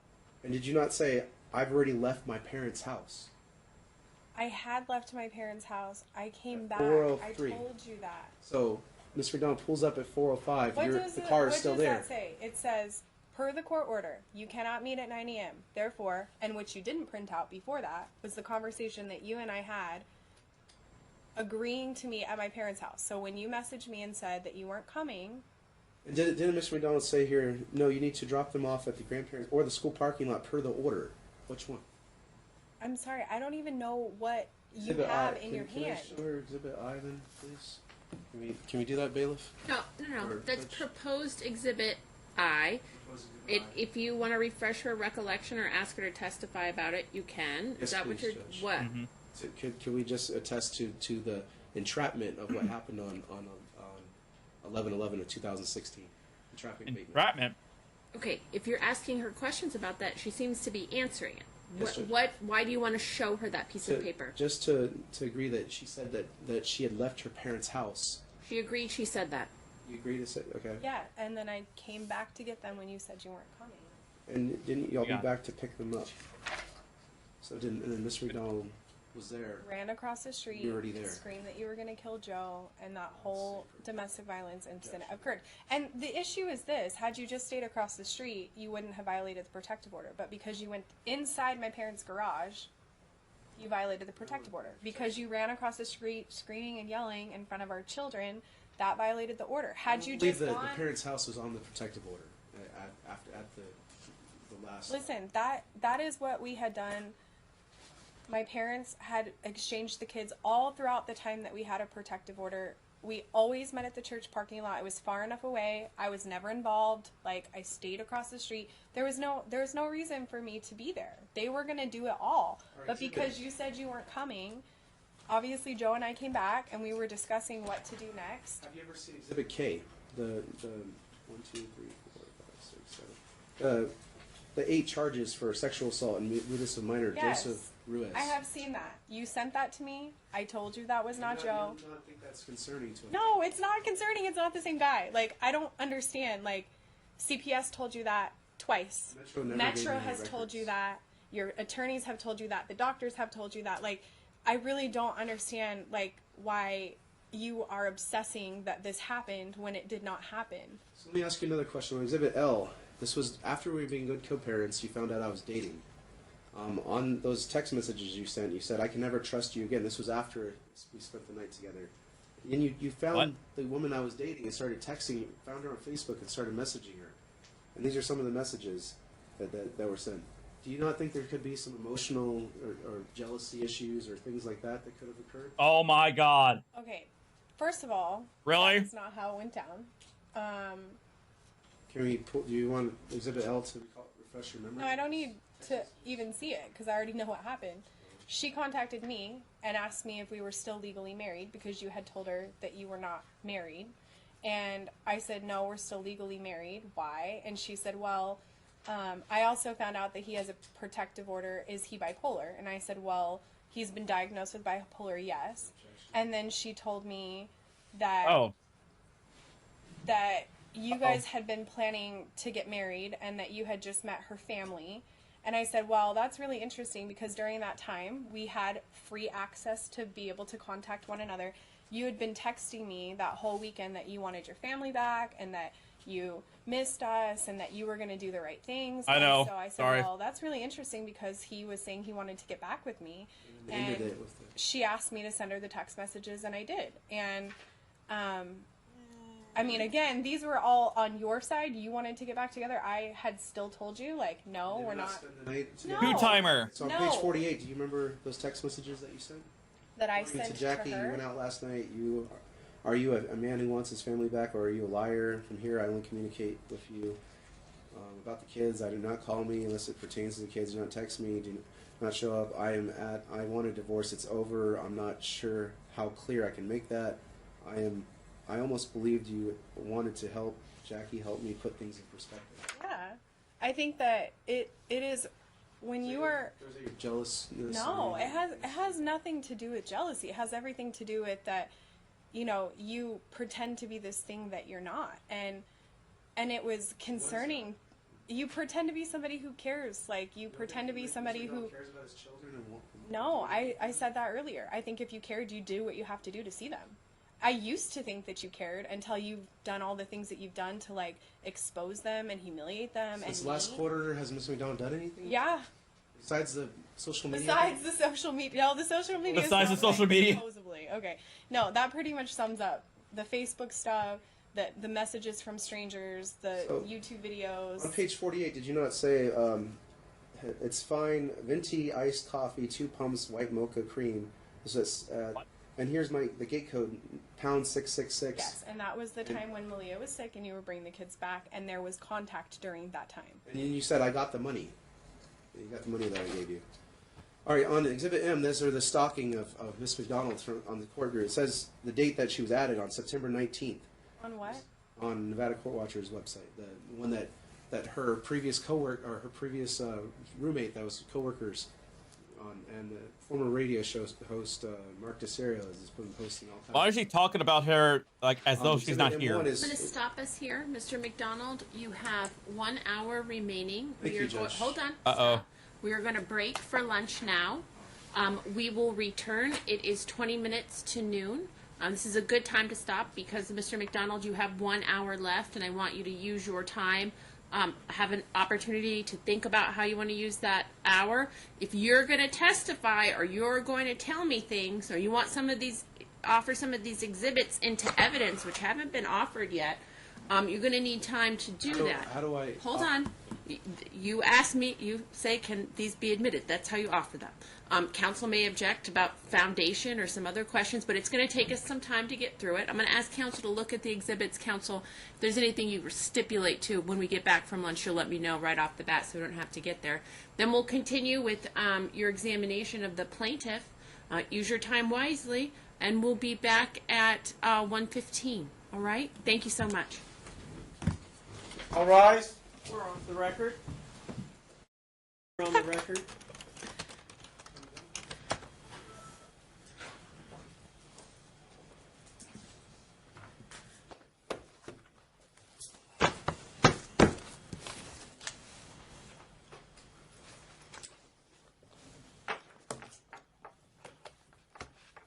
Good afternoon. We're back on the record.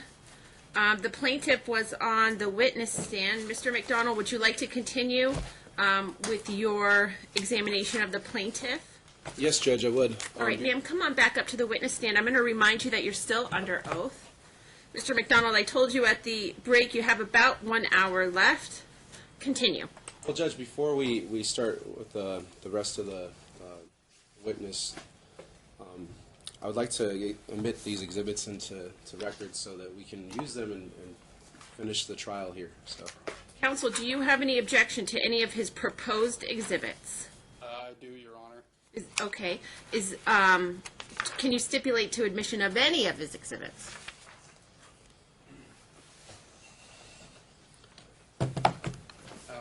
We can stipulate to exhibit A.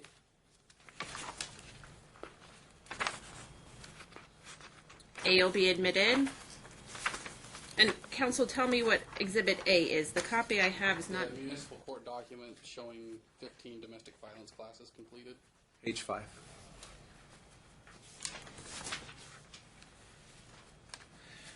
All right, No, he's A will been be talking admitted, a lot less more. the typewritten information at the top. That will be stricken.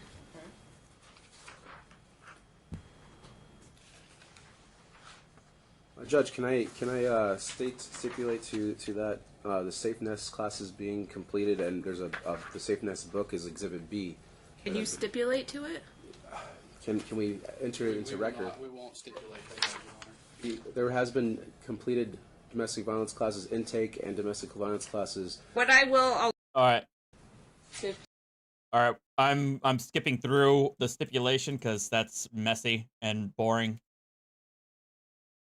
Page number. We're gonna go back to the here, testimony. That is the stalking that she has been perpetuating through social media and having her friends go on and make various comments and defamation against myself and others.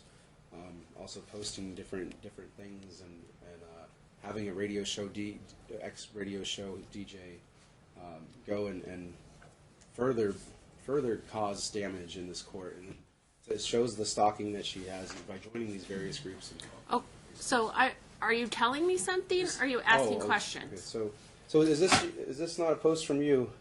I can't see that. On page 50, can we? Well, hold on, Mr. McDonald. What page are you looking at? Page number 50. It's the post. Exhibit Hold on. M1. Let's all get it. Let's all get there. Give us some time.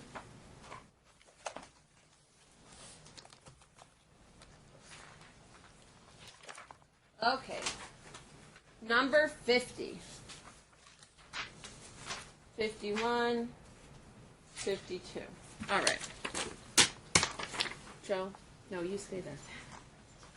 I can give her. Oh, all right, counsel. Yeah, counsel, you could help her with it. All right, go ahead. Ask the question you want to ask.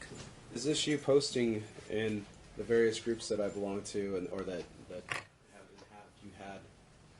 Is this you right here that you posted? This shit keeps getting better.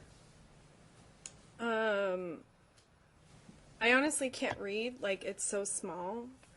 I may have posted that, but I don't know what it's in relation to. I can't even read any of the writing. So do you admit that's you, Candace Rink? It shows a picture of you and Joe. That's actually not my Facebook account. That account had to be closed, and that's not my Facebook account. I have a Facebook account but it's under a different name. You have 2 Facebook accounts, is that correct? I have one Facebook account So that I this, use. who posted that then? I may have posted that, but I don't know when. The last time I accessed that Facebook account was, I don't even know. It's been a long time. This was, let's see here, exact date might not be. October 10th it says here. So that's What page are you looking at? Page 50. Where does it say October 10th? It's very small, right below the oops, hashtag oops. There's a date there. I don't see a date. I see hashtag You have oops. to really squint to see it. It's really, There's not a date. Council, is there a date on yours? There's not a date on mine. it says under Sanson, you can see October 10th right there. Oh, under the, okay. So let's go to the next exhibit. So this is Blair Rimmenschneider. Is that a friend of yours? Is this on page? Page 51. Blair is a friend of mine. Did you have Blair go and make libelous or comments about? No, I'm not in control of what Blair does. No, you didn't have him put different. No, I go in fact soft- have asked. No, I've my actually God. asked my friends and family to stay off of any social media. Okay. Wow. On page 52. That's kind of messed up. She's saying things about the stability and different things. Being a sperm donor. Do you agree with that? I'm sorry, I'm not seeing where you see that. Where are you at? October 30th at 12:04 p.m. You've done nothing when it comes to helping bring them into the world. Nothing. You were basically a sperm donor. Do I agree with that statement? I mean, I don't. These are social media posts, but they're social media posts like sounds like they're social media posts from her friends, but not her. I don't agree that she said that to you. And I mean, my personal opinion, you were more than just a sperm donor. I certainly would never encourage anyone to say that. Is Mr. McDonald a good father? Does he love his kids? Does he teach them? Love them? If you're asking me if I think you are a good father, the answer to that is no. No. Why? Just because of the level of things that you've done and said to the kids and the ways in which you're Not a good father during the marriage? Maybe during the marriage. I think that there were points where you tried to be a good father, but I think ultimately your abuse towards me made you not a good father. The things that you exposed the kids to, I still believe that you love the children. I just don't think you know how to act appropriately with kids. And I think that doesn't make you a healthy parent for them. Did Ms. Riddell not go to the help you with your center and with those kids and work with kids in a volunteer situations and Are you talking about before we were You worked married, at when Club I was Christ. working at Club Christ? Yeah. I think you did volunteer on a few occasions, but that doesn't have anything to do with your parenting. You said that Mr. Riddell doesn't have experience with kids and I didn't say that you didn't have experience with kids. Let's go with 50. The real estate school is for. We can just skip those. What? So one thing in regards to page 55. Did you go into the house right after Mr. Riddell got thrown in jail? Did I go into the house? Yeah. No. After you were put in jail, no. Who went into the house? Well, The window was broken and the doors were torn off. The door. well, I certainly did not break a window or a door in my own home. You haven't been in for 2 years. I'm sorry? Go ahead. I didn't hear what you said. So was there a window broken? Was there a door? If knocked there was a out? window broken, it wasn't anything that I had knowledge of. Are you currently in possession of the DVR hard drive for the camera system? I'm not in possession of anything from the house. Is Mr. Collins in possession? I don't know what Mr. Collins is in possession of. So there's a list of things that we can bring up here. But that would show, I think there's a hard drive listed on that as well, into what happened. Where's Marley at? The dog. Is she okay? Is she still alive? Yeah, I have Marley. My mom took her because she was there alone. Guys, do you want to fast forward through this? I feel like that we're gonna be he's got to rehash so much stupid crap. I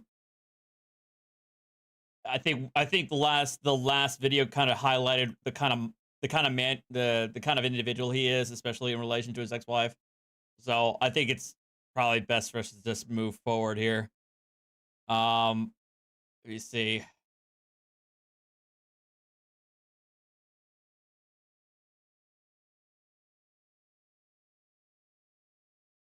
The best interest for the children to see their father, and that he has taken any and all steps to show plaintiff and this court that he's remediated himself. We could take a 5-minute break too.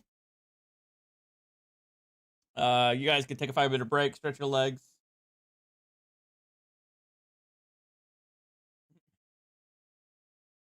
All right, we'll take a 5-minute break, and we'll go forward. All right, 5 minutes recess.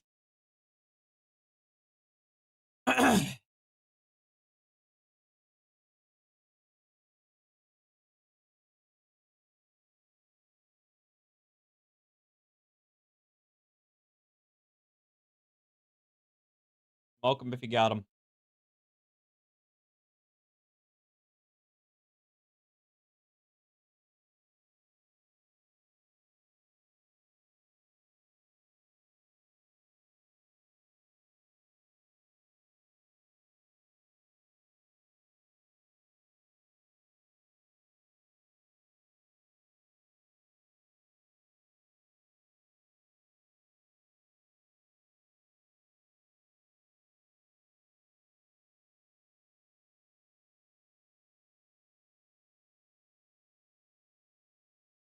Started like at 5:31, so we'll wait till 5:36 and go from there.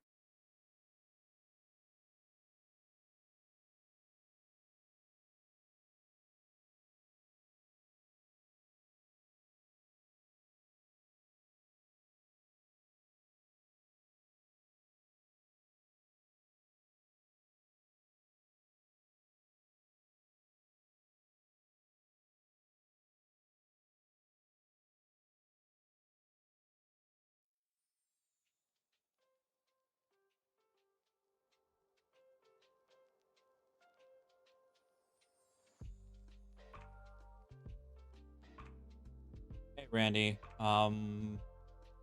Sadly, Archer is no longer with us.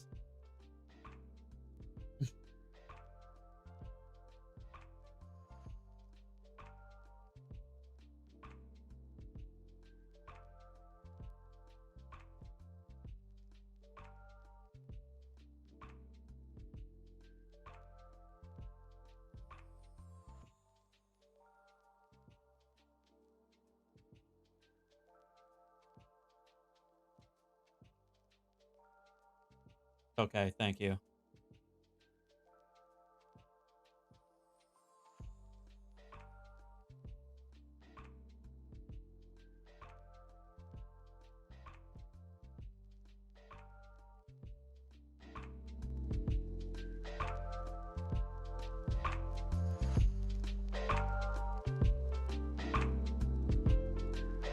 Be right back.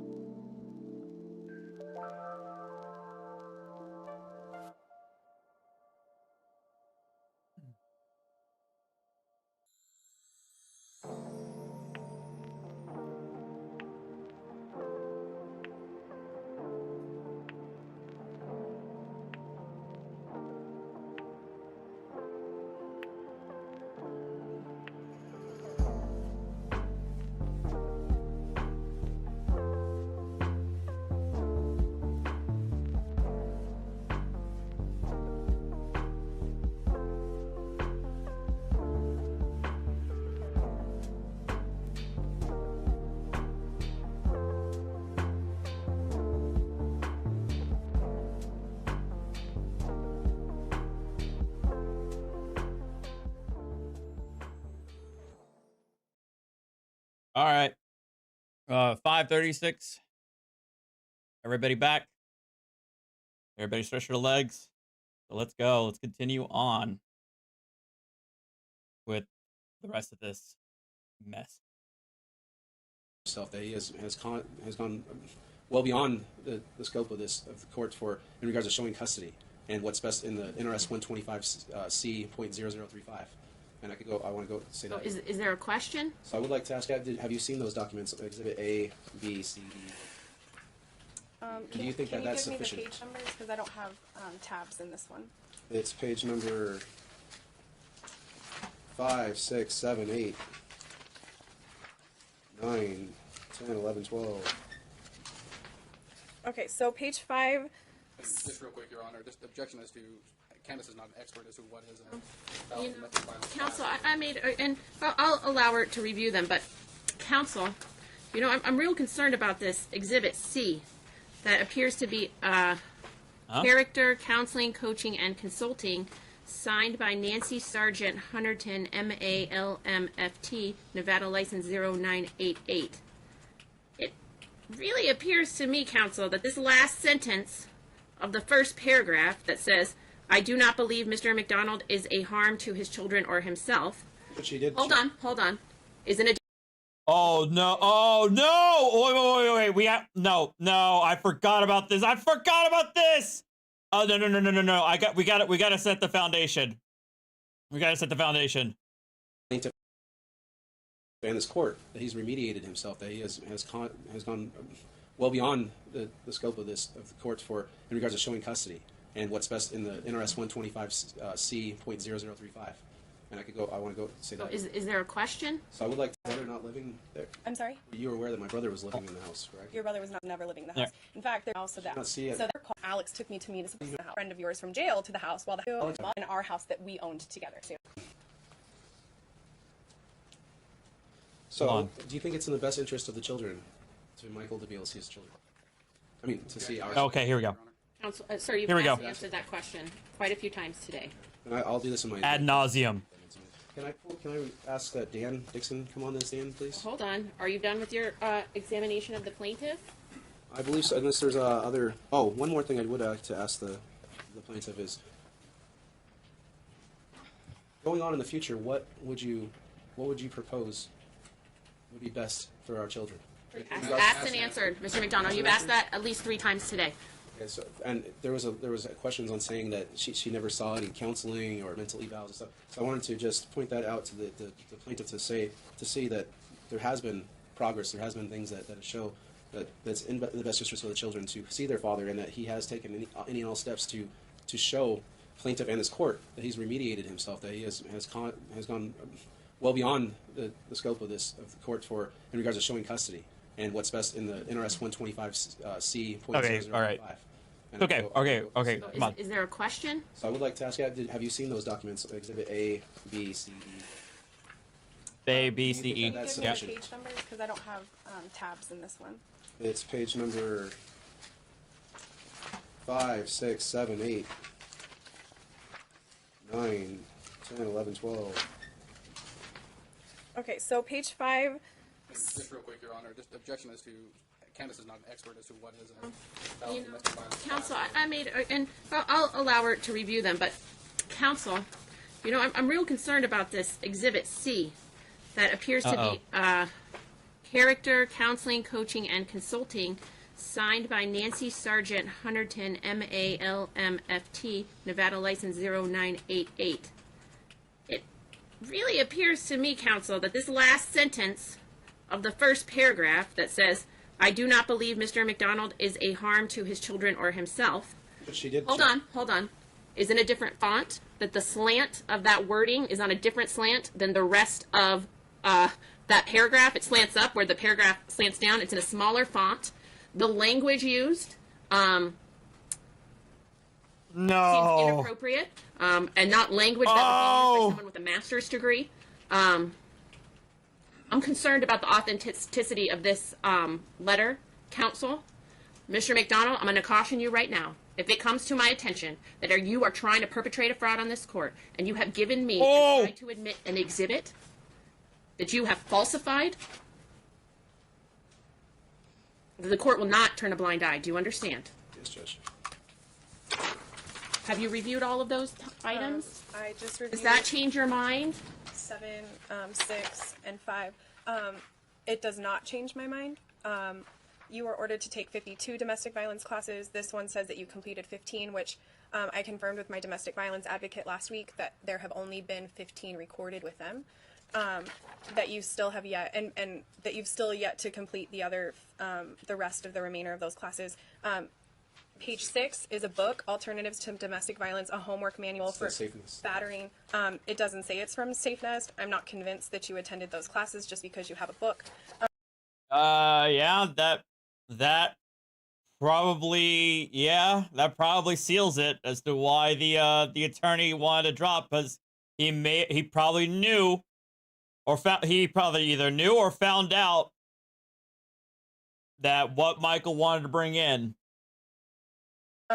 Page 7, which is the counselor's letter, I also have major concerns about this. I myself was in therapy, and my therapist wrote a letter for me. It was 2 pages.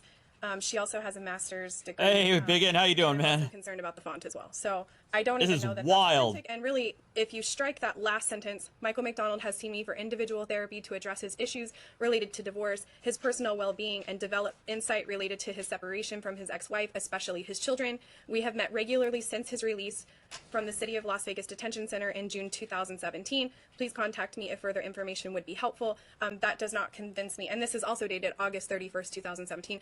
It doesn't say anything about, you recognizing your issues or owning, or it just says that you're there to address your issues regarding divorce and your children. So that's not convincing to me that there's been a change. Page 8, which is the mental evaluation from Greg Harder, which goes all the way to page 12. I haven't read yet, so. You just look at the very last page. That shows the diagnosis. I'd like to read it all, if you don't mind. And Can we not use now everything's trying to flood back into me. Or you know what? I'm not. For those who haven't seen this, I'm no spoilers. No spoilers. I'm not even gonna spoil it myself. But I think it now.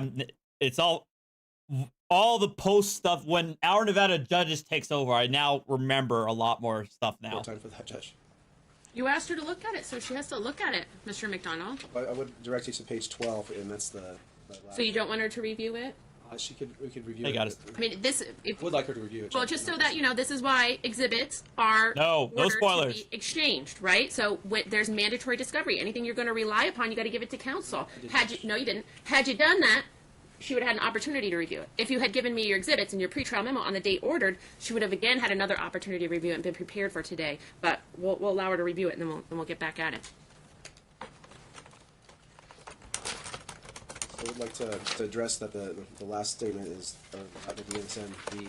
This is adjustment disorder due to divorce proceedings and marital issue. Judge, this is something that is completely emotional. I mean, Is this a question? Well, I'm just. How do you feel about this report? Does that make you? Does it qualify? That there has been sufficient. I really would like to read it before I give you my answer, because I know your character, and I know you are really good at manipulating people, and I wouldn't be surprised if I was 2 days before the hearing and told them that you were fine, even though they don't have the whole idea of what's happening. So if you don't mind, I would like to review it for just a moment. I'm a pretty fast All right, now reader. she's done with him. Well, she's been done, but now she's like, I'm tired of this mess. I've been here for 3 hours. I'm sick of this, and now like you're pissing me off.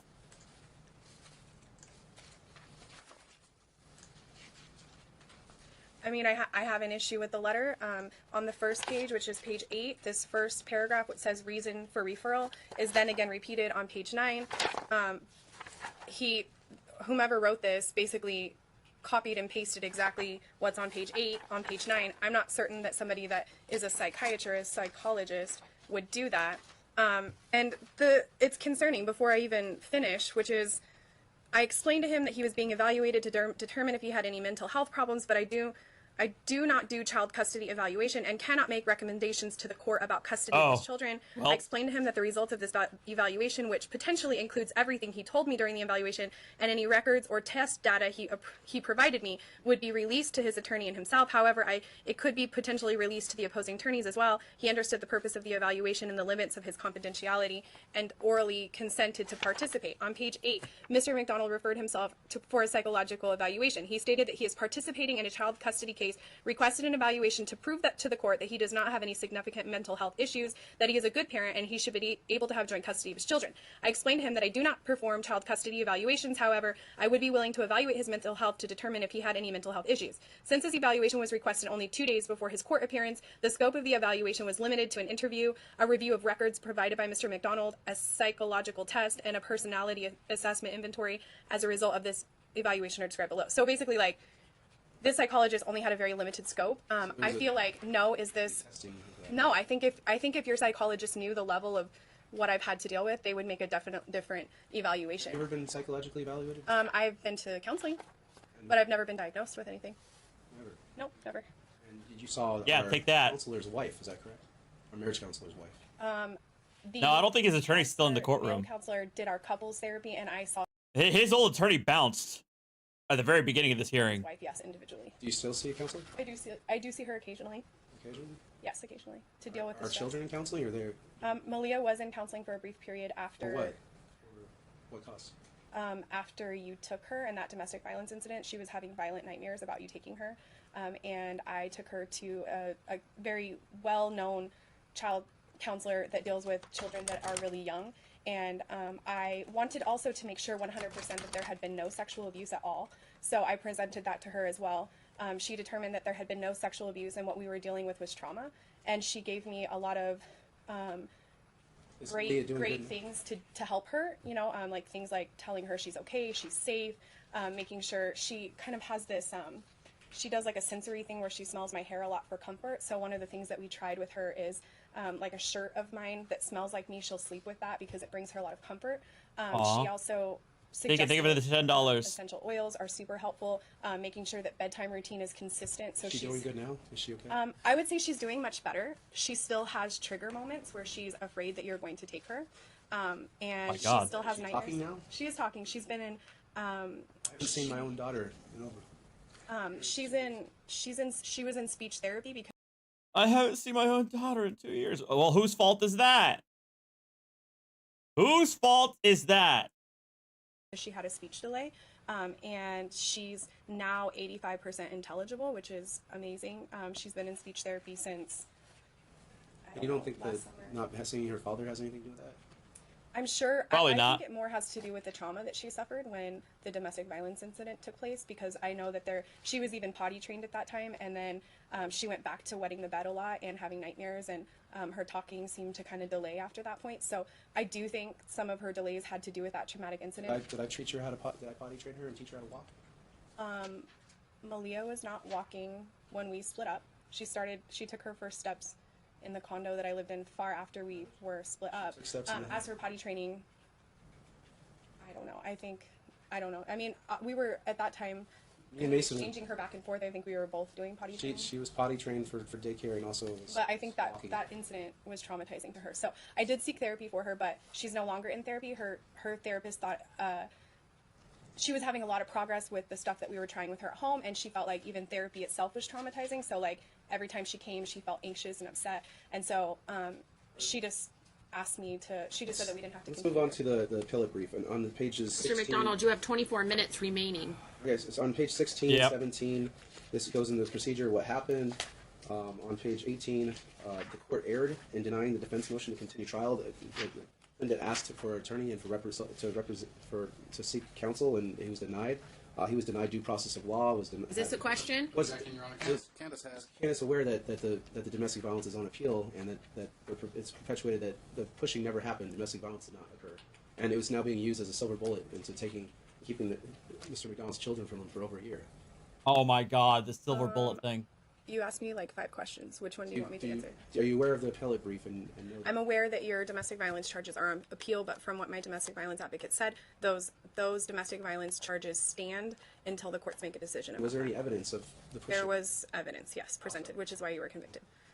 There were witnesses, and there was your own testimony, and then there was the phone calls that were recorded. And the phone calls were recorded illegally. No, as soon as you called me, I picked up the phone. I said, this phone call is being recorded. You continued to talk, therefore... I do not consent to phone recordings, yet it was still used, which is a felony charge here in the state of Nevada. Is that a question? Are you aware of that? Am I... that phone recording is a felony charge. If you do not tell the Yeah, but if she told you that it's being recorded and you continue to do it, then it's fine. Then you're consenting.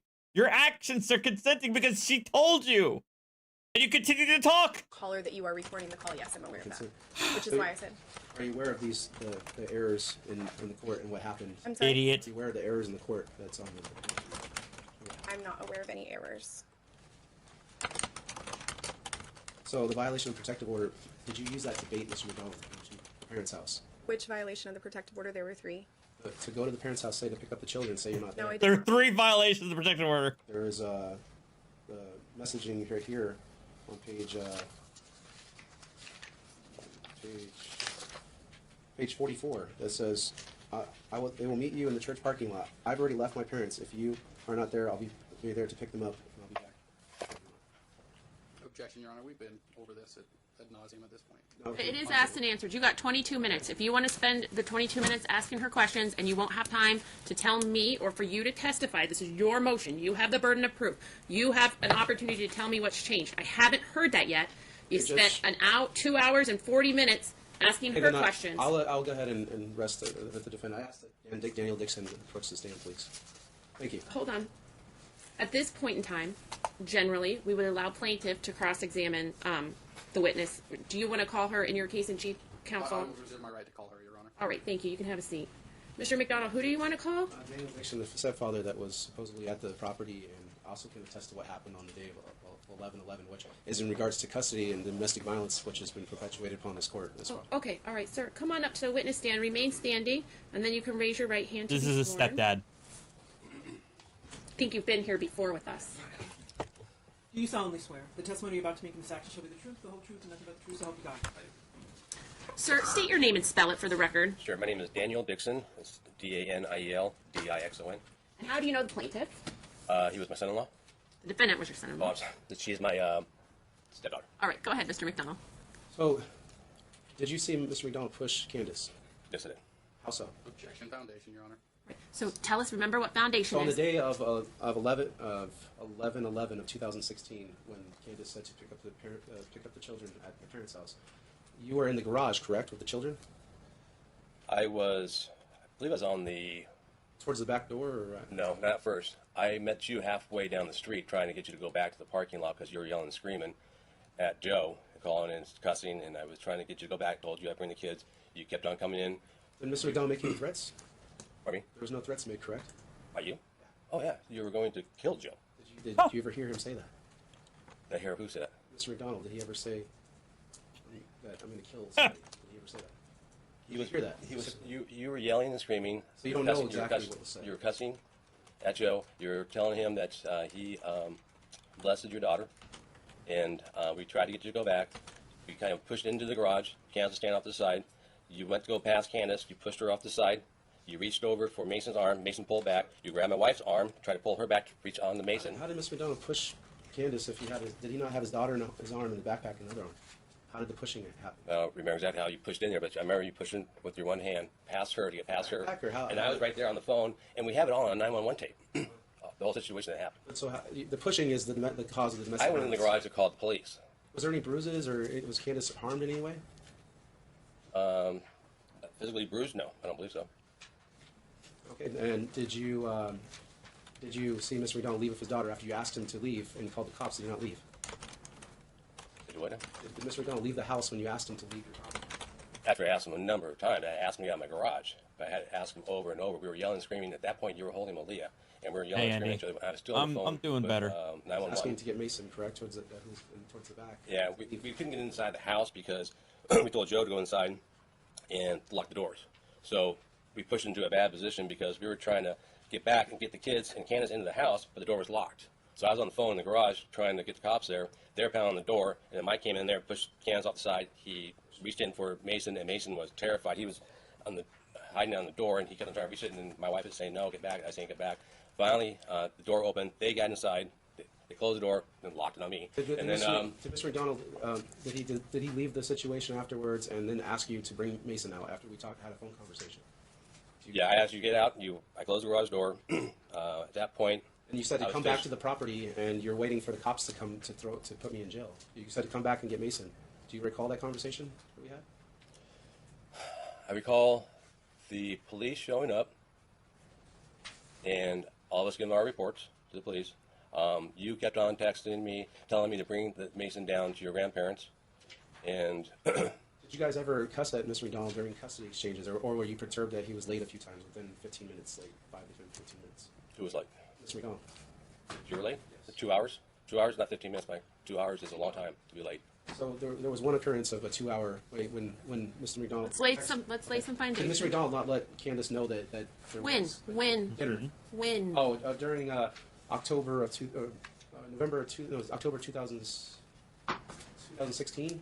He let Candace know that he had the children, that he was running late he had a dinner with his grandpa that was really important, that he just had surgery, and he asked for an extra time, which she said that's fine, but you need to bring him by 8 o'clock. Was that not perpetuated? Were you aware of that? I don't remember that situation. I'm sorry. There's so many situations that were. Do you think Mr. McDonald's a good father? You know, glad you asked me that. Here's my honest feeling. Oh no! You're right. I think every child should have a mother and a father.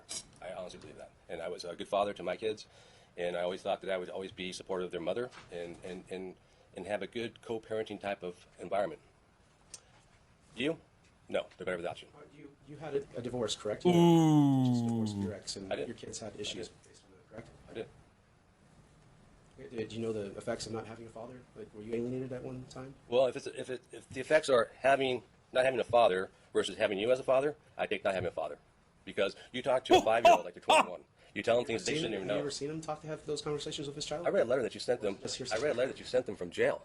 That was so inappropriate. I couldn't believe you were writing to your children. Have you ever been to jail, Mr. Oh. Yes, I was. I got DUI one time. And did we not work at the city together? We didn't work together. We worked in the same. Worked at the city. Yeah. And didn't we do all kinds of activities together, dinners, and I would say a good relationship. It helped with different things. Is that correct? I mean, you would see Mr. McDonald play with his children and see the love that he had for them, correct? Yeah, I seen him play with his children. I mean, he was more of a friend than a father.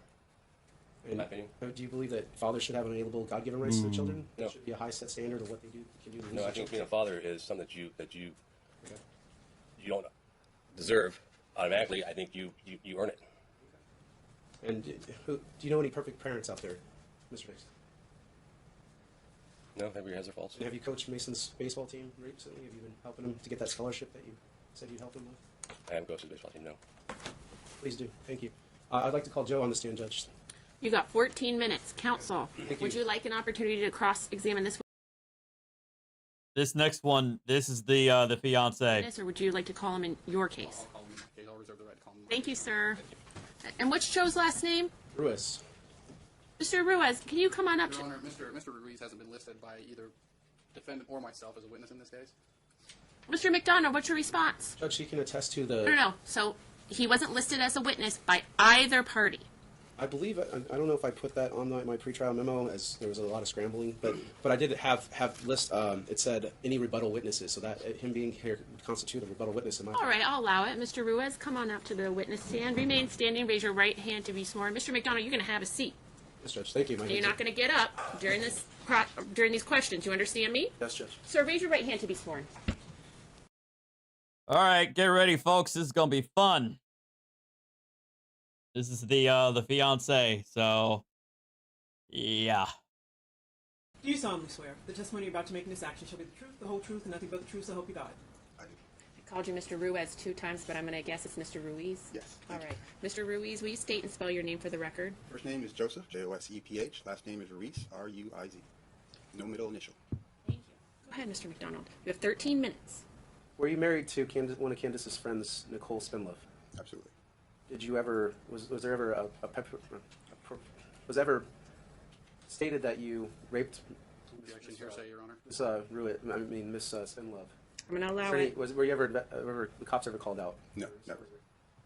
Were you aware of that she would tell friends such as Candace of those situations? Objection, hearsay. I'm going to allow it. If she was, I feel, oh man, I feel bad. 'Cause you guys saw, well, we're not going to show it. You saw that Candace's hand was just buried. I feel so bad for Candace. She probably feels humiliated that her ex-husband is subjecting her fiance to this mess. sexually molested or assaulted by me in any way, she still married me. There was never that case never happened. There's no record of that, and once again, that was he said, she said. What did you not get? Did you get a divorce during the time that me and Candace were divorcing? Pretty close, yes. Did your ex have any sexual contact with my ex? Not that I know of. So did you? Wait, were you aware what? that your ex was your ex a lesbian now? What? Mr. McDonald, hold on. It's Mr. just Hold on. No, how is this relevant? I mean, I don't want to trash talk people or bring people in. You're right, Being Judge. a lesbian is wonderful. This court doesn't look down on that. Those are people's choices, all right? And I'm not going to let you. You could spend about 3 hours talking bad about everybody I else, agree, but Judge. she's not a party. And that's very distasteful. Only all right? relevant stuff. I apologize. How is that? It's just, you're trying to insinuate something bad to the court, and let me tell you, the court doesn't think it's bad. The court's all for it. All right, Judge. So, Mr. Rose, did you ever touch Malia in any appropriate ways? Absolutely not. Oh my God! Malia stated to certain relatives of my family that Joe touched her pee-pee. I was not there, so I couldn't say. Oh my God! Have you ever watched The Children Alone? No. Never. Never. Have you I'm not ever? allowed. Huh? I'm not allowed. Do you ever smoke marijuana or do drugs? No. Never. Never. And you've never smoked marijuana or recreational drugs with the plaintiff? No. No. Did you take Mason to an event alone? You ever take him alone to different places? I took him to Aviation Nation. Yeah. We went together. You have fun? Absolutely. You could talk about the pictures, because that's how you know. Do you play with Mason? Yeah, when he wants. Does he ever play out in the street alone or stay No. places? He's always watched by somebody? Absolutely. Do you help coach his team or to bring him to any events like baseball or soccer? No, I've been to his games. I've helped him Is he good? catch. For his age, absolutely. You should be there. I wish I was. You should be there. I like this Ruiz character. This guy's got that. He's got a shit-eating grin, and I love it. He like sucks to suck, doesn't it?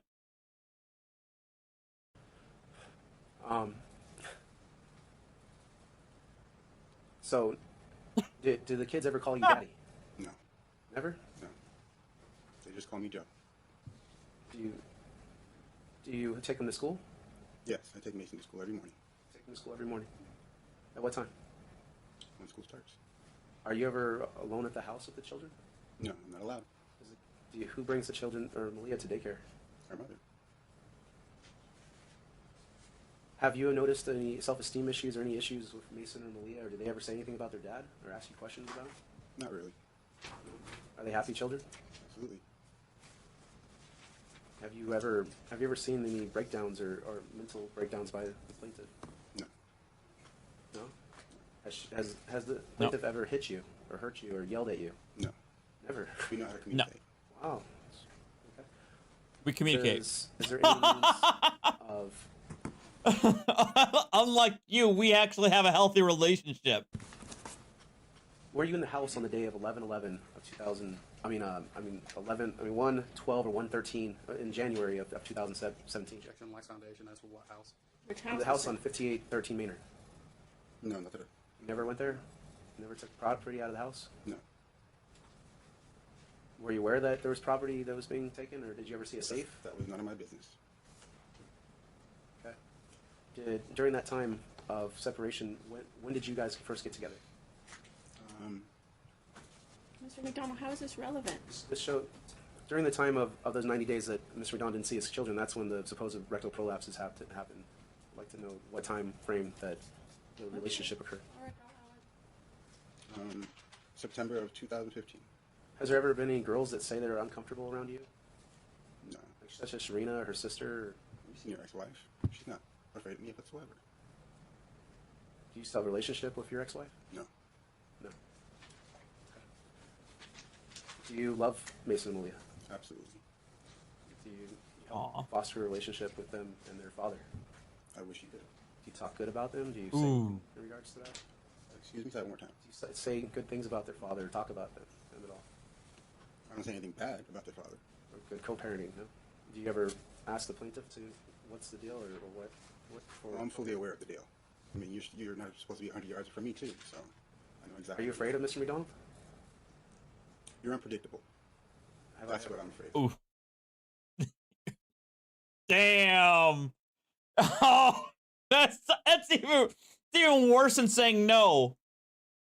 Like, you're unpredictable. I don't know what you do.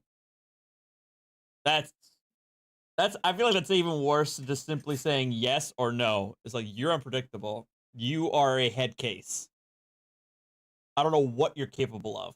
What have I done that, or what has Mr. McDonald done that's unpredictable? Coming across the street, threatening my life. So did In you? November of 2000. Were you aware that there was those charges that was sent to Candace? Did she show that to you? And what would your mental state I be? was there in court when that happened, so because I was subpoenaed, so I had to be there. What would your mental state be if you found out some stranger with that kind of record was watching your children? I don't have a record, so I couldn't say. Let's say if just somebody else. If you found that out that somebody. Objection, incomplete hypothetical, Your Honor. Okay, so we're not going to do the what if. All right. So, do you plan on being in the children's lives and being a stepdad? I am marrying Candace McDonald, so yes, I do plan on being in the house.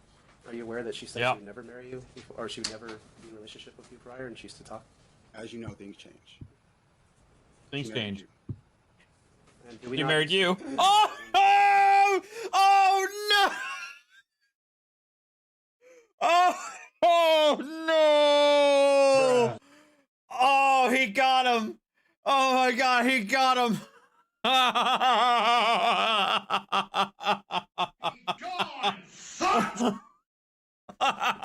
Oh no! Yeah, 1 or 2 times.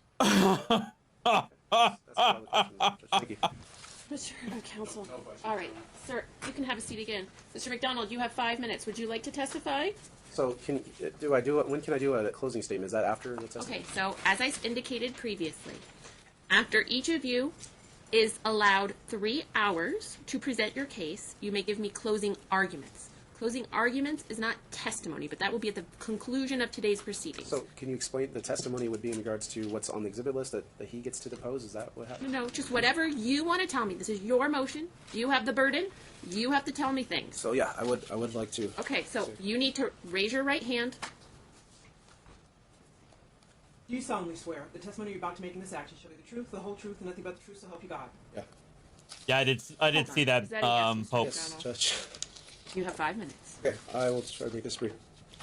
Oh, okay. So for those who missed it, Mike asked Joe something to the effect that, isn't it true that at some point Candace said she was never going to marry you? Something like that.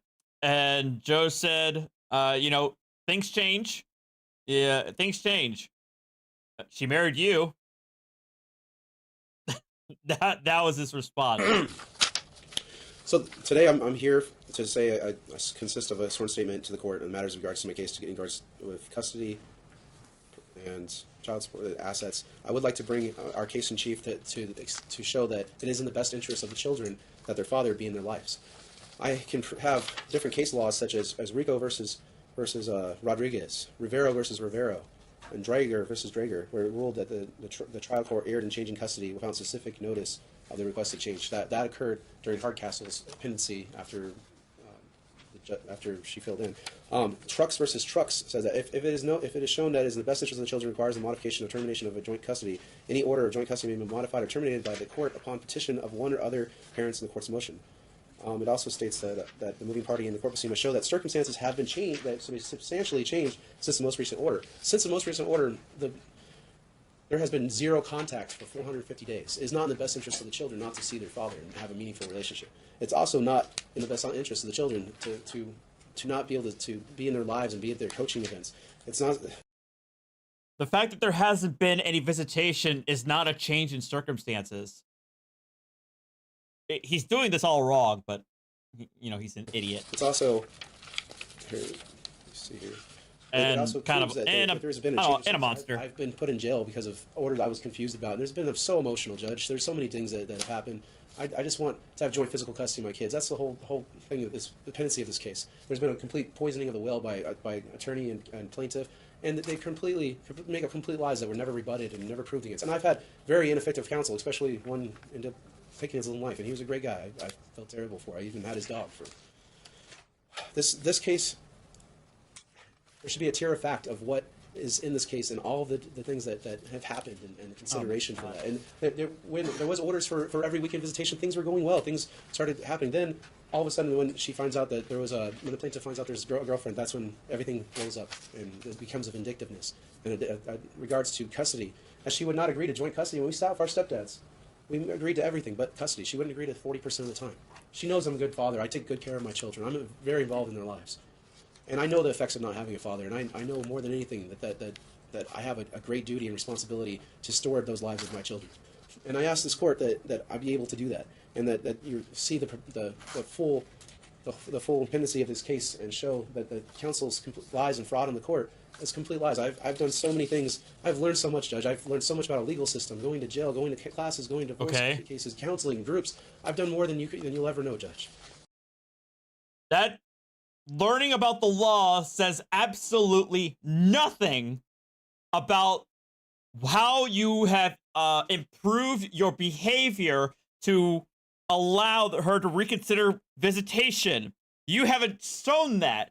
In fact, you've added on to horrible things that would tell a judge that you do not deserve to be around your kids. It's all of what he's saying has no bearing on whether or not he should be allowed to have some level of physical custody or visitation. I mean, yeah. I've done and remediated. That's kind of the problem. You need to tell me See you what later, you've done. Deacon. All right, that's the reason why we're here. And you haven't. Motion. So don't say I've done more than you'll ever know, Judge, because you just had 3 hours to tell me what you've done. I thought that was just test for. And you've done nothing. Things I've done. So I've been going to counseling regularly. I've been going to my pastor's meetings. I've been going to divorce care, to the cases for Celebrate Recovery for life issues. I've helped so many people that are going. What are life issues? Life issues such as divorce or alcohol, whatever. All kinds of groups there that they have. Okay. And I help foster. When did you start? How often do you go? And how long are the classes? So I used to go to these classes and to men's groups. Okay, no, let's just start. I need you to tell me everything that you've done since the last order. Remember we talked about it. August 16th, 2016. What have you done since the last that order, date? Judge? I've been going regularly to Celebrate Recovery on Mondays. What does regularly mean? Mondays, almost every Monday. Every Monday. At the crossing. And Jeff At Moore, the crossing Jeff Moore, since the pastor, August 2016. I've also done divorce care, which has been very enlightening. What is divorce care? It's a program that was made by Dave Ramsey and other people that actually goes and teaches you how to overcome a divorce, how to be a good parent and co-parent. Where is that class at? That class is also at the crossing on Monday. How often have you attended that class? On Wednesday nights regularly, Judge. Since the last order of this court. August 16th, 2016. So you're at the crossing on Monday night? You're at the crossing on Wednesday night? Usually. Okay. And then what else have you done? So, Judge, I've also gone to counseling with Nancy Hunterton. I've done multiple men's groups. How long have you seen Nancy Hunterton? Since after getting out of divorce. I mean the jail, Judge. Okay. And you've seen her weekly since you got out of jail? It's usually every other week, Judge. She's usually busy. Every other week since you got out of jail. It varies, but yes, Judge, regularly since we've been out of jail. I've also taken the eval. I've done everything. When did you do the eval? That was previously to the trial. It was before the trial. Yes. So when Judge Hardcastle ordered you to have a psychological evaluation that was done in jail, November 2016, where is that evaluation and who did it? So that was in jail with Dr. Green, Judge. Okay. So where is that evaluation? I have not been privy to that. So you're telling me that the municipal city jail just went ahead and gave you a full-bore evaluation? They did give me an evaluation in jail, Judge. That was the per requirement. Yes. Well, per the requirement, as in they were concerned about you in the first few hours and they gave you an evaluation? No, Judge. They came in on request of Judge Almasi. So Judge Almasi requested you to be evaluated? I believe so, yes. Okay, and how long did that person, Dr. Green, spend with you? A couple hours in a week. That's all you have in jail's time. So, where is that evaluation? I've not seen it. It's probably with the municipal records, Judge. Okay, why do you think it was an evaluation? I was told that it was an evaluation, so that's what. Okay. The court has authority to award joint physical custody. I want to let the court know that I want the court to know that I'm a new man, a new creation. I was born again through the fire and adversity of this court and through perilous unfortunate circumstances I've had. Oh, stop! Oh God, he's posting cringe on Maine. I take responsibility for being emotional and for doing some of the emotionally driven things that I did, but I've never tried. What? What's that? Emotionally driven things. Emotionally driven things. Take responsibility. Yeah, so for what? For what do you take responsibility? For trying to get back with the defendant after the court said not to. The court said that we can get a divorce for any reason. I believe that our marriage was bought on by God and that it could be redeemed, but. Judge, oh my God! I have a beautiful girlfriend now. I don't need to. I don't have any regards to that. I just want to be a good co-parent. I've also done things such as, I've learned I followed all the court orders since the last orders and learned so much about the divorce and legal process and the power and importance of it. One day I'll be an attorney, Judge. One day. I'll know this process a lot more and help. No, you're not. I also want that we'll do what's best to help many families and especially my own and raise and foster my children. I've in fact learned and studied so much as to help what's best to help the laws out here. I've attended the child support hearings. I've a committee that's redoing child support here. I've actually gone in September of 2017. I was asked to go to D.C. in Washington D.C. and spoke to almost every Congress member in the House and Senate, and I lobbied for equal parenting. And then months later, in November, went to every committee member. And months later, there's now a bill called H.J. 121. Which is a constitutional amendment for equal parenting, and it shall not be infringed. So if passed, so it's still in Congress. I've also met with all kinds of experts and things of what's going on in our society and the devastating effects and the social issues. And I know that it is not in the best interest for the children not to see their father. It's not in the best interest for them to not have meaningful time with their father and to help bring them in the world. It's not best to miss out on holidays and presents. When I try to bring presents to them on Christmas, I asked counsel, how can I bring presents to my children for Christmas? Never got back to me. I went multiple times to try to drop off things and nothing. I also say that it's not in best interest to miss out on the father's whole side of his family. The kids had a good relationship with my cousins and uncles and aunts and grandparents. I have a big family, Judge. I have an Italian family. We love each other. The family is big to us. It's important. I also say it's not best for my little girl to be 2 years old and not be able to see her father. Oh my God! Last time I remember her snuggling with me at daycare when I saw her that day. Oh my God! Snuggling with her at She daycare? was kissing me and saying, "Daddy, I love you." The day that you took the wrong kid and then took her? No, I never took the wrong. That's completely different. You didn't do that? Are you talking about that day, though, that you picked her up off the mat when you weren't supposed to? Oh gosh! The judge is not having any of your crap, any of your sad tears. Judge is calling him out on his bull. A different day. Okay. But it's not. It's a different day. It's not in the best interest to not have meaningful trips. I asked multiple times. We go to Duck Creek every summer, and we had a great time. My little nephew, niece, and nephews. I'm fishing with them, teaching them to fish. I wish my kids were there to make those memories. To deny the children love from their father and from their parents it's child abuse, Judge. Not to be able to make those memories of them fishing and teaching them how to do that. Those are things that have changed my life, and I want that for my children. To not have good co-parents to help raise them. To deny access to them, to deny phone calls and video chats. Okay, you're 5 minutes over on your time. I'm going to give you All right, 1 minute more because you'll be about 7 minutes over. Thank you, Judge. Yeah. I don't want them to miss out on their life events and deny the children's right to a parent because you're supposedly she's afraid of me, Judge. I've done nothing. I have done emotional things that have gotten me to this position, but nothing warranting throwing in jail for 6 months or trying to call my children. I just want to speak with them. Throughout this whole 2 or 3 years has been a constantness of alienation, of saying you're not going to see the children, you'll do what I want. And Judge, I just want to have equal protection for my children. I want to be there for them. I'm okay. We had an emotionally tumultuous relationship in a lot of ways, but we also did a lot of things. We both love our children. And I know she's a good mom. She does good things for her. And I think if we had orders setting that, we wouldn't have issues. We just avoid each other. We would be good co-parents once we're talking parents and go to their games out separately and cheer on my son and coach him. And she could do it too. We should do what's in the best interest of them together and not just keeping them away for spite and greed. So I asked that I've stayed far away since the court order. I've stayed far from her place of employment, from the kids' school, from everything. I've attended various CLE classes in regards to custody and support. I recently got appointed to the Bar Fee Dispute Committee as a lay member. I'm actually running for office, Judge, where I can help go to the state senate, where I actually attended when I was in high school. I attended Boys State and passed mock legislation up there. And one day I'm going to do what I can to help change these laws. So I believe that my path is. Oh my God! All through Now he's this, grandstanding. Divinely guided, and I read the book, The Purpose-Driven Life in Jail, and I'm a reformed man, Judge, and I deserve equal access to my children. I will do whatever is in the best interest and be a good co-parent and love my children, love her for being there and for giving me such beautiful children.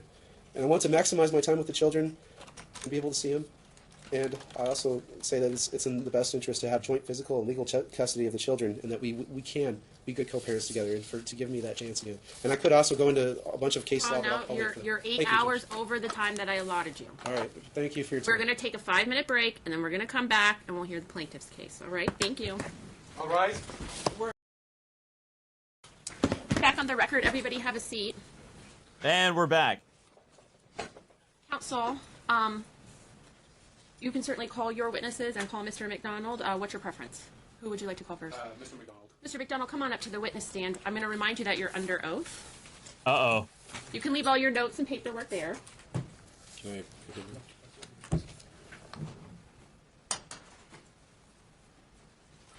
Go ahead, counsel. Here we go. Mr. McDonald, isn't it true that on October 6, 2016, you were charged with one count of violation of a protective order? What was that? October 6, 2016. What? I don't recall. I have an exhibit binder for the defendant, Your Honor. Is there one up there already? Is that it? That's my pretrial.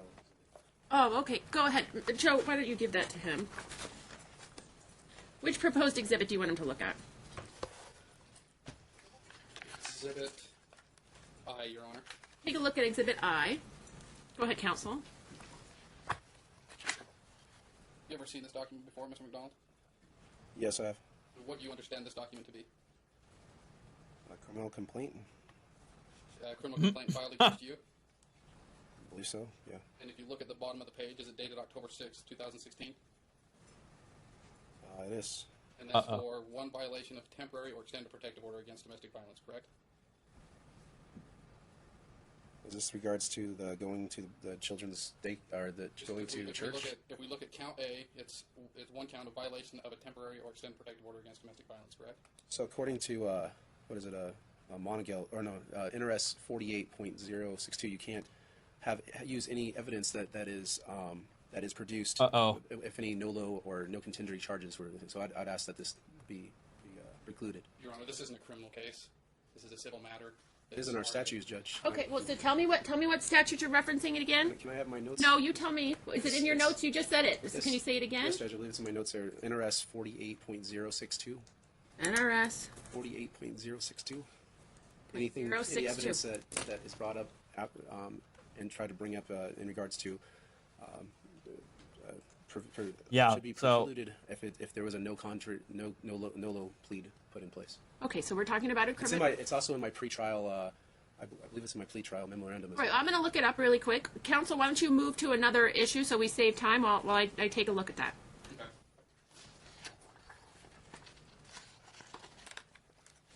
We will move to Exhibit J.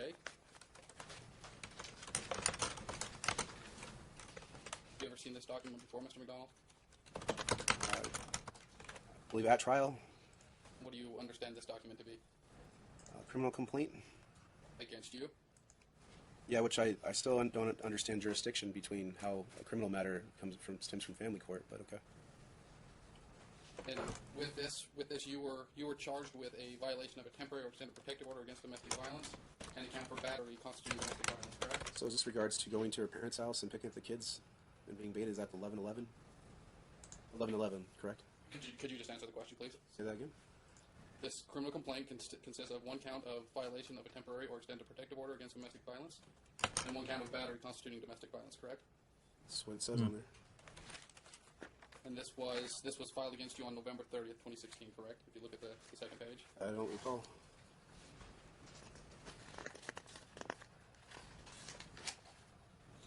Okay. And this is stemming from an incident that occurred on November 11th, 2016, correct? I believe so. And you went to trial on that charge, correct? There was due process violations on that. You went to trial on that charge, correct? I believe these should also not constitute any given any weight based on the NRS 48 as well. NRS 48. Did you plead no contest to that charge? Yes, I did. Oh no, I pled. I believe this was not guilty on both counts. Oh, whoops. Mr. McDonald, are you sure that's the correct citation? If I- Why don't you go back and get your notes and then tell me specifically what statute it is? But you go ahead, Mr. McDonald, because he doesn't know, which note is yours there.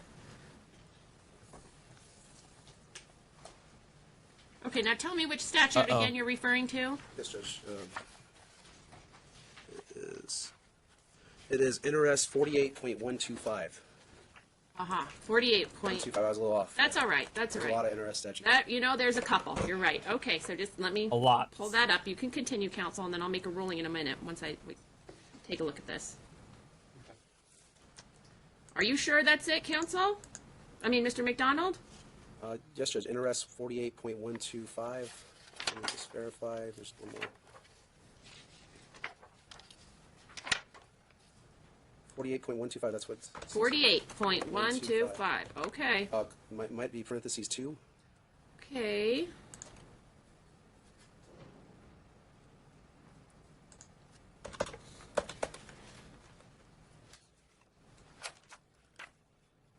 Is it 48? NRS 48.125. Parentheses 2. All right.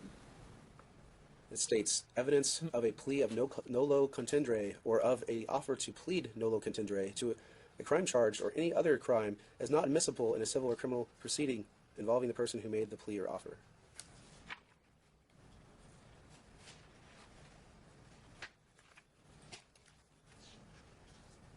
Okay, counsel.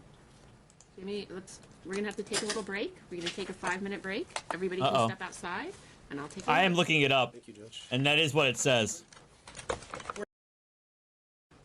48.125 says evidence of a plea of guilty or guilty but mentally ill. My bad. Evidence of a plea of guilty or guilty but mentally ill, later withdrawn, or of an offer to plead guilty or guilty but mentally ill to the crime charge or any other crime is not admissible in a criminal proceeding involving the person who made the plea offer. Wait, I thought it was a civil, but he said, well, I thought it was a civil. Was this updated? No. Oh, section 2. Section 2. Evidence of a plea of nolo contendere or of an offer to plead nolo contendere to the crime charge or any other crime is not admissible in a civil or criminal proceeding involving the person who made the plea or offer.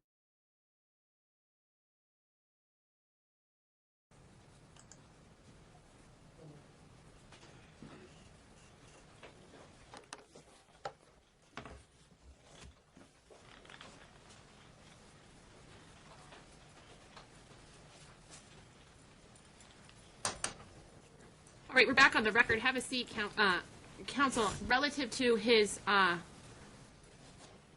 objection, the statute in subpart 2 indicates NRS 48.125 sub 2 that evidence of a nolo contendere plea or an offer from being admitted both in criminal and civil trials. However, in Taylor v. Thunder, 116 Nevada, 968, 2000, the court indicates in its discussion, here we're not discussing an offer to plead guilty. It seems as though that you're discussing an actual plea of nolo. And Mr. McDonald, are you on your phone? I was going to look up Thunder. Could you explain that to me, please, Judge? I just gave you the citation. I'm making the ruling now. I don't want you to be on your phone while we're in court and while you're testifying. So we're not talking about, and Mr. McDonald argues that due to his plea of nolo, that nothing associated with that criminal charge would come in and be admissible in this case. Not the criminal complaint, not his conviction, not anything. I believe Mr. McDonald's argument is too broad. The fact that he pled nolo will not be considered by the court. However,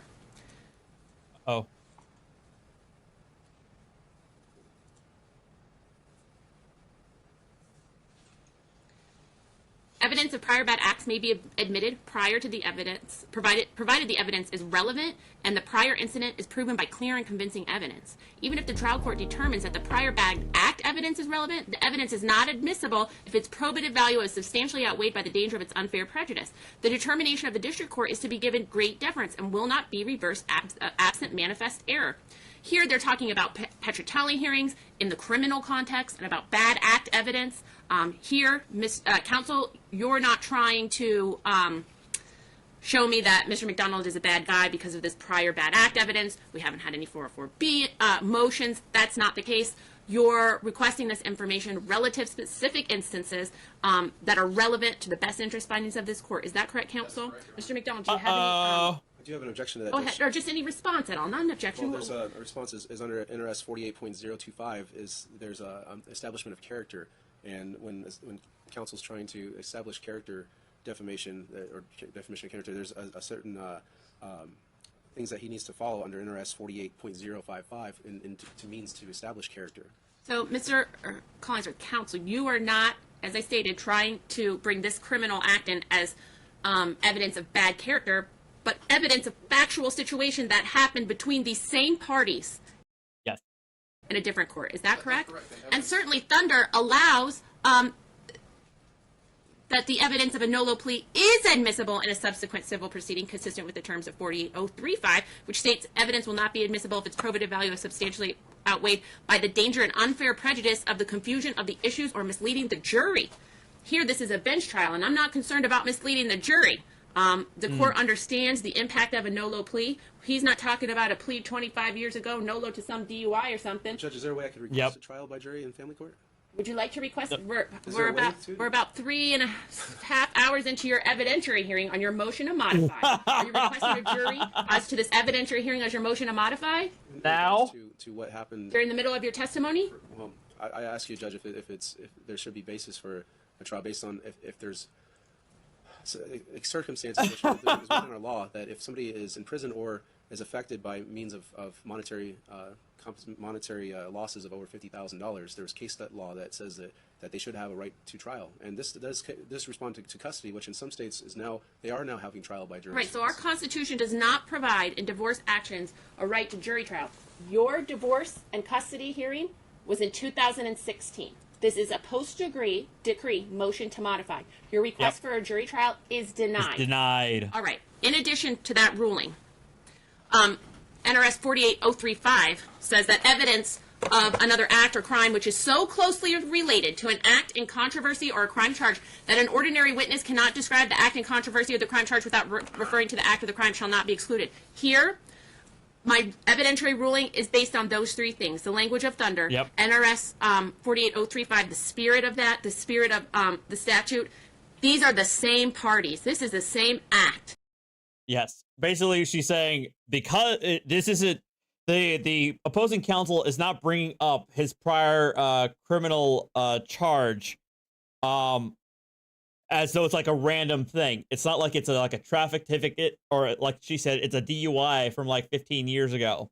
This is a criminal charge that is directly related to the issues at hand between these two parties involving a family and custody issues. Therefore, it's allowed to be brought in because of its relevance and because of its probative value. And because this is not involving jurors, it's involving a judge, they don't have to worry about that either. They have so much relation to each other. Mr. McDonald is charged with telling me what has changed since 2016, and I think that the court really specifically needs to hear about these criminal cases and the acts. He certainly asked Plaintiff about all of these acts in his 3-hour examination. You got into those things. You certainly opened the door. You can now not try to take advantage of a legal loophole that you charged right through with the plaintiff. So, counsel, continue. Yeah, I already did that too. So going back to Exhibit I.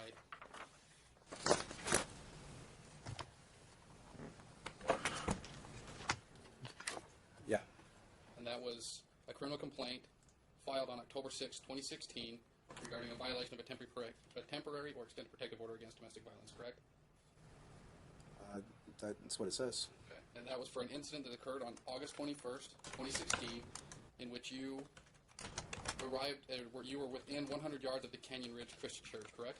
Now there was an order saying that I was not to go to find out of the church. But this complaint and is I in was not regards at. to you being within 100 yards of the I Canyon was Ridge confused under that order. There's a separate entity from Canyon Ridge. There's an actual auditorium, and then there's a daycare which is within over 100 feet, and that was what I was confused about, and I was But going. if we look just at the complaint, it was regarding you being within 100 yards of Canyon Ridge Christian Church, correct? That's what it says. Okay. I'd like to That's what admit it says, I this guess. complaint as plaintiff's first trial exhibit, Your Honor. Any objection? This has been adjudicated. Well, it's still on. Well, I don't believe this has relevancy to this case because it shows that it's just a more poisoning of the well to show what happened. I mean, it's up to you, Judge. Okay. I'm going to allow it. You It is- certainly question plaintiff Well, it is up. Well, you're right. It is up about to it me. For some time about the event. I think it's appropriate. It'll be admitted. And based on that complaint, you were sentenced to you received a suspended sentence of 179 days in jail Your Honor, I object. On what grounds? Because it's damaging to my case. for that charge, correct? I was thrown in jail for over 5 days and missed out on a business trip to Canada, and I was almost fired from my job because they didn't know where I was at. I wasn't even able to make a phone call. Okay, I will refer you to Exhibit D. It's a register of actions, case number C1162845A, and it's been marked as plaintiff's exhibit. It's base stamp PLA 000206. See that document? Okay. No contact with the victim. I had no contact with the victim. If you look at the 11th item down that's dated 12/8/2016, does that say sentence suspended jail 179 days? Yes, that does say that. Okay, and if we look further down, It also says trouble broad due, so stay out of trouble broad. and then we look further down towards the bottom of the page, date 1/12/2017, says revoke, and then right under that sentence, jail 179 days, correct? Uh-oh. It does say that, okay. And there was more than 2 days credit time served. But I would like to admit that as plaintiff's second trial exhibit. The objection. Oh. Under interest, that statute that I stated, the 48-1. She already ruled on it, buddy. Low contendere plea. It was Mr. McDonald I did not understand the implications of pleading that. I didn't know I'd lose my appellate rights, and also I did not understand the broad stay out of trouble order, as I've never been in any criminal proceedings or in trouble with the law before. So I would say object to it based on that. But you concede that you were sentenced to 179 days on January 12, 2017? For the phone call. Right, and you agree that you pled no-lo? Is that correct? To the phone call? No, on 12/8 you pled no-lo. Is that correct? I believe so. You found guilty? Is that correct? No, Judge, that's not correct. You were not found guilty? That was a NOLO is not pleading guilty to. No, you were found by the court Oh, and it was adjudicated adjudicated guilty, guilty. yes, Judge. All right. You were- You were ordered to yeah. stay out of trouble. Is that correct? Yep. The broad yeah. All right. And 179 days were suspended. Which I did not understand. Yes. Okay. And you were supposed to stay away at least 100 yards from the victim. Is that correct? Yes. Yeah. I'm not going to admit it based on your objection. Oh. Well, all right. Back Fair enough. to Exhibit J.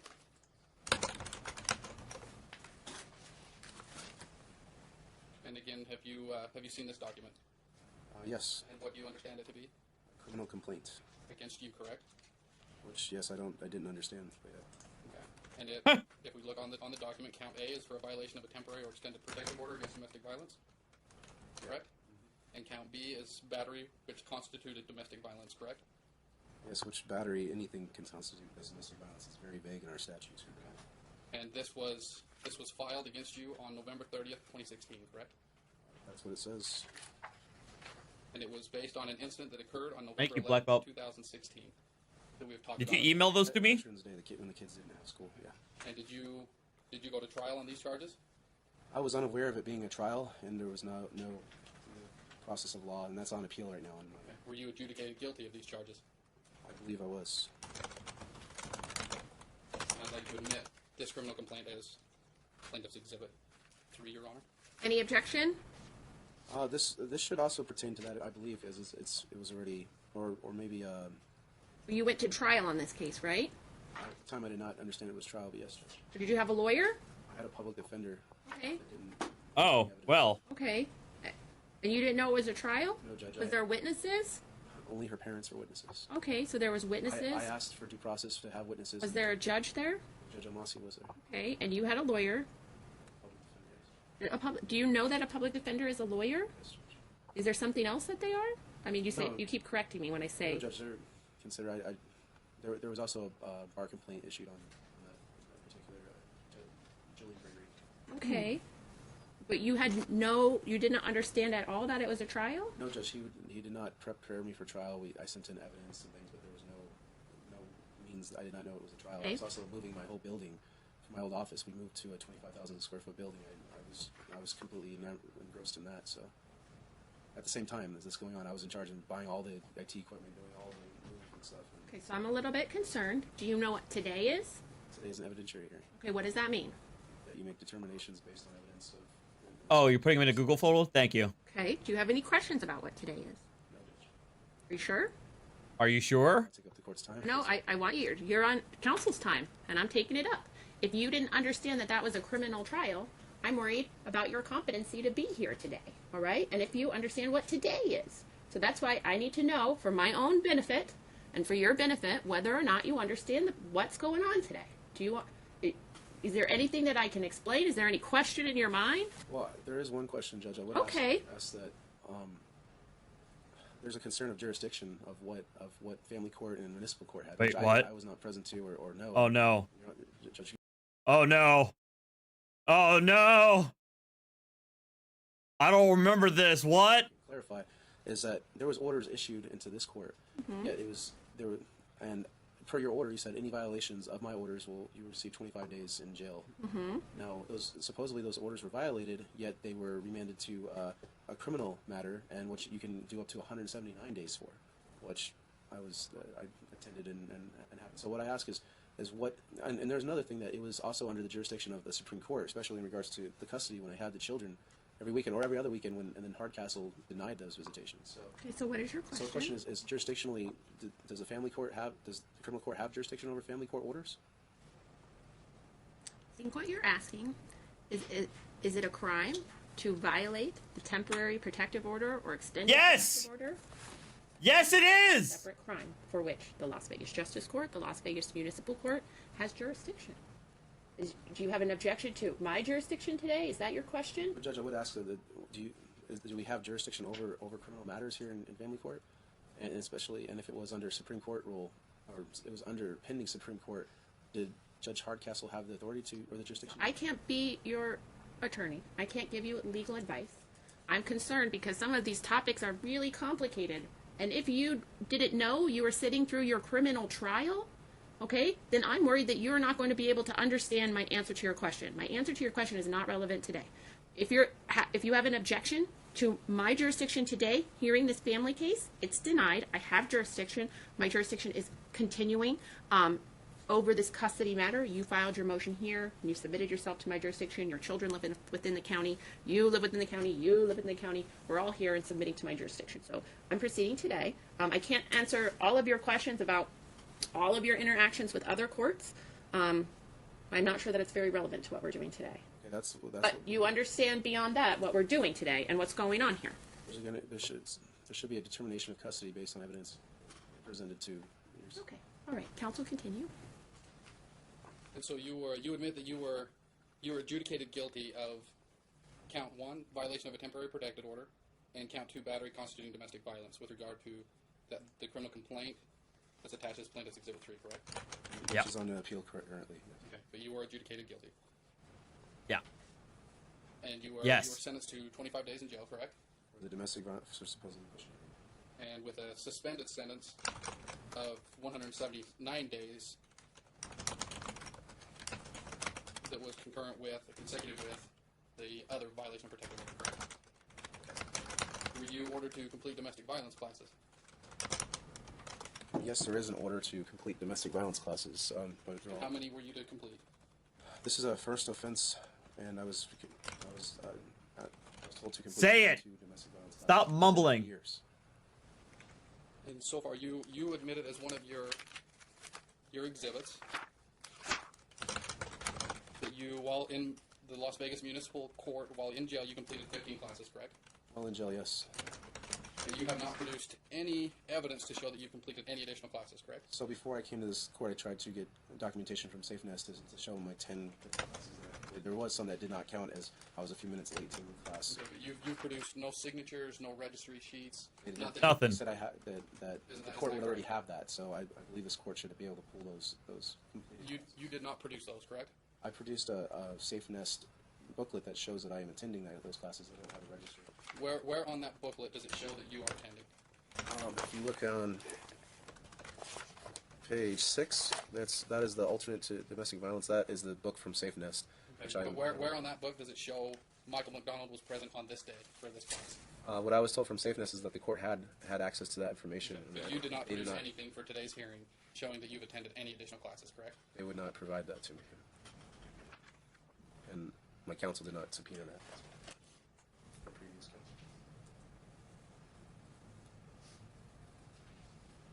Were you also ordered to complete a domestic violence level 2 class? Not that I recall. An intake? Is that what you're... There was an intake done at SafeNest. The one that was in the municipal court was too expensive. I was told by my previous counsel to go to SafeNest and complete it, which I had done. And I've also But again, you haven't produced any evidence to show that you completed or taken any additional classes, I correct? was told by SafeNest that you guys would have the court would have access to that information. Okay, but you didn't produce anything, correct?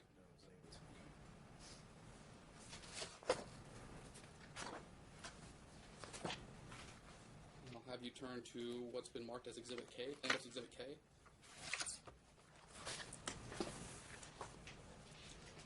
Have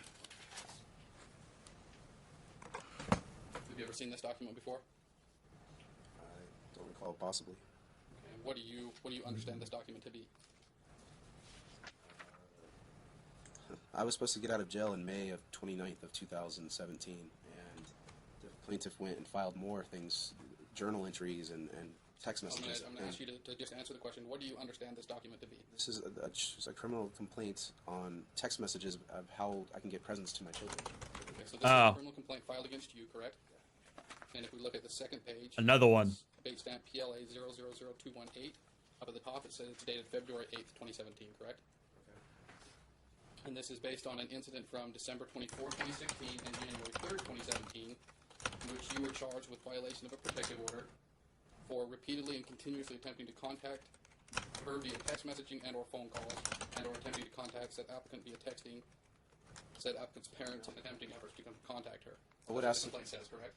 I would ask that this be precluded based on NRS 48125, as this was a no-low contender, as I didn't want to. I had 179 days suspended over my head, and I took a plea deal just to not be able to not to go back to jail. I had to get bailed out by my parents for $5,000. After that, when I was supposed to get out, they kept me in an additional 10, 15 days, and I was bailed out, and then I took a plea deal. Okay, but this. Hold on. So my same ruling stands. Let me, as I've looking at other cases, also indicate that it talked about Taylor versus Thunder, but Pasadena police officers versus Pasadena 51 Cal 3rd 5-6. Father Bill Fox says, Artie, why is respondent counsel going with all this trouble and his performance so dreadful? Is it to protect from appeal? It could be. But I think the opposing counsel is ensuring that the record is clear as to what McDonald has been doing. I think it's more so to make the case as solid as possible, even though Michael easily buried himself with his own testimony and the questions that he asked his ex-wife. I think opposing counsel would it's probably in his best interest to I guess twist the knife even worse, because again he's burying himself over and over and over. But it could also, I think, isn't he also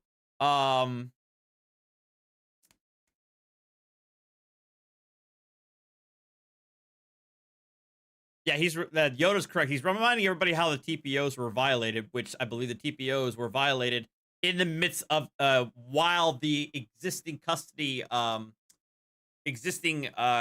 order was in effect, which is what Michael wants to change. But I also think that he's going to allude to something against Michael later, but I don't want to say anything because of potential spoilers. I'm not sure.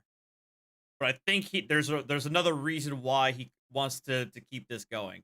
For evidence of a no-low plea is admissible in subsequent civil proceedings consistent with the terms of NRS 48035, which states evidence will not be admissible if its probative value is substantially outweighed by the danger of unfair prejudice.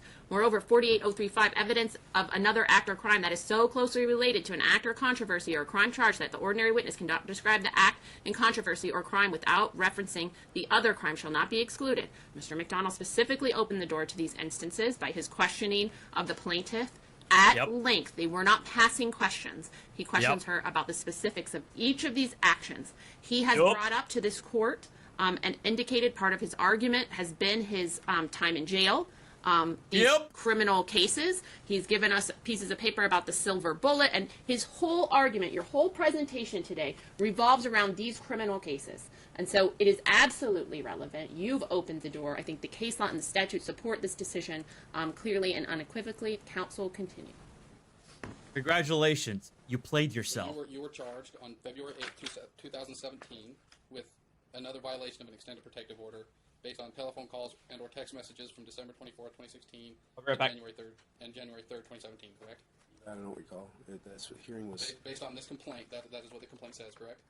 This complaint says that it was entered in February 8th, but it didn't get prosecuted until after I got out in around June. It was around June of 2017, if I recall right. So I will move to attach the criminal complaint as Exhibit K as plaintiff's fourth trial exhibit. Counsel, Mr. McDonald, I know that you've stated your objection for the record. That objection will stand. Can I say one thing? Sure, go ahead. So this is just as for the court to bear weight on it is a text message or phone call attempting to contact the applicant. There was nothing saying in regards to Candace, it was only in regards to his children and getting presents to the children. And that's what weight this count has. And there was no order saying I was not to contact. I believe there was none that said that I couldn't contact your parents at that time. And you were adjudicated guilty of that charge, though, correct? By no contest, yeah.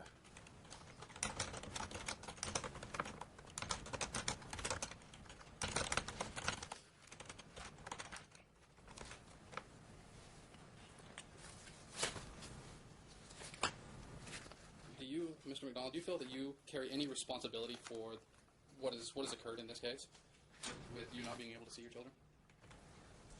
Yes, in some regards. What responsibility do you think falls on you? In regards to what? To not being able to see your children. And my responsibility? Well, confusion for one. There were orders that were unfollowable in my eye. I didn't understand. They were contradictory. Me and plaintiff tried to follow the order as best that we could. We didn't understand it. We tried to get clarification, and I didn't have counsel, and asked Judge Hardcastle to clarify the orders.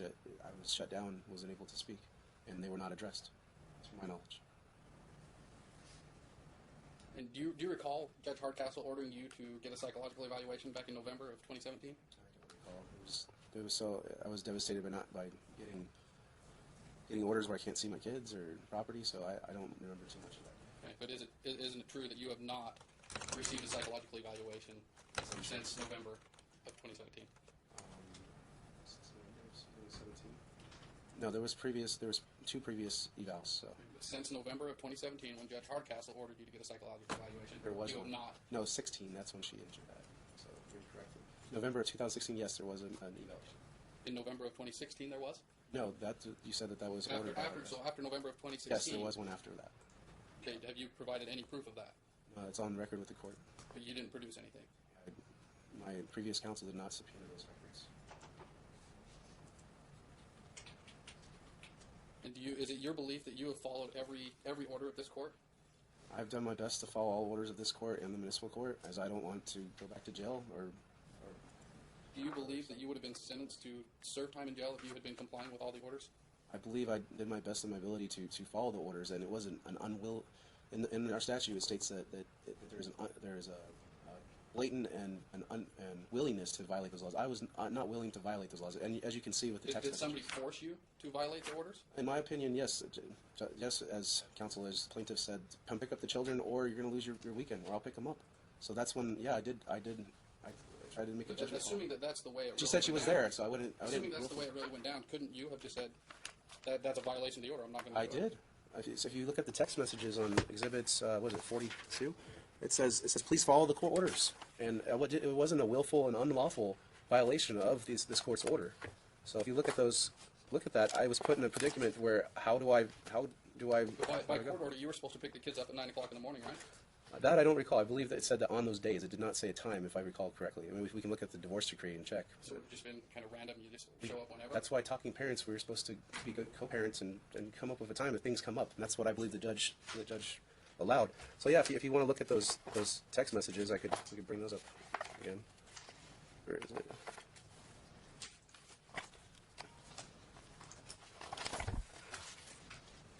But you understand that when a court advises you that you are to have no contact with another party, that means no contact, correct?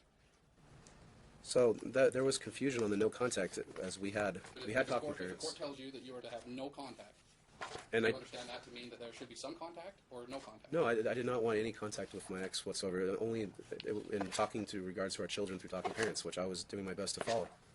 As we can see the text messages on page. Do you believe that you've ever had inappropriate conversations with your kids regarding this divorce case? Ever inappropriate conversations? No, there was never inappropriate conversations. That's complete hearsay. I took the COPE class. I know what to say to my children. Did you write them letters from jail? There was letters that were Okay, written. what'd you say in the letters from jail to your kids? You wrote letters to your kids, correct? Hold on, no, one at a time. Did you write, when you were in jail, in spring of 2017, did you write your children letters? Possibly, yeah. You don't remember? Yes, Judge. You did? Okay, how many letters did you write each of them? I don't recall. Was it more than one? Possibly. Okay, so in letters to Mason, did you say anything bad about their mom? I don't recall, Judge. Ever saying it was very emotional to be in jail, not see my children for over 6 months. I understand. So tell me what you said in those letters. Well, I drew them pictures. There was some letters that. What'd you write in the letters? The pictures were. No, what'd you write in the letters? I don't recall all the things. I remember saying I love them, I miss them, and how I look forward to being their coach and being able to see them, and all that. I think about them and pray about them each night. I wrote all those things. I love them. Daddy hasn't forgotten about them or abandoned them. I put those things in, and I also put some of that in regards to if when they get older, maybe they ever want. I don't know. Wasn't sure if they were ever going to get to my kids, but. Could Mason read? Mason can read, Judge. No, in 2017 when you were in custody, Mason was able to read? Judge, Mason can read. I spent. No, my question was. No, in 2017. Could Mason read? Yes, Judge. Okay, I read them every night. No, not whether you read. Sorry. Can he read? Yes, Judge. Can Malia read? No, she can't read. Okay, so why were you writing her a letter? It was mostly to my son, Judge, but. Okay, but why did you write Malia a letter in 2017 when you were in jail if she couldn't read? What was the point of that? I think I addressed both children. It was. Well, just help me understand. I want to understand why you did that. So what? So. Why you wrote them letters while you were in jail? How would you not want to? No, not a I wanted question. to communicate. Nope. Talk to him as I had him every weekend for a year, and then almost every other weekend, and then nothing for 6 months being in jail. I wondered what they were thinking about me. Where, did I vanish? Did I die? I had questions, so I wanted to send them. You had questions, so you sent them a letter? No, I wanted them to know what was going on. You know. wanted them to know what was going on? No, not what's going on. Where? Even though they can't read? Why isn't Daddy here? You wanted to tell them that you were in jail? Did you say in the letters, Daddy's in jail because Mommy put him there? I don't recall. Ooh! You don't recall? Is it likely you said something like that? It was very emotional. I don't know what was written. You don't know? You don't know if you wrote that or not? These letters, I was going to keep them and give them to them one day or something if they ever asked her. And this picture, I just sent pictures to them at first. Those pictures are never brought up. I drew things for them. Not worried about the pictures. I'm worried about you writing these two little kids who can't read. Okay. All right. Let's assume Mason is a great reader for his age, and he can read your multiple pages of why Daddy's in jail. Tell me why you want to tell him at that age that you're in jail and the reason why. He is so full of it. I'm trying to get to your relationship with your son and your daughter, and I need more information about that. I have a very good relationship with my children. And they would ask questions and things. I would do age appropriate questions or answers. When a child goes and asks you a specific question, As a parent, you When you're in jail, were your kids asking you No, Judge, questions? this is before. That's why I don't understand why would we write them letters. Judge, it was an emotional time. Hey, thank you, all of you, for the re-ups. Things that when the children are of age, one day maybe they'll know what happened or what. I didn't know. Also continue. So, I'll have you look at exhibit that's been marked as Exhibit E.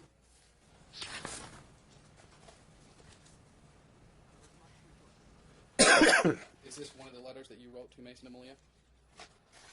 Defendant's Exhibit E. Oh, he's got the letter. It's been date stamp PLA 000208. So what about it? Is this one of the letters that you wrote to Mason and Malia while you were in jail? I believe so. You believe so, or it is? It's, the words are written. It's.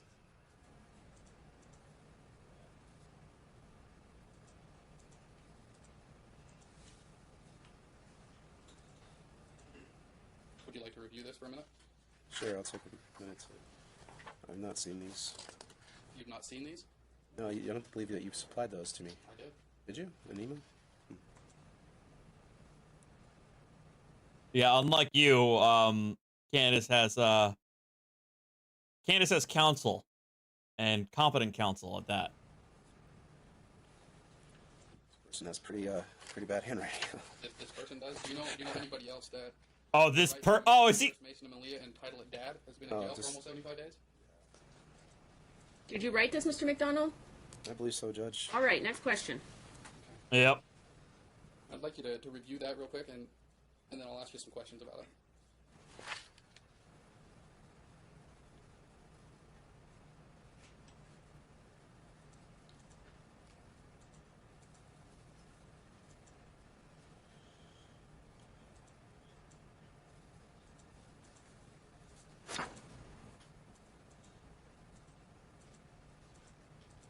Dead. Okay. Is this just for both of these? Okay. Just this first page. Okay. You see any reference in there where you allege that you were ordered to pay your mom's attorney almost $30,000? At that time, I didn't understand that, but yeah. Then you mentioned it could have been used to send you guys to college. I wish she would have just agreed to all when we sat down with our stepdads. Later on, you mentioned, I have lost everything in this divorce and your mom putting me in jail. Good job, house. And safe with your guys' savings along with I have nothing, and I'm going to have to start my life over again, and I'm homeless. Do you see that? Okay. Do you think that is appropriate stuff that you should be addressing with your children? So, did the children ever see this? That's not my question. Well, you know what, if you're thrown in jail and... Okay, the question is, do you believe that that is appropriate discussion for a 5-year-old and a 2-year-old? Well, was he 6 at the time? No, I would not bring these... some of these discussions would not be appropriate for... You don't believe that's appropriate? But you wrote this out... Then why'd you write them? Correct? I don't recall. And I don't believe they've ever seen this, so... You don't recall sending this to them? I don't recall seeing it or sending this to them. So you've never seen this before? I believe, like I said, I don't recall seeing this. But then you already admitted that you wrote this. Did I admit that? This could be altered or things, but no, there's I don't recall my kids ever seeing this. There was an emotional time being in jail, but I wouldn't have an appropriate conversation with my kids. Okay, I will move to admit this page, plaintiff's exhibit based on PLA 000280. Any objection, Mr. I'd like McDonald? to object to that as for the validity of this. It wasn't signed. There's no date on it. You just told me that you wrote it. I didn't say I wrote it, Judge. You didn't say you Yeah, wrote he it did. 5 minutes ago? What did you He tell me? did say he wrote it. It looks like some of my writing and things, but this could have been altered. There's no signature. I'd say based on just being a... It could have been scribble on a piece forged. Oh, really? This is not original. I didn't write this copy here. This isn't not what I wrote. No, I understand. I think what your objection is that you didn't... Validity or objection. I get what you're saying. There's no signature. There's no date on it. You didn't tell me that you wrote this 5 minutes ago? I don't recall if I said that, Judge. Did I? He did say it. He is trying to gaslight her. Just based on that, that's the I don't know the rules of evidence, but I think it says it has to be validated and stuff like that, and it hasn't. Counsel, I'm not going to admit it. Your Honor, he clearly admitted to writing the Heard him. letter. But I'm a little bit concerned about something else. So we are going to take a 5-minute break, and then we are going to come back. We're at recess. We're back on the record. Thank you, counsel. All right, so Black Belt Bebe sent me a link to 5 apparently missing videos that isn't on the list. But from 2015 and 2016. We'll take a look at it after we hear after we finish this hearing. We'll take a look at those. We're almost done with this hearing. Mr. McDonald, for giving me a moment to review some documents. Thank you, Mr. McDonald, for giving me a moment to review some documents. Come on up, back to the witness stand. I'm going to ask you to put your phone away. Counsel, continue. Show them at a different day? Okay. We might save them for a different day. Yeah, it sounds like these would be... Oh, she says that these are Michael pleading nolo for 2 TPO violations. Oh, wait. I think we've already seen one of those.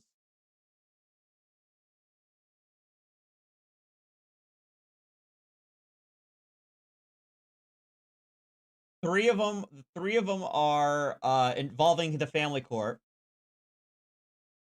And then the last 2 are criminal. One is Michael pleading nolo, which I think we did see for the TPO violations. And then there's another one.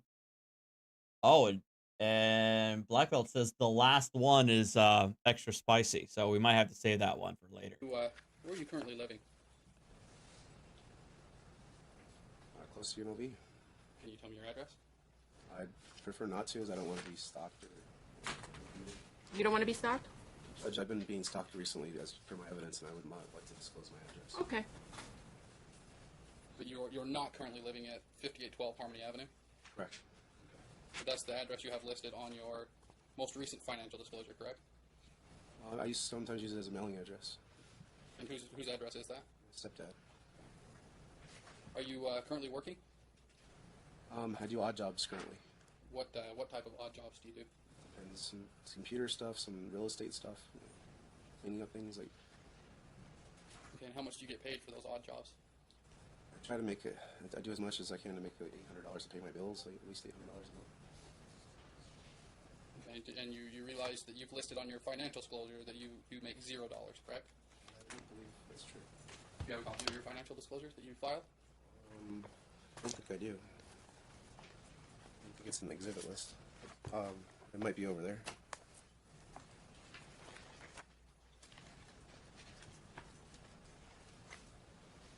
So I'm also a student right now and doing my best to get work as I tried to get rehired in my old job and wasn't able to. I'm shocked that you are rehired. What are you paying for school? I'm going for financial aid and scholarships. You're submitting paperwork for that, or you already have that? I submitted for financial aid, yes. But you're not currently receiving it? I got approved. I didn't get approved for last semester, but I should be getting approved for this upcoming semester. So you went to school last semester? Yeah. How did you pay for school last semester?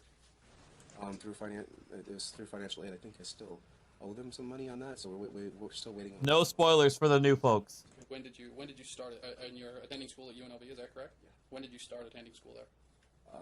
The semester after I got out of jail. It's the winter semester of 2017. Isn't that semester still going? No, it's spring semester. And on your financial disclosure, despite listing that you make $0, you claim $800 in business expenses, correct? Yeah, Oh. I didn't appropriate that 800 is around. On his taxes? I'm currently going for it each month. I'm doing my best to earn. Okay, because you also, so you have on your business expenses, you have a car and truck being used for business that you spend $100 a month on. That's a gas charge, I think. For insurance, $100. Uplifting all of humanity $550. is his business. Are you renting out an office space? It's zone commercial and residential. So you're living there? Possibly. Yeah. And utilities of $50, correct? That's part of the 550. Yeah. And so you have. So you list here that your average gross income from self-employment or business is $800, correct? It fluctuates, yes. And then $750 in business expenses. Okay. And then you also filled out the personal expense schedule,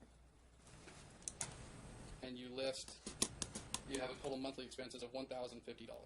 Yeah, so I also have a rental contract where I can have reduced rent for doing different jobs around, and it's my friend's house, so. Okay, so is that a business address or is that a lease? So you're paying $550 for rent on a business and $500 for No, rent on an correct. apartment? It's a commercial and residential place. It's a big place that I have. I also have beds for my kids. I have everything in place for them as well. Yeah, Dante, I need to. Okay, but if you're, as you say here, if you're making $0 a month. I didn't. I'm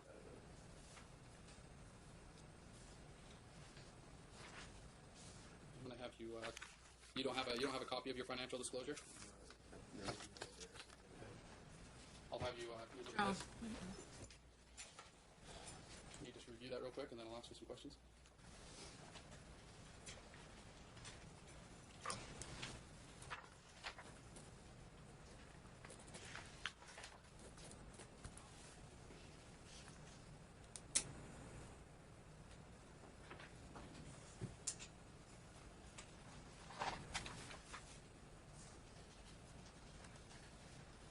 Okay. Does that appear to be your financial disclosure? Appears to be. Is that your signature on the back page? I believe so. Is that your handwriting with your name at the top of the front page? I believe so. Okay, and if you look on the second page, what does it state for your annual income? Up towards the top. Uh-oh. Year-to-date income, is that what it is? Yep. Yeah, I don't think I filled that out. It wasn't. Does it have zeros written? Oh, I think it's question mark because I don't know exactly how much it was. So those aren't zeros. I was unemployed for Liar! this year, 2018. Yeah. Oh. The record speaks for itself, counsel. I can see the financial disclosure form that he filed with the court that says first monthly income 0. Okay, so that I might have divided by 12. Whoops. 0, 0, 0, Yeah. 0, 0, 0, 0. Okay, next question. Divided by 12. You took a trip to Washington, D.C. recently. Within the last year? The year of 2018 or 17? 2017? Yes, it's true. After you got out of jail? Yes. When did you get released from jail? I believe it was June 6th of 2017. Okay, were you working at that time? Probably, Scout. So how did you afford your trip to Washington, D.C.? Yeah, how did you? I had a sponsor. My dad helped pay for some of it. I actually visited him. Sponsor? Afterwards, I haven't seen him in years and was able to spend quality time with my own Does your child. dad live in Washington, D.C.? No, he lives in Florida. Okay, so you traveled to Florida as well? Okay. Have you taken any trips to California since you got out of jail? Not that I recall. There might have been one. I had to go to Bakersfield to drop something off, but that's the only thing I can think of. Have you made any trips to Carson City since you've been out of jail? Not that I recall. Okay, of all the trips that you have taken, how have you afforded to pay for those trips? There was let me think. Good question. Like I said, I had some sponsorship on some things. Some people helped. Like my father, for example, paid for a lot of. What were you being sponsored for? Sponsored to, like I said, my dad helped pay for some of these trips. So he gifted you money? My grandma recently passed away, and he was helping take care of her. And she passed away, which the grandma my kids never got to see. And she passed, and the house was cleared out, and I actually went to Florida and saw him and spent time with him, and then we came back to Vegas. He actually moved back to Vegas recently. So. Okay, since you got out of jail, have you attempted to find gainful employment? I have actually, yeah. I did apply for a couple of jobs as I'm going to school. So I'm Have trying. you submitted applications? I did. Did you provide any of those applications for court today? I didn't know I had to, but I did get it denied because of the criminal charges. So, but I'm doing my best to get into real estate, and that was help sponsored, and I plan on being a great realtor one day, and along with studying the law. So. Do you have a real estate license right now? I actually just took the test, and I got 72 out of 75, so I'm retaking it very soon. So I should be one pretty soon. Have you provided any proof that you have taken the test for your real estate license? No, I had to. Uh-huh. I have no further questions, Your Honor. Anything? Do you have any other witnesses? Got him. Further witnesses. All right. Mr. McDonald, is there anything else you need to tell me in a testimony kind of way before we get to closing arguments? I would just like to say that continuation of there's a lot of things that would never rebutted, or a lot of evidence, or lies and complete libel and slander that have been perpetrated by the council that I never had Libel and slander. Effective representation that's presented that. Okay. And I would like the court to take that into weight, and this should be a matter of joint physical custody, which there should not be denied access. Now I understand the judge's concerns about different things, and especially when lies that were rebutted, I didn't understand that the rules of the court. I didn't understand that you had to refute those things or file pleadings. I had to almost become an attorney. I don't agree with that in the system. I really believe that we should have proper representations. There's so much. Oh my God! Shut up. I study in the law library a lot, and I don't think I'll ever be able to know all the laws in there. There's books upon books and codes that will never. No one man can know all the law. And it's Anything else you want to tell me about custody? In regards to custody, the judge, I would. Trying not to curse, but this guy is really testing me Take all your today. stuff back over there. We're going to have closing arguments now. Mr. McDonald, you're going to go first. I'm going to give you 15 minutes or less, and then counsel's going to go. I'm going to make my decision today. I'm going to issue my decision. Then a written decision will more specifically describe each and every element and each and every fact I've found, but I'll give you a specific decision today, and then we have some other dates we need to set. So go ahead, Mr. McDonald.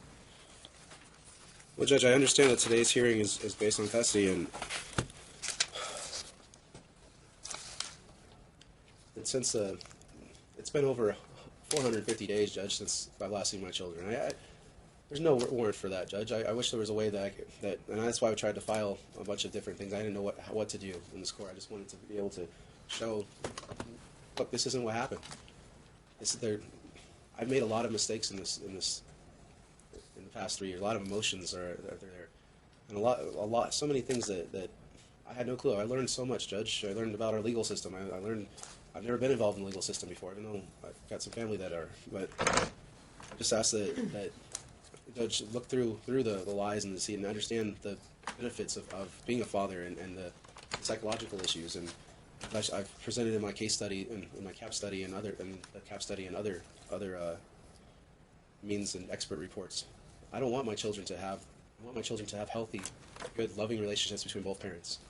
It's in their best interest to have a mother and a father.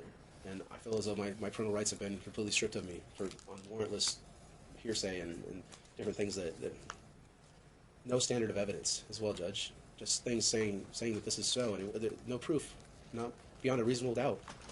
God, he's doing that thing too. As soon as I got out of jail, I wanted to see my children.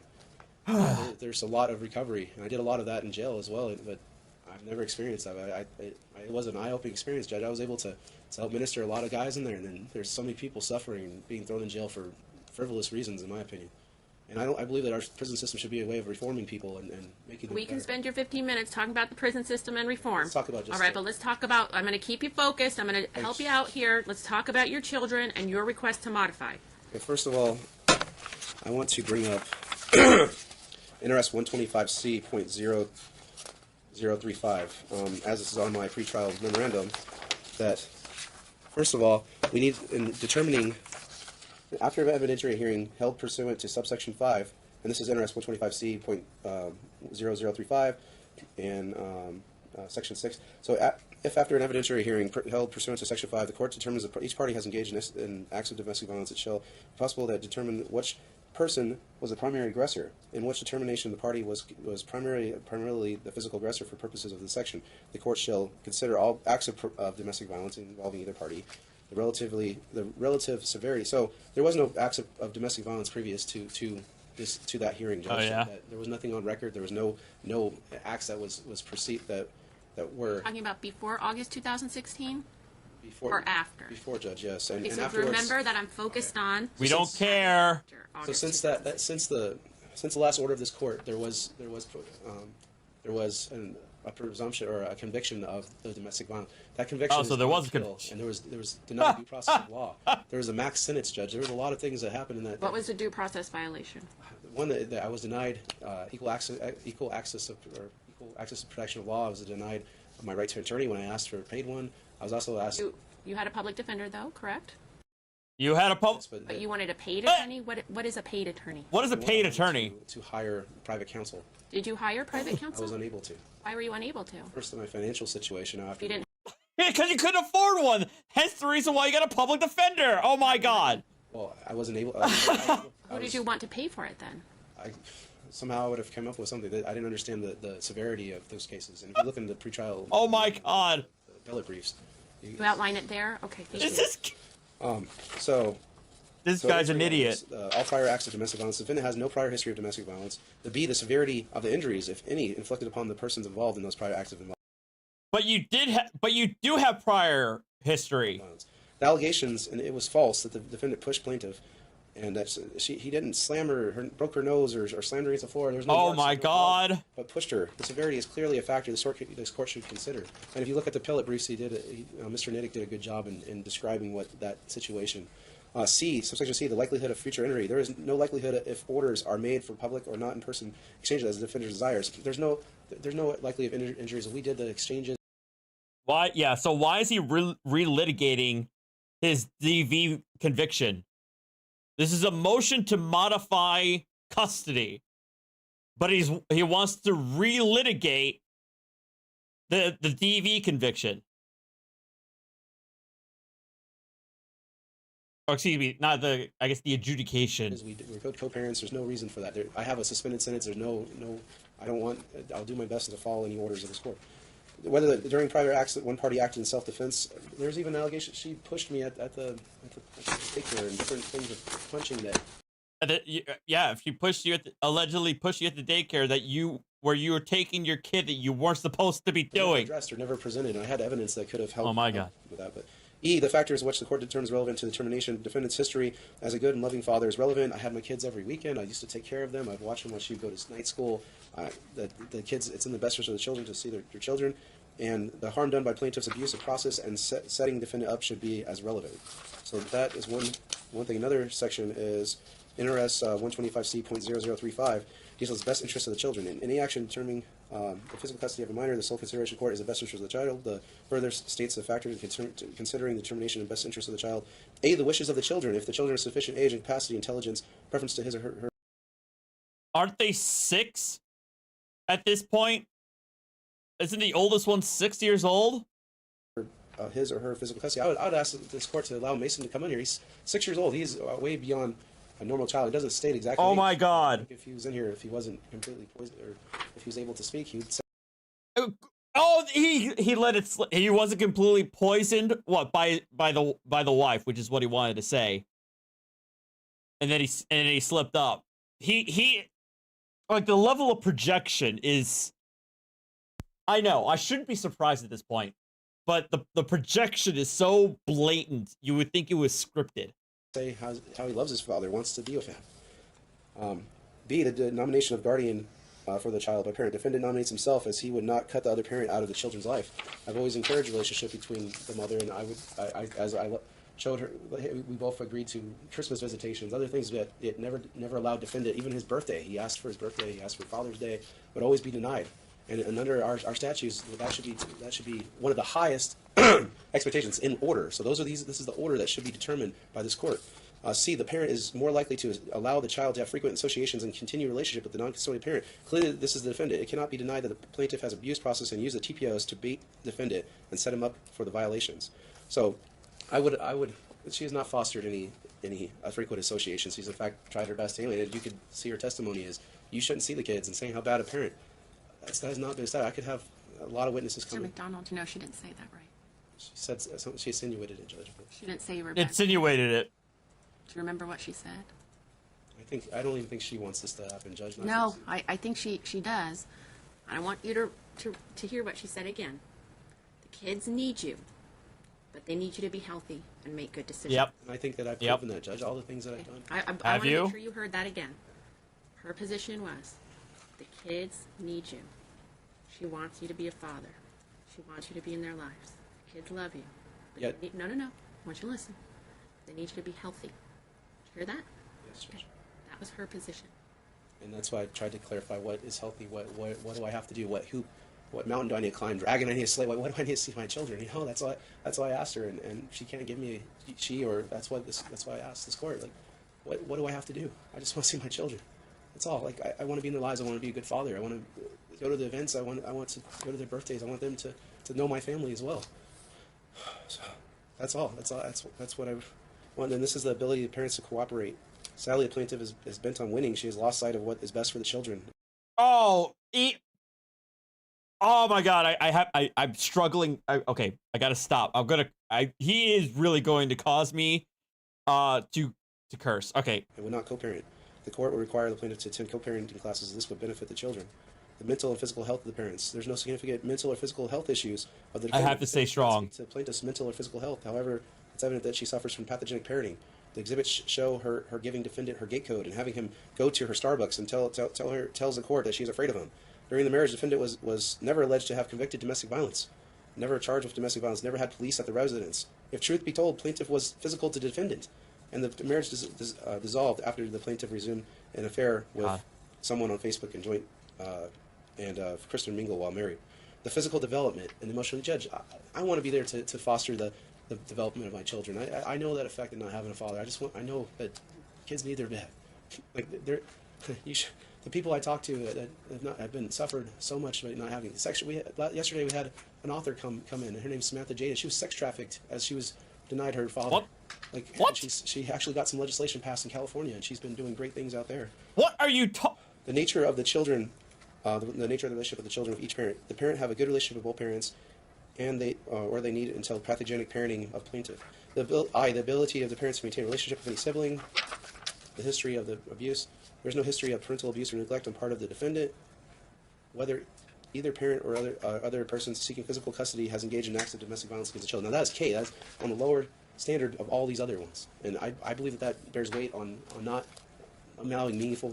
Oh, you're saying that because of the list of the best interest factors, I should give more weight to the first factor. It says that, Judge. Yes. Rather than the last factor. That's written under our INRS statutes, yes, Judge. Right. Wait, what? There has been no abuse. There has been abuse of process by the plaintiff. The allegation is defendant pushed the plaintiff. Pursuant to INRS 48.125, defendant pleads no contest should not be considered in the action where the parents or any other person seeking physical custody have committed any act of abduction.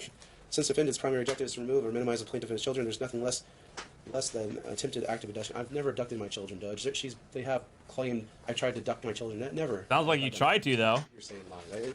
I wouldn't do that. I know there's a felony charge. Why would I? And also, why did What were you doing at the daycare that day when you picked her up off the mat? Judge, I believe that was my day for custody, as I had every other weekend that was ordered by this court. So I went to go pick up my daughter. You were ordered the second and the fourth, the weekend divided by the first Friday of the month. Yes, Judge. So you thought that was your second I believe weekend? it was the second Friday, yes. And so is that how you normally go in and pick up the kids? You just go in and sweep them off the mat and walk out? Or do you go in and you sign them out and you get their backpack and you walk out? That day I went early because there was a doctor's appointment that was scheduled. So usually I go after I get off work, which was around 4 or 5 o'clock. So that day I went there around 2:30, I believe, and then she must have just been getting off work and ran up and started shoving me, and there was an altercation there. I'm more concerned about you taking the kid off the mat and it being the wrong kid, and then you getting the Judge, Leah, and then you walking out. You know that looks really bad, Mr. McDonald. Judge, a little bit. I need an explanation. I never got that from you. A little bit. Today through all of the time that I gave you. Yeah. Why was that going on? Why are you? I didn't try to take somebody else's children. There was dark in the room. There was. Well, it was nap time. Yeah, so it was nap time. I go in there and looking for my child, and I saw a person there. I didn't grab their child. I said, "Oh, that's not her." I didn't pick that child up. Did you touch her? And I asked, "Hey, where's Malia?" Did you touch her? No, I looked. They covered it up over the head. I saw blonde hair. I thought it was my daughter.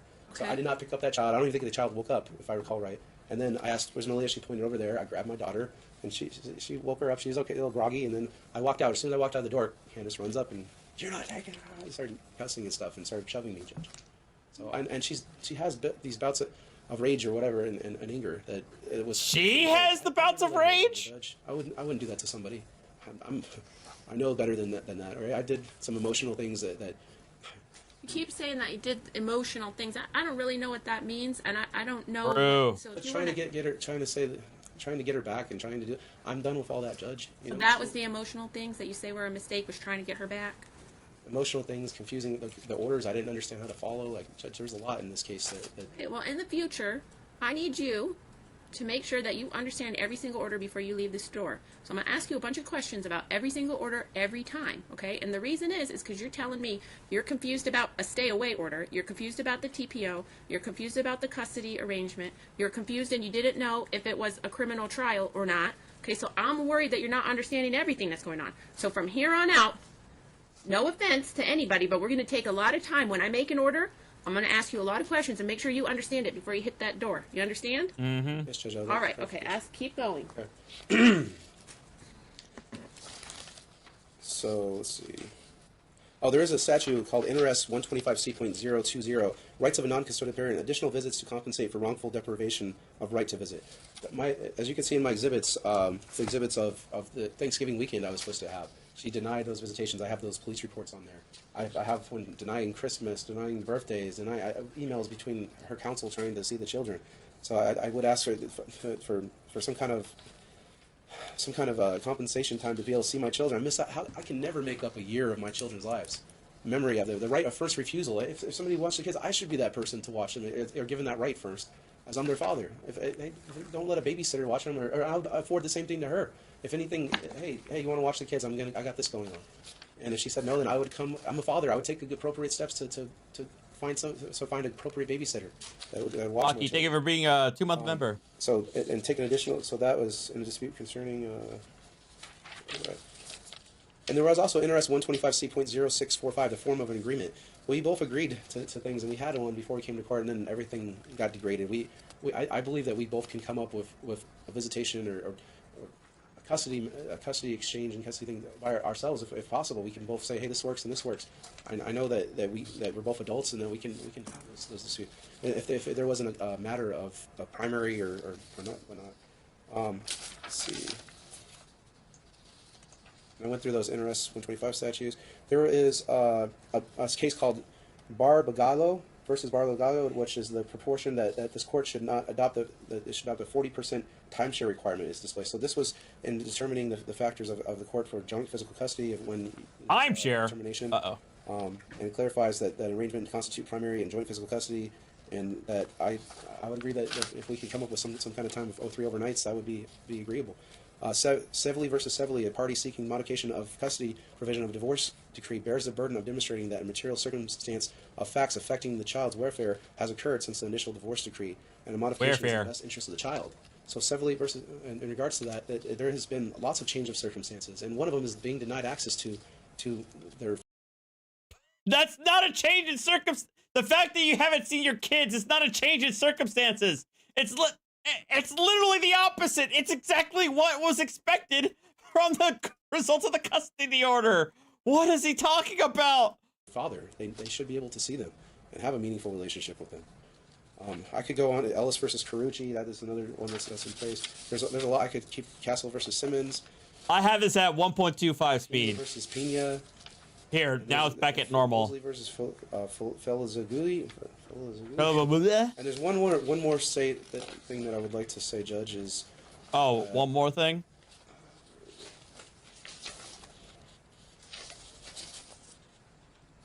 Dante, thank you for becoming a member.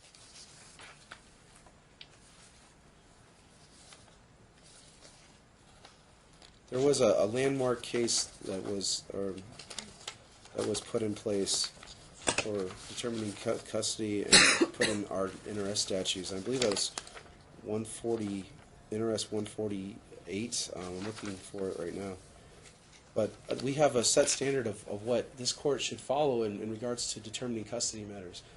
I know it's what is in the best interest of my children.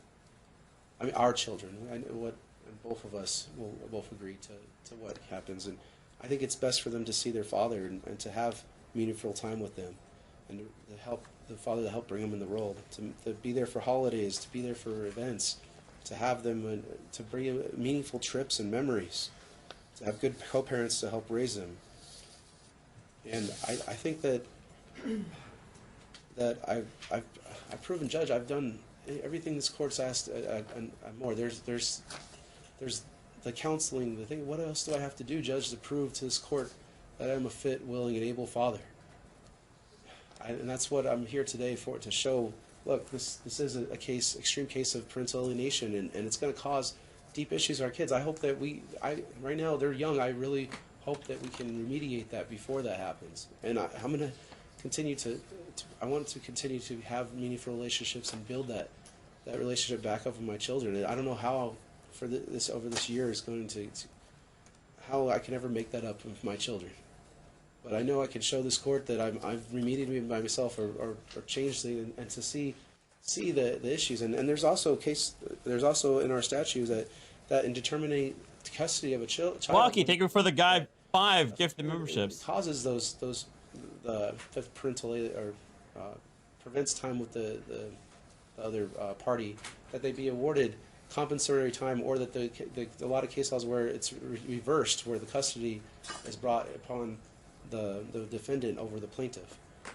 And I believe I've proven all that case. And if you could see the evidence that I've had, the baiting, the entrapment, has she ever been her? And during since your last order, Judge, I've stayed far away from her.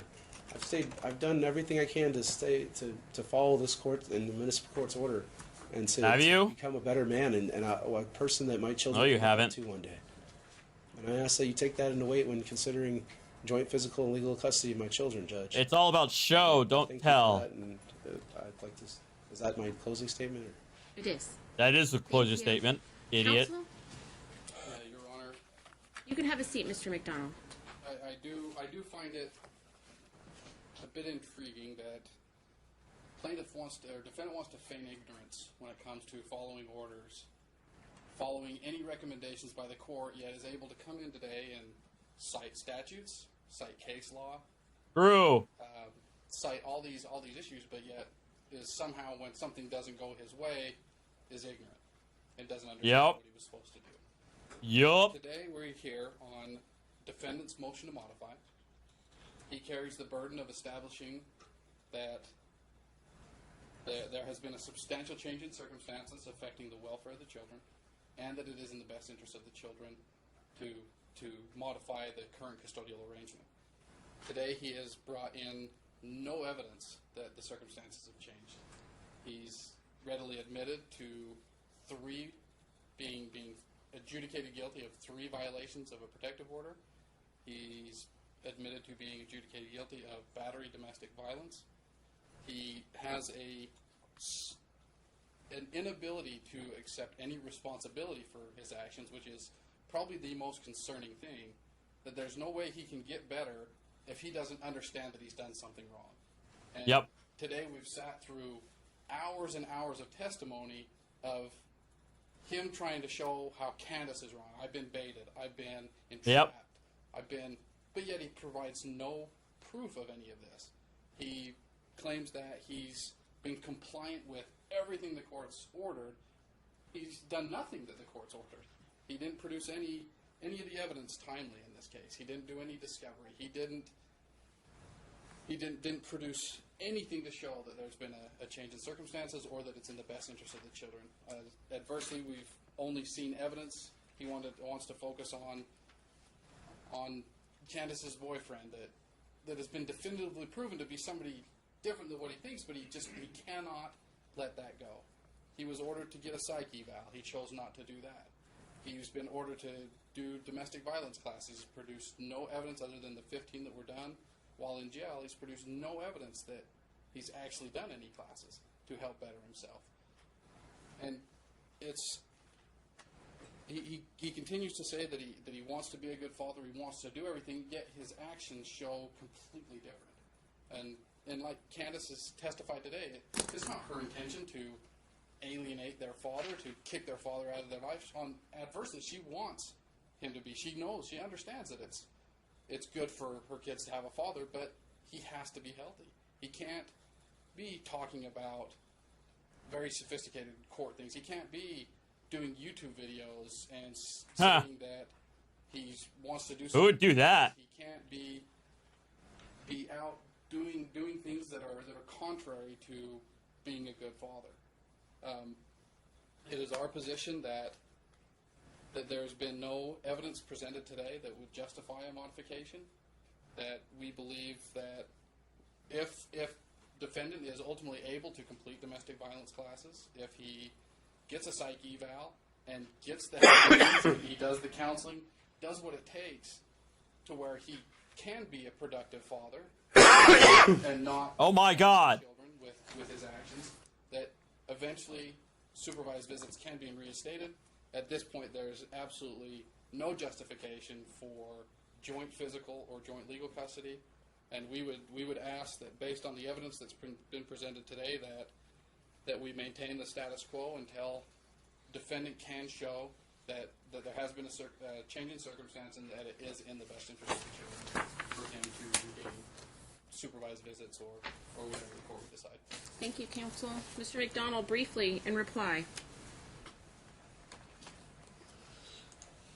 Again, Judge, counsel is poisoning the well further, saying that there is no evidence that was presented.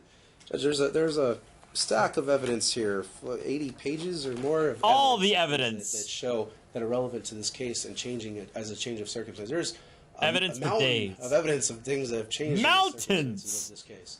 Galaxies of evidence. Well, to come up with complete lies, just to throw them on the wall and not rebut, and to say that I haven't complied with the court orders.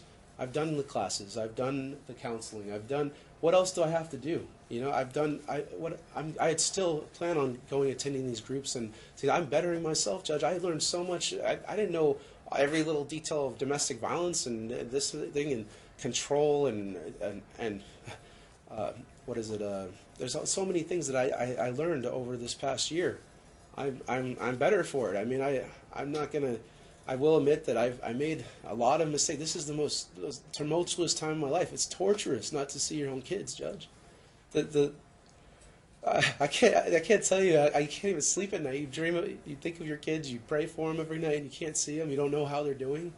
Judge, if you have children, you understand. Mr. McDonald. Judge, don't go there with me. We've been there before. Do not mention my children in this courtroom ever again. Do you understand me? I meant a person that has children, Judge. I apologize for that. Let's hear that again. This guy. This guy. I can't even sleep at night. You think of your kids. You pray for them every night, and you can't see them. You don't know how they're doing. Judge, if you have children, you understand. Judge, don't go there with me.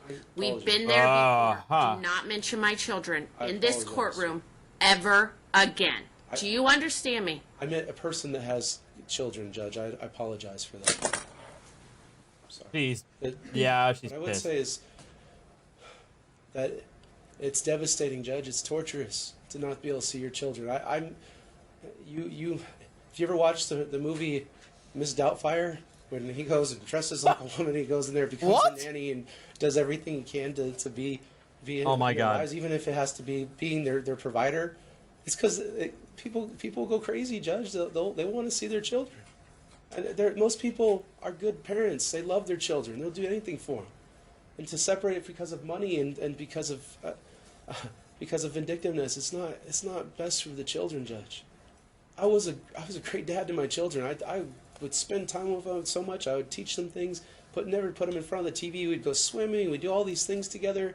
And my kids are awesome, amazing children, Judge. And I wish I could bring him in here and he could even attest to that, you know. And I don't even know if I'll recognize him. He was about half my size when I last saw him. He's probably like, I don't know. My little girl, she was 2. She barely talking. I just taught her how to walk, and she was. I just want to be a father, Judge. I didn't have children not to be in their lives, and I take responsibility for me to be in their lives and to do that. And whatever this court finds, I'll do whatever it takes to see my children and to be co-parents. I'll stay far away from her. I don't want anything to do with any kind of allegations. I'll make sure I record everything and have a witness or whatever it takes in that regards. And I would like this court to order set things that make sure that something like this doesn't happen or set up. I'll make sure that wouldn't. I never thought that would happen. And I've been, Judge, it's emotionally devastating. I mean, to lose my house, to my job, the means of income, like I was planning on giving my house to my children one day, you know, like. Oh, God. God. To buy a house in this market, it's crazy. So, Judge, I ask that it is in the best interest of the child. I have had a burden of proof to show this court that it is in the best interest of the children to have their father in their lives, to have a joint legal and physical custody. And I've showed this court that there was evidence of the parental alienation and pathogenic parenting. And I ask this court to take weight to that as per our statutes, and that goes through to each one, and that you are able to give the domestic violence weight, what it is, as it states in our statute, is if there was evidence of it, there was a severity of that. I'm not a woman beater, Judge, and what counsel would probably try to negate. No, Mandy, we're still going. Children. I just want to be in their life, and not being able to see them in a year, it's been devastating. Thank you, Walkie, for the 5 gift memberships. God's grace, He's helped me so much in this, Judge, and and this is what things that's keeping me going. To my relationship with God, as oh my God, I thank Candace for that too. We used to go to ministry together. We used to go to these things and she helped bring me closer to Him. Oh my God, He's been helping me through this difficult time. And I hope that you can see that Judge, and know that I'm a good, fit, willing, and able father for my children, and that I have shown you the change in circumstances. We're getting there. And we're almost there. Man. And that I won't do it. That I will follow this court's order, and I'll do my best to be a good co-parent and good father for my children. Thank you. Mr. McDonald, your motion to modify custody is denied. There has been a change in circumstances. You've been convicted of 3 TPO violations of non-domestic violence. You have done absolutely nothing. There is no mountain of evidence to rebut the presumption. She will continue to have sole legal custody and primary physical custody. All visitation, including supervised visitation, remains suspended. I will issue a written order with findings of fact, conclusions of law. Now. Judge, can I rebut to that, please? No. There's now. Evidence. You submitted to this court and filed with this court on March 13, 2018, your exhibit list. Included in that exhibit list, I'm looking at page number 7, that's your proposed exhibit number C, letter from counselor. Dated August 31st, 2017, it's a letter to me, the Honorable Linda Marquis. Oh. Uh-oh. It's interesting. I had some questions about that last sentence in that first paragraph. I was kind of concerned about it. Asked you about it a couple times. Counsel asked you about it a couple of times. Yeah, I asked the... Turns out, and you're not going to talk right now. Turns out on September 27, 2017, you filed a reply to an opposition and counter motion. And attached to that on page 18 was a letter from the counselor. That letter is dated August 31st, 2017. It's the same letter. Same letter to me. And guess what's not there? That sentence in the first paragraph that says, I do not believe Mr. McDonald is a harm to his children or himself. So I guess my concerns were right. Oh! Oh, no! Oh! FBI, open up! Oh, he's done. He's done. He's cooked. He's cooked. He is cooked. You, my friend, were attempting to defraud this court with fake evidence. Now, you are not going to talk. I'm going to appoint counsel to represent you because now your Sixth Amendment does kick in. And you will face criminal contempt charges in front of me. And I will appoint you counsel free of charge. So I'm going to see you back next week. Judge, I did... No. Do not talk to me about this now until you have counsel present. Wednesday, March 21st at 1 p.m. for appointment of counsel. Counsel, I'll need you there as well. Your client's appearance is waived. On that date, I will issue the order to show cause. It will come from the court. And then we will set the order to show cause date, And we'll make sure that your counsel is available on that day. We'll look at it on our calendars and see how much time they need to prepare. Counsel, this counselor, no. I am not going to let you speak right now. I almost cursed. Bro. The last thing you need to worry about right now is seeing your kids. The judge practically caught you red-handed submitting a forged document. Now, you are facing criminal contempt. Anything you say will be held against you. Do you understand? I am not letting you speak. Counsel, this counselor, Nancy Sargent Hunterton, she will need to be subpoenaed for the order to show cause date. She will appear in this court and testify about that letter that she wrote to me, that she provided to Mr. McDonald. Not on the date next week, but on the show cause date. All right, counsel? Thank you so much. Good luck to everybody. Have a great day. Judge, really, this will be in the movie one day. Hold on. Now you fucked up. Now you fucked up. Now you fucked up.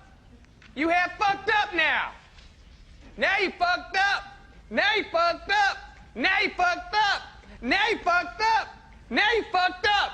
Now you have fucked up. Yeah, that's about it.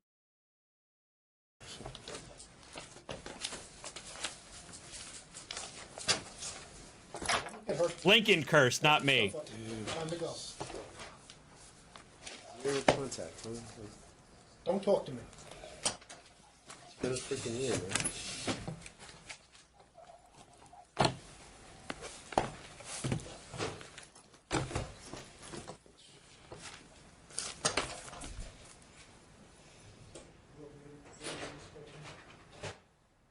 Come on. Come on. Stop. You ain't getting no sympathy from the sheriffs. Let's go. Oh, that's right. They're waiting for her to get out before she does. Why are you staring at me? Dude. I know, you can't say a year.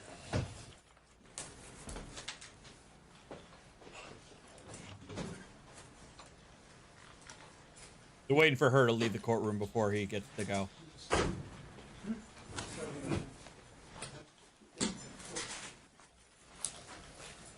No. But he's coming back for criminal contempt. Oh, we're going, guys. We're keeping on going. We're keeping the train going. This is my last alcoholic beverage that I got, and this is it. So don't worry about that.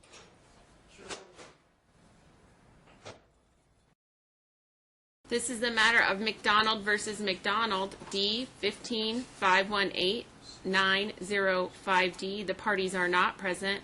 Counsel, your appearances for the record. Russell Collins, bar number 11363 on behalf of Plaintiff. Your Honor, Christopher Tillman, 5150, here per the Indigent Defense Counsel.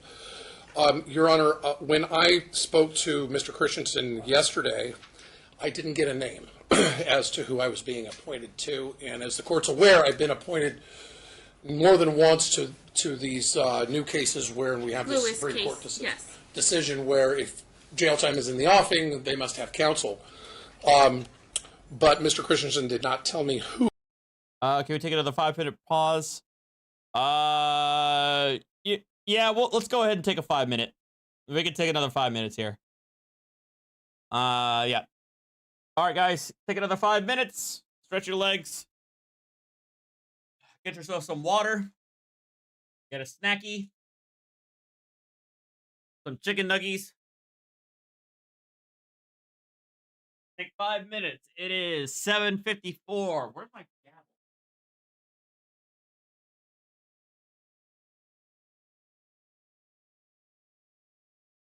right, guys, we got it's 7:54, so at 7:59 we will be back. All right.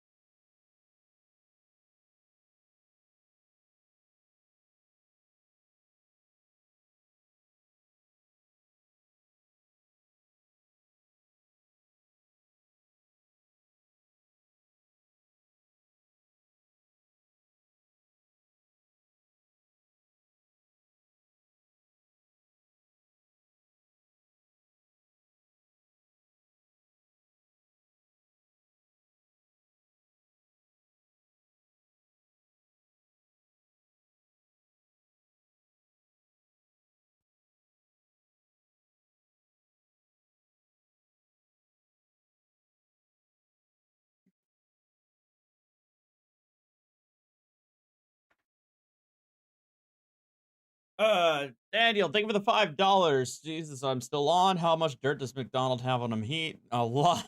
He's got a lot of stuff that's recorded and publicized. That's for sure.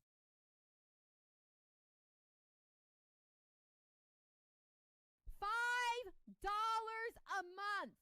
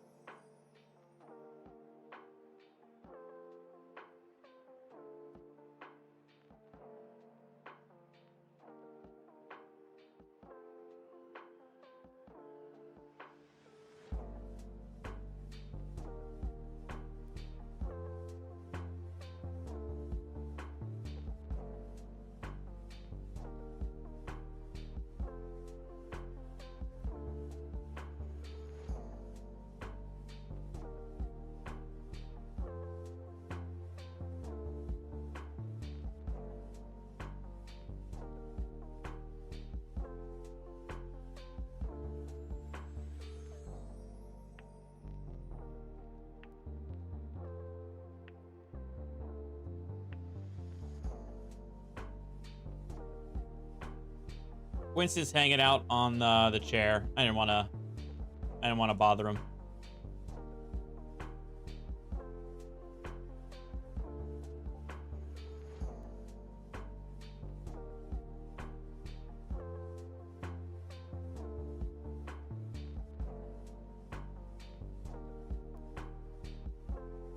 Yep, what's up?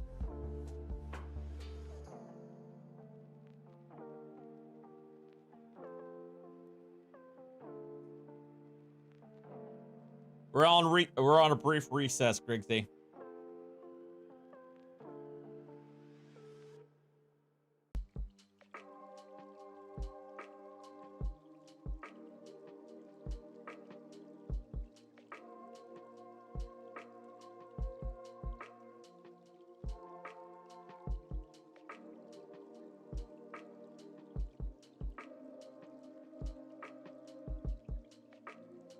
I already had my dinner.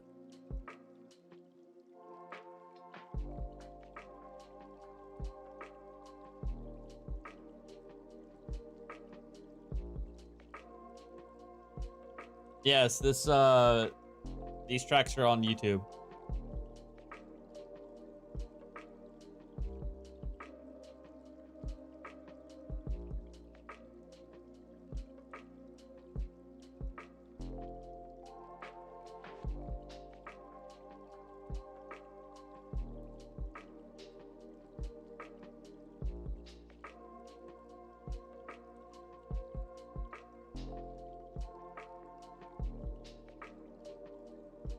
All right, we're back.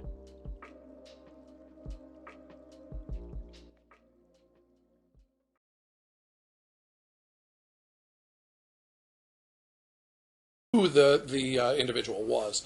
The problem is I have an indirect conflict on this case.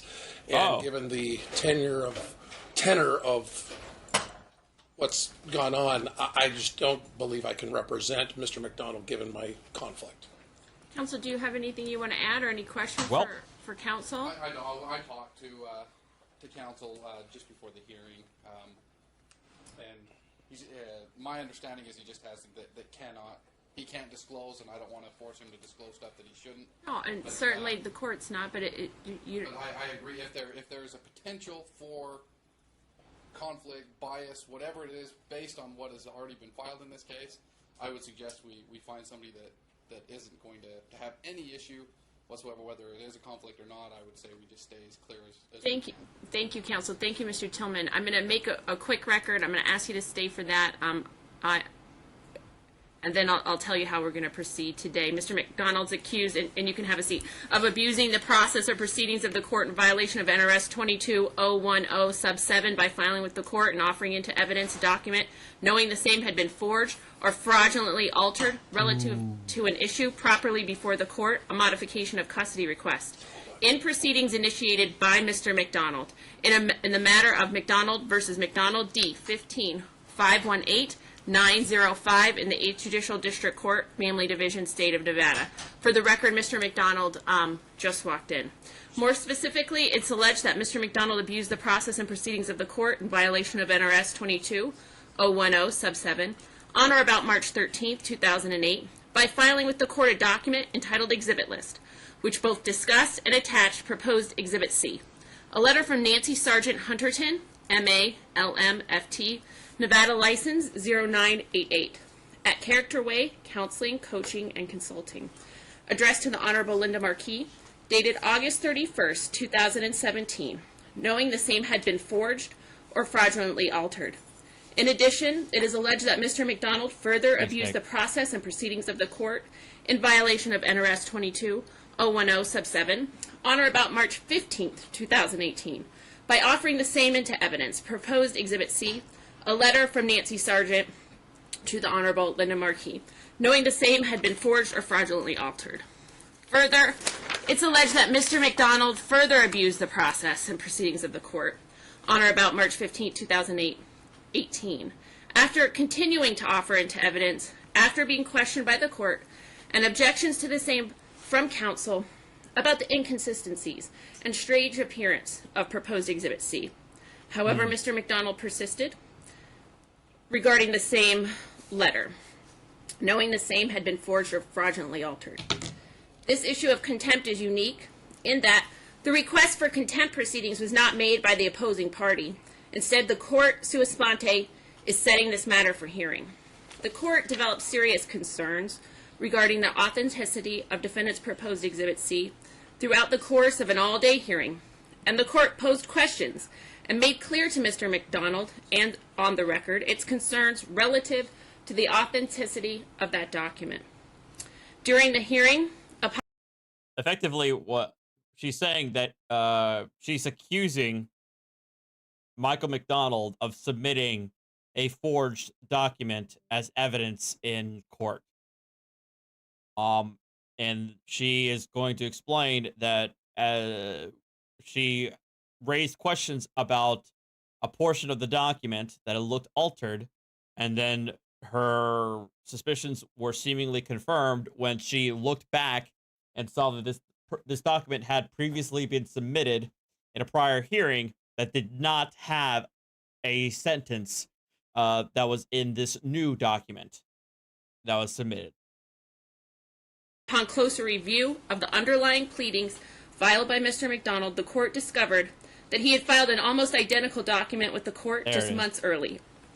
The almost identical letter was filed with the court in the same action on September 27, 2017, and was marked as Exhibit 1 to Mr. McDonald's reply to opposition and counter motion, to plaintiff's opposition to emergency motion, to reinstate joint legal and physical custody for a regular visitation schedule. Could be up to emergency motion for an order.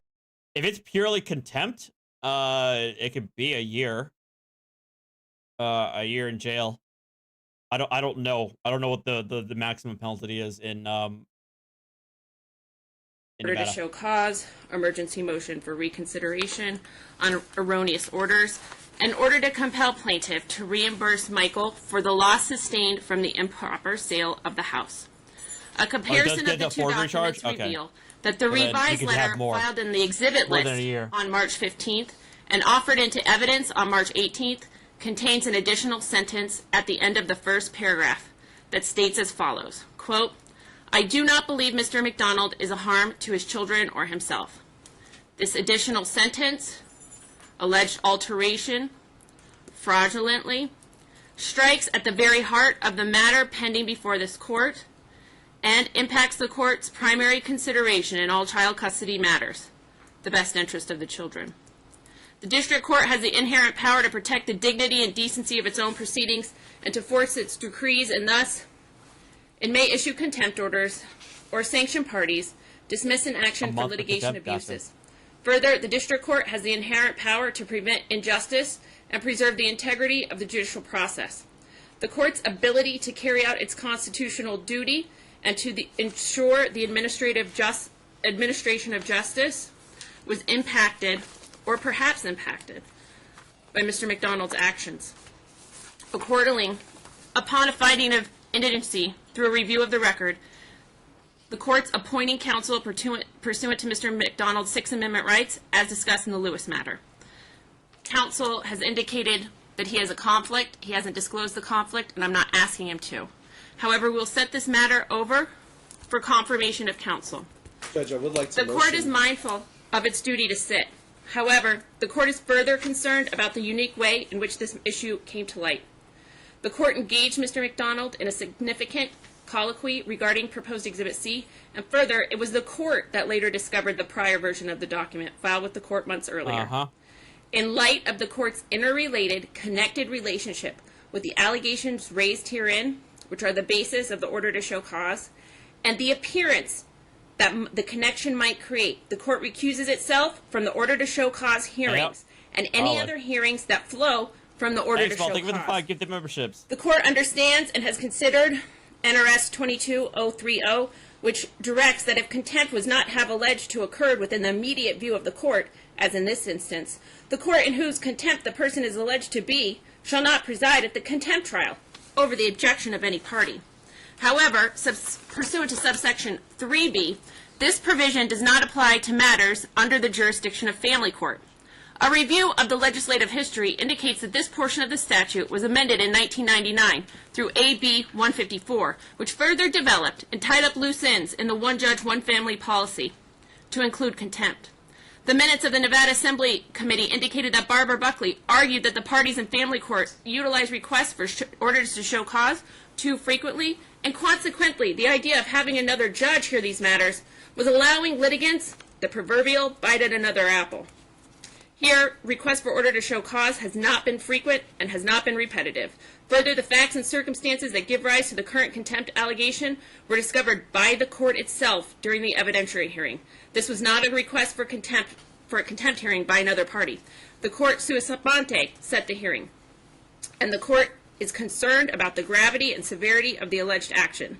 One judge, one family cannot be construed to inhibit the inherent authority of this court.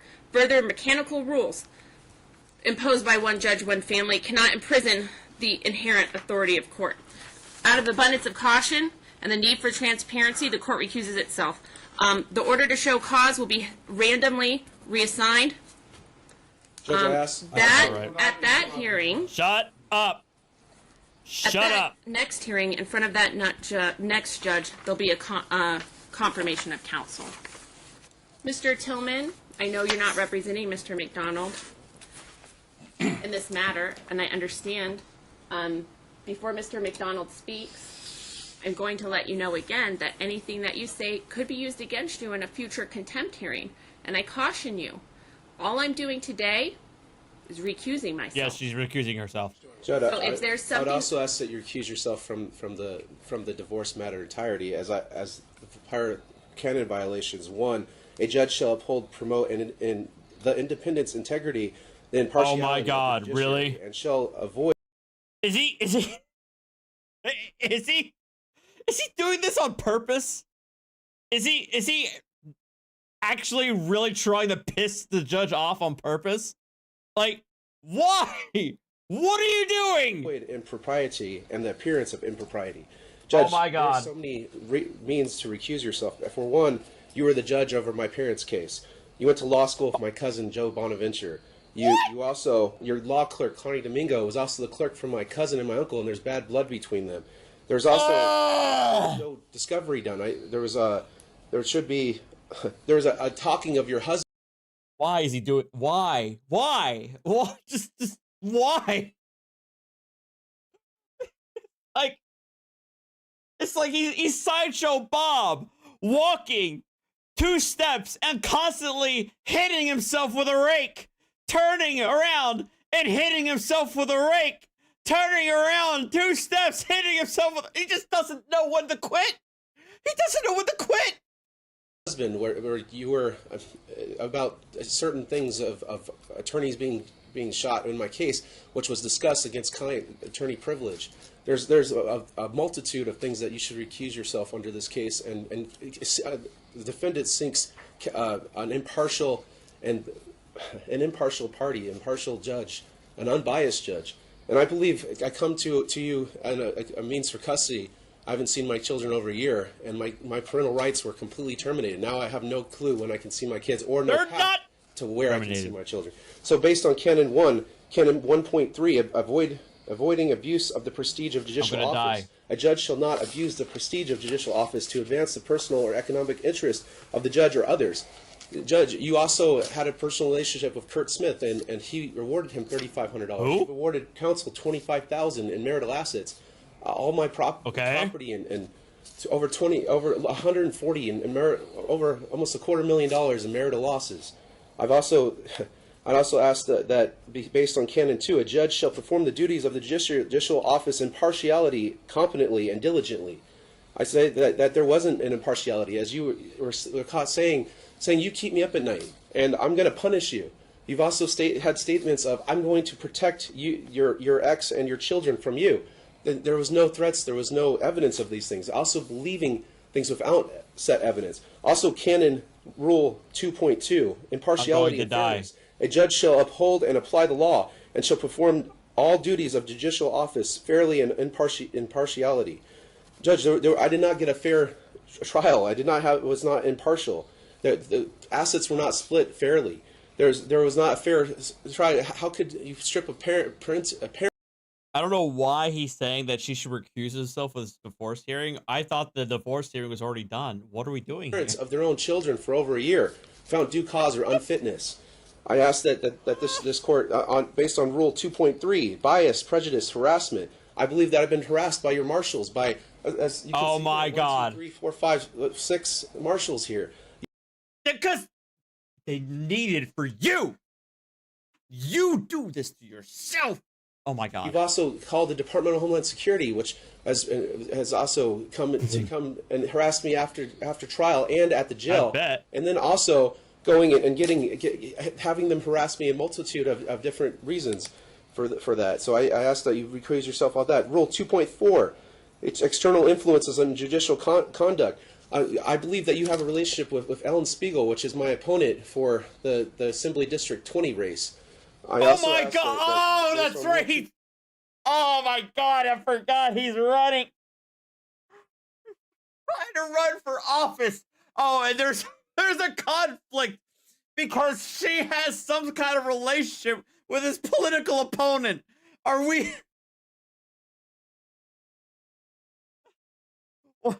Oh my God! I haven't had enough alcohol for this. 2.5, competent diligence and cooperation. That you were going through a difficult pregnancy. That you might not have been on the most. Oh my Jesus H Christ! No, he's accusing her of having an unsound mind because she was pregnant. What the? Oh my God! What is he doing? What is he doing? He accused.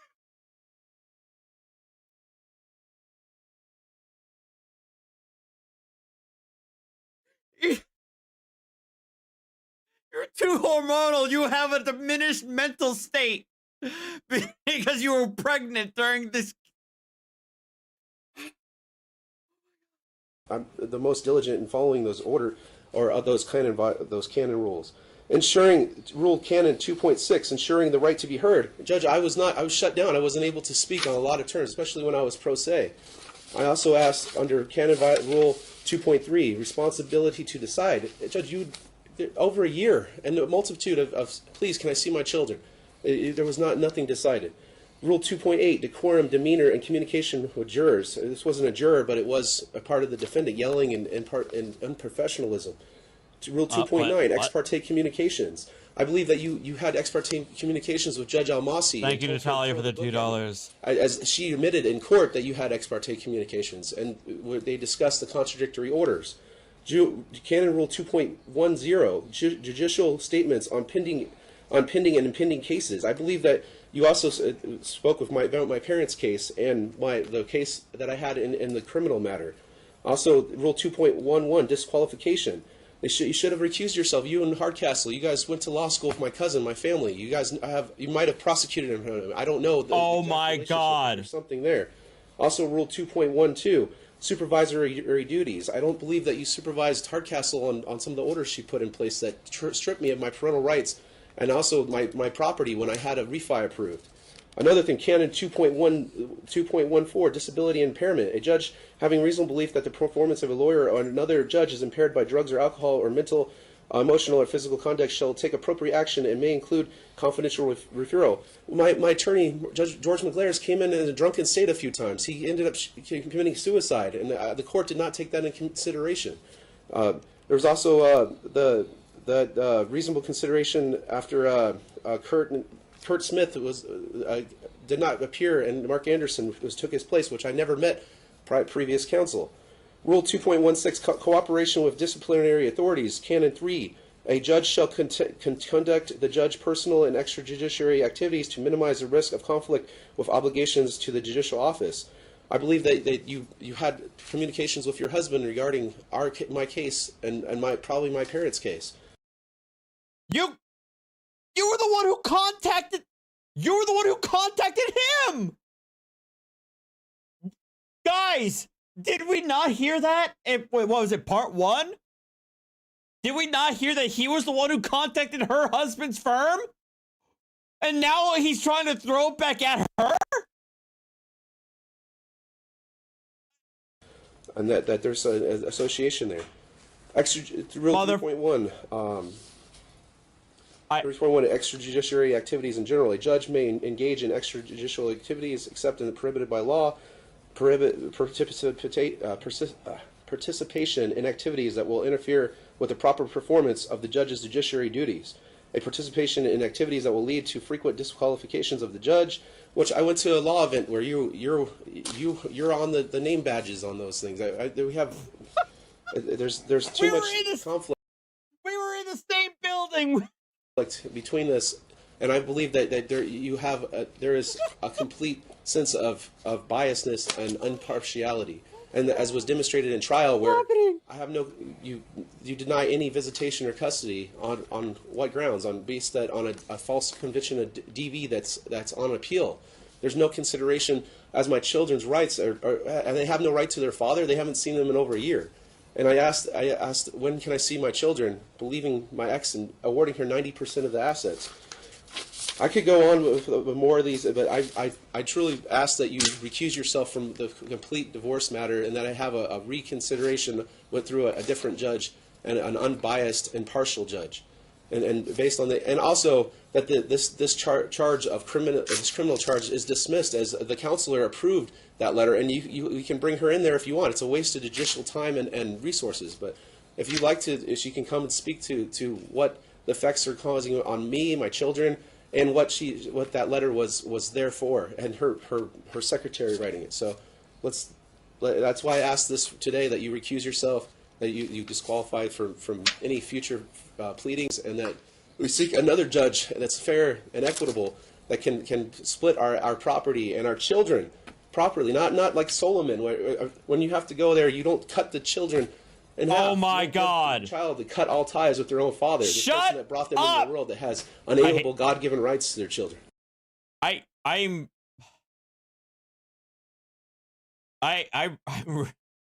really starting to dislike this person. Everything he's saying, everything he said in the last 20 minutes is just angering me uncontrollably. This is... Judge, you are in a spot of a judicial officer. You have taken an oath of certain ethics, and that is being completely usurped in this court, and is extreme despotism. And that's why I also ask that you recuse yourself respectfully. Thank you. Despotism? Your Honor, I don't have a copy of the motion or whatever it is that he's reading. I know that he has filed a motion to recuse. It's already been heard. It's been denied. There's a lot of allegations, a lot of stuff in there. That this case has been tried. It's been appealed. The decisions have all been upheld by the Nevada Supreme Court. We are here today to simply appoint him counsel, and I'm not sure why we're going through all this, but I haven't seen a copy and I have a hard time responding, other than I disagree with every allegation he just made. Mr. Tillman, anything you'd like to add? Your Honor, in an abundance of caution, I shouldn't. All right, I just wanted to give you the opportunity. Certainly, Mr. Tillman indicated prior to you arriving, Mr. McDonald, for the 1 o'clock hearing, that he's unable, due to a conflict, to represent you in this matter. And so this matter will be reassigned pursuant to my order, and I'll prepare the order from today, counsel. Another status check for appointment of counsel will be heard by the new judge. Your oral request for reconsideration, for disqualification, and the other requests you've Dismissal. made dismissal are denied. They're not properly before the court today. There's no motion Can I submit the filed. the motion here, Judge, with in regards to my oral argument? If you'd like to file a motion, I can't take the motion for you. I don't have the ability to file that for you. It's moot. It's moot. She's recused, regardless. You can certainly file it with the appropriate personnel in the courthouse. And counsel, you'll receive notice as soon as I do of the new assignment, and I'll make sure that everybody's noticed, and that judge will take it from here. Thank you. So, Judge, so that it's denied? All right. All rise.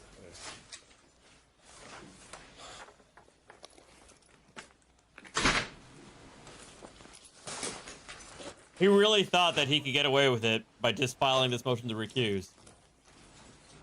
Idiot. I think that he thought that if he filed this motion to recuse, he'd get out of the contempt charge.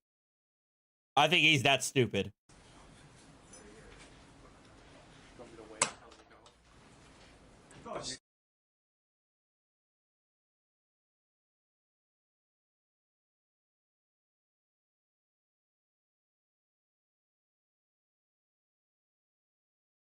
All right, are we now in the Our Nevada Judges saga?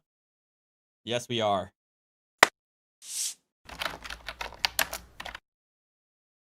Warned you and told...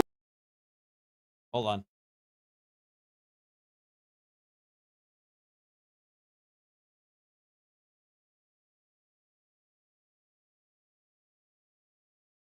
One second.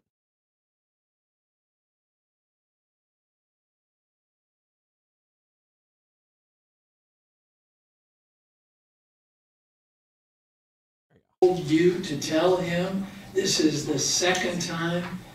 This is constant with your attorney. I have a light calendar, but not showing up a second time. He should be here, sir. I know he had a big calendar today. He had a bunch of cases. Can I call him? You can And go Your out. Honor, I have a calendar call in front of Judge Hepburn, so I can't really say too much. Well, we're not going to wait very long. You can go outside and call him. All right, we're now in the new arc. We're in the new anime arc with Our Nevada Judges. He's He's not here in 5 minutes. I'm gonna sanction him. Yes, sir, I'll All call right, him. let's take 5 minutes.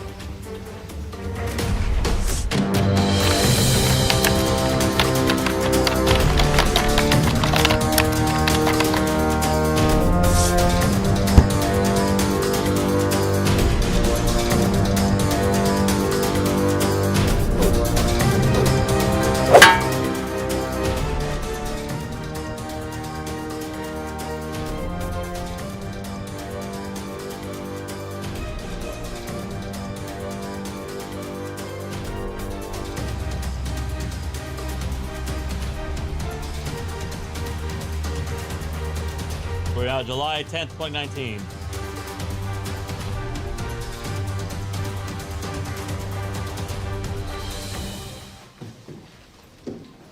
Going back, Mr. McDonald.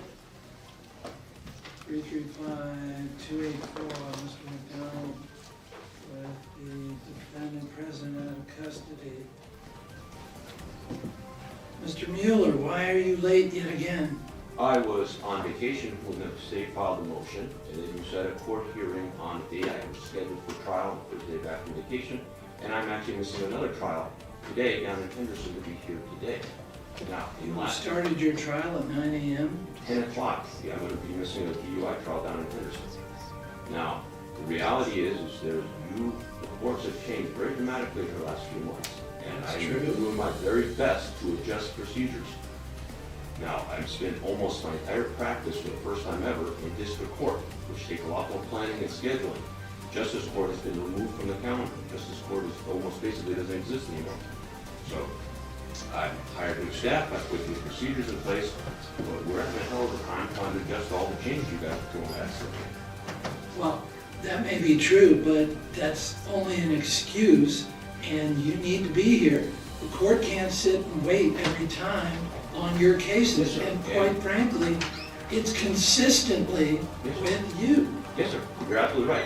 I don't even disagree with So, you. You've get changed. things together, otherwise you're gonna be sanctioned. Sir? Yeah.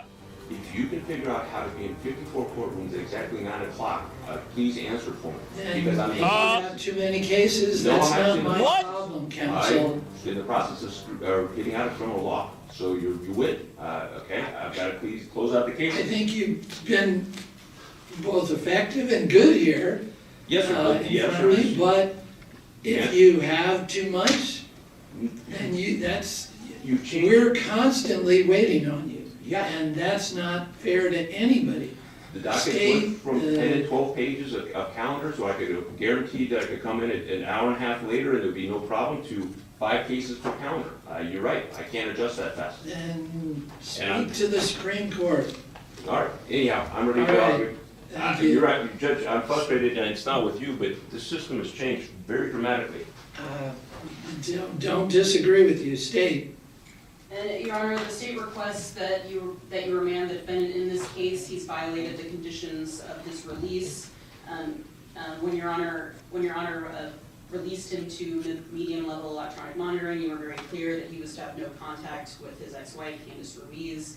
He's familiar with that being a requirement in family court as well as his municipal court cases involving her. He knows that he's not supposed to be in contact with her. He mailed packages to her home. It doesn't make any difference the fact that they were addressed to the children. He was not supposed to be making any contact with her.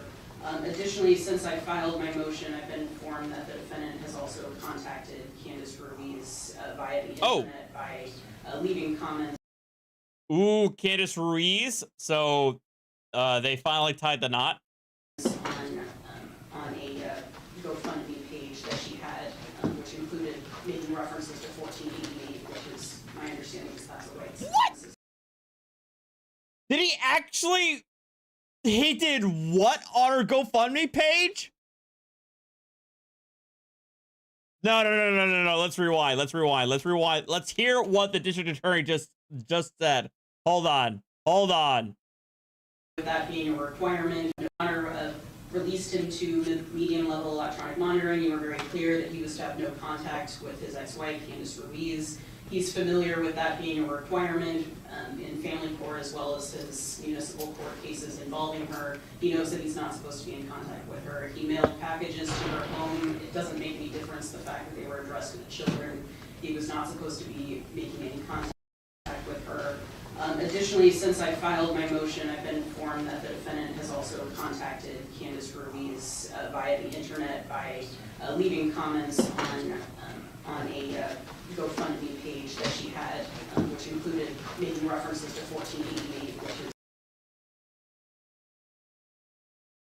which is The prosecutor is alleging. No, I don't think we're out of the woods with the forgery. This is a motion to revoke. This is a revocation hearing because he's been violating the terms of my understanding. He's violated the terms of his suspended sentence by continuing to make contact with Candace. But he's saying that the protective order, that in addition to all of what he allegedly did, which is like send packages to the house, yada yada yada, he posted a comment on her GoFundMe page. I assume it's for her defense fund, and allegedly left in the comment he left allusions to the numbers 1488. If you got, well, I 1488 is a reference to Adolf Hitler and white supremacy. It's a white supremacist comment.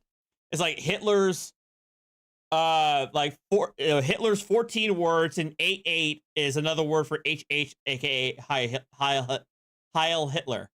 And I forget what the 14 word. The 14 words is like a quote from Adolf Hitler, and 88 means HH.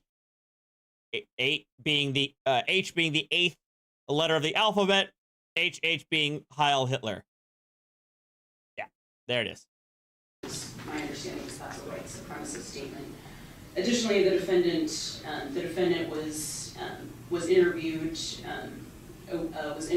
by Mr. Sanson from Veterans in Politics International. That interview was placed on YouTube. I watched it. In that interview, the defendant admits to having wiretapped Candace Ruiz's phone. There's also history of a GPS monitoring item being found on Candace Ruiz's vehicle that was related to the family court case. That's why I attached some of those documents as exhibits to my motion. In addition, the defendant did a Facebook Live interview in which he acknowledged that he did mail these items to the children, which is a violation of the contact order. He's not following. Yeah, so my understanding is our Nevada judges covers both the revocation hearing as well as the forgery charge. He's not following his conditions. Number one. Thank you. Number one, I believe my colleague has underscored what I've asserted here is the case. This is the state taking partisan sides in a divorce, nothing more.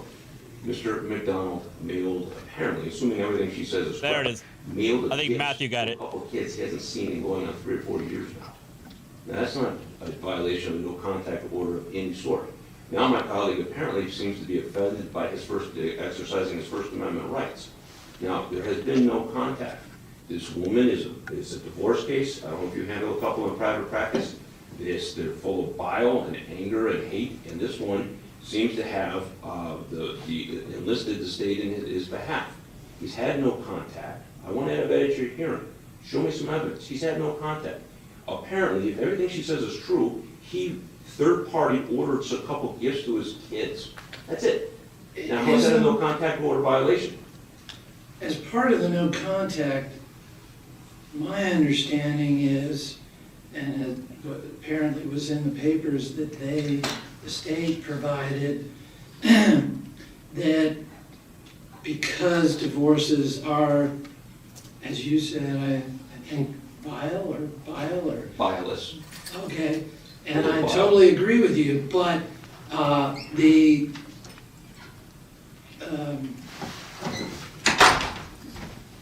don't know her name now, but anyway, the other side was the address was supposed to be kept confidential. Is that not the case? I'm not following, sir. That the ex-wife's address was supposed to remain basically secret, which does take place in divorces at times when there is, if you will, That's all new to me, sir. threats. The I allegation. thought it was in there somewhere that she said that, and therefore his sending the package was basically, I know where you are. No, sir, I respect, okay, then let's do an evidentiary hearing. Let's get this woman on the stand.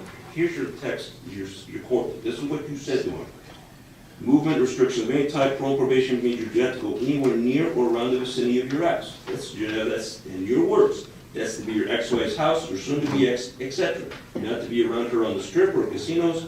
Okay, that's fine. There hasn't been a violation of any sort.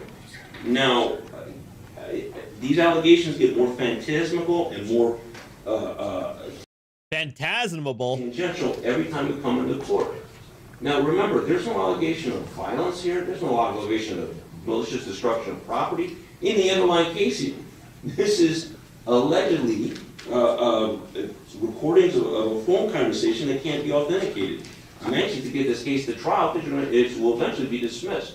Having said that, this man is not dangerous. He's not in contact with her. She's got motive to ill will. She apparently has some connections with the district attorney's office or the police department and has, in the first time in 25 years, found a way to enforce statutes that no one else is enforced against. Now, Your Honor, he hasn't violated the state of trouble order. He's gainfully employed. He's doing well. And things seem to be going well. I don't understand what the motivation being to put him in custody. He's on electronic tracking. It's not like you can even, it's not even like we have to debate where he's been. So I don't understand this. I think this actually highlights exactly what I've been asserting, which is the state's been enlisted inside of a divorce. You didn't address what I asked, and that is, isn't it? I mean, that's what I'd like to know.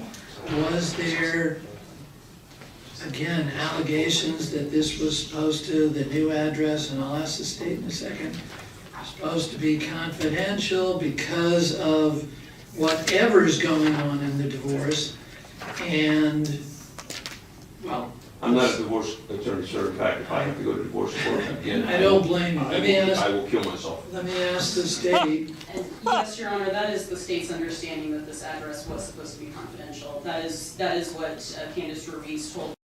The date of this hearing is July 10th, 2019. I'm not sure if the documents I attached as an exhibit to my motion, if they state that, but that's my understanding. That's where I got it. Right. So I believe it is in there. I don't recall exactly which document contains that, but that's my understanding of that address. I don't have, or I didn't certainly look up all the divorce documents, but that's for you guys to do. So, is it there or not? As I stand here, sir, I am not aware of any, as an officer of the court, that any order that he has violated.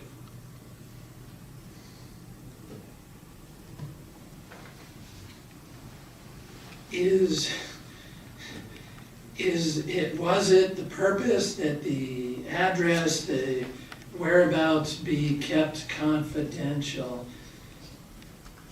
I mean, if you want, we can certainly look at the family court records, but that's really both of your jobs. If it's in there and that was the point, and I certainly recall that saying that everything was to remain in place, there is the clear potential, and I have seen this in limited understanding of family court, that when the divorce is extremely, what's the word, anyway, contested, and that the addresses won't be transferred, that only the attorneys in family court will be communicating. And yes, that is the subject that should be brought up in family court as to whether there was a violation, but I did say that all, at least my recollection, that all of the orders or the no contact would be maintained. Have you looked at, anybody looked at these orders in family court? My understanding of the status of the orders, there was a protective order prohibiting contact with Candace Ruiz, that's the ex-wife, and that order has been extended. There's now a hearing set regarding that in September in family court. Let's leave it in family court. This is criminal court. There's no threat to custody, safety, the good order, discipline of the community. The man has already spent 6 months in custody as a result of this woman's machinations. Oh my God. Your Honor, I'm sorry to interrupt. Can I just be heard? This is your motion, so Yes. go ahead. Okay. And Your Honor, there's been a history of violence against Candace Ruiz by the defendant. It's part of the reason for the no contact. And the defendant has been on the internet. He's been blaming this entire case on Candace Ruiz and has been directing a great deal of vitriol toward her. So the state is concerned with her safety, even though the allegations in this case are forgery, perjury, and things that he filed in family court. That's the connection between family court and criminal allegations in this case. But As I think I've said, I have a medical procedure next week, so when do we have a senior? I know we have on the 22nd and the 2 weeks, but I'm not sure on the 17th. Can you ask Cindy when we have a senior? But the 22nd through August 1st, we have a senior. Well, no, we don't have, we only have them on Monday and Wednesday. Guys, I think this might be the last video. I feel the crash coming. So if we have one on the 22nd. Yes. I was looking at my phone, but I could feel me losing attention.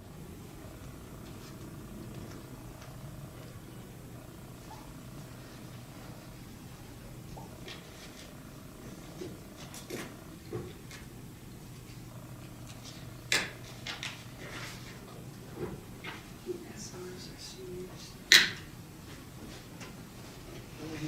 We unfortunately, because seniors are even busy, all we have is like on the criminal calendar days. So we don't cover the whole time, is that draft Okay, so 22nd. All right. I'm going to continue this until the 22nd. At which time I expect both of you to either look up the orders in family court or have certainly, if Mr. Mueller, you want to find out what, I mean, there may be other communication between the attorneys, I assume they're attorneys, in the family court case. I want, and I won't be here, but the judge to have the knowledge as to what the terms were, if this was to remain confidential, and I'll tell you my feeling, if it was to remain confidential and he sent it, it is, and it has been, I've seen it, basically, I know where you live, and that is a violation. So present the evidence, we'll have it at 10:30, make it 10:30, as to what exactly the orders were in family court. So the judge, and I'm not sure who it is, will have an understanding. Generally, I would agree with you, Mr. Mueller, that merely sending gifts to the children certainly isn't under normal circumstances, but as you said, this is a vile divorce. The parties are, well, certainly don't get along in any manner, and it appears from what I have read that the no contact and now a new TPO would tend to show. This judge is putting me to sleep. That this is one of the cases, as I said, that I've seen where it was, you're not supposed to know, and we'll exchange, and actually there was no exchanges towards the more recent history. All right, so the 22nd, 10:30 for the continuation. And this is still scheduled for trial on the 3rd? The 3rd is a trial date. Perfect. Yes. Case done. Okay, anything else? No, sir. All right. I'm sorry, but I'm having a medical procedure. I'm out, so I won't be able to do it. Okay, we have page 3. Page 3, Lee.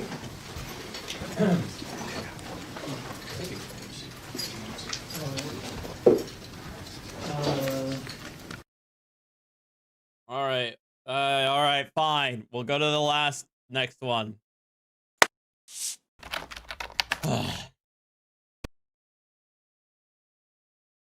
We'll go to the last one. Because I think I've seen this one. I think everybody's seen it. Right? Good morning, Judge. How are you? I'm fine. Hello, Judge Hardcastle. Greg Miller, back, Mr. McDonald, Your Honor. Okay, this would be in case number This one's only 14 minutes long. C. Not too bad. 284. This is on the state's motion to remand. Thank you, Your Honor. That's correct, Your Honor. Before we begin, Your Honor, respectfully, I was surprised to see you. It's good to see you, but surprised to see you on the bench. I understand that you actually presided over the underlying family court case, at least in part. Yes. I think it'd be appropriate that we set this over then until Mr. Judge Israel can get back. For what reason? Because there's apparently some lawsuit. Okay, so he wants, right off the bat, Mueller wants the judge to recuse herself or hold off until the other judge comes back. By virtue of Hardcastle being involved in McDonald's divorce case. You were the defendant in a 1983 action. Not aware of any lawsuit. And it's previously been held that the filing of a lawsuit does not constitute a basis for recusal. Yes, Judge.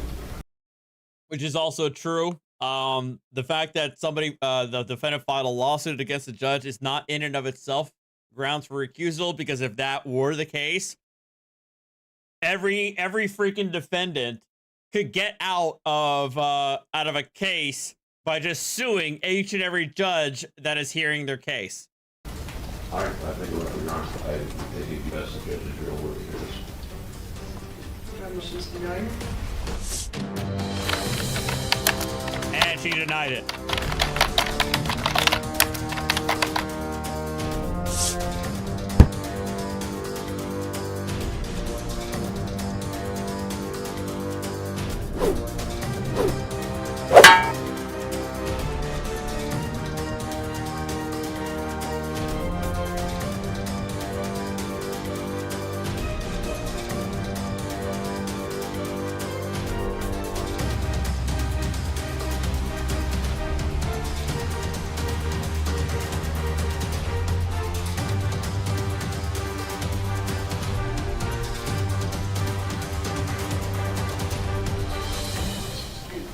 Your Honor, may I be heard? Yes. And Your Honor, when the defendant Michael McDonald was released on his own recognizance last April by Judge Israel, one of his release conditions was to have no contact with the individual, his ex-wife being Candace Ruiz. Approximately a month ago in June, he then mailed a number of items to his wife's address, although they were addressed to the children. When I filed my motion, because this was in violation of the no contact order, I did include some information regarding the family court case, just I wanted to make clear to Judge Israel that the defendant was no stranger to no contact orders. He understood that no contact meant no contact through the mail, and that he wasn't supposed to be having contact with the children anyway. I've spoken with Cancer Ruiz's attorney in family court case, Michelle Hauser, and she's advised that since September of 2017, the defendant wasn't supposed to have contact with his children anyway. Additionally, since I filed my motion, a couple of things have come to the state's attention. Last week, the district attorney's office was holding a CLE. At the conclusion of that CLE, when there were about 3 attorneys from the DA's office still remaining there, the defendant showed up at that location, came over to Mill. Oh my God, I forgot about this. I forgot. He showed up at a CLE course with her presence. Michael McDonald this dude is psychotic. What is wrong with him? Oh my God, he went to a CLE course where the district attorney was there. Christensen, the attorney in charge of CLEs, and stated that he wanted to attend all of our CLEs. CLE is continuing legal education. It's what we have to do every 2 years. We have to do continuing legal education, take courses on new updates on the law, this, that, the other. They are ultimately, I think most are generally kind of open to the public, I think. But obviously you got to pay to show up to it. That's why you only ever see attorneys going there, because, the attorney's got to do it. But yeah, he showed up to a CLE course where the district attorney was present. Because they were supposed to be open to the public, he became very argumentative and belligerent and demanded to be attending our CLEs. And when asked who he was, he stated that he worked for Craig Mueller. He then grabbed our CLE schedule for the rest of the year and left with it. So we're now having to send investigators to all of our CLEs out of safety concerns. And this brings up an additional concern. If the defendant is actually employed by Craig Mueller, we potentially have a violation of Rule 1.8 of the Nevada Rules of Professional Conduct, which prohibits business relationships between a defendant and between a client and an attorney. Yes, Ziggy, they can focus on just about every aspect of the law: family, property, criminal, contracts, corporate, what have you. Certain criteria are met. Okay. Counsel? May I see, is there some evidence I can see or peruse ahead of time? Ms. Christensen write a statement of any sort? The first I've heard of this, I got in last night about 6 o'clock and found out that there's apparently some other allegations. The surprise is utter and complete. I don't believe a police report was written, but. Well, okay. All right. Anything else you wish to present? Yes, Judge. 2 things. Number one, Mr. McDonald's already actually, there apparently was, and I'm not a family court practitioner, there apparently was a family court order of no contact, but the answer was it clear or not whether he could send presents or not. He sent 2 gifts, that's it. No nasty notes with them, no diagrams, no nothing. So they apparently put the matter back on calendar in 3rd of July for clarification. May I approach? Mm-hmm. For clarification. And Judge Moss clarified the order on the 3rd that there was to be no contact by sending no gifts. But previously, before that order was clarified, that wasn't a violation.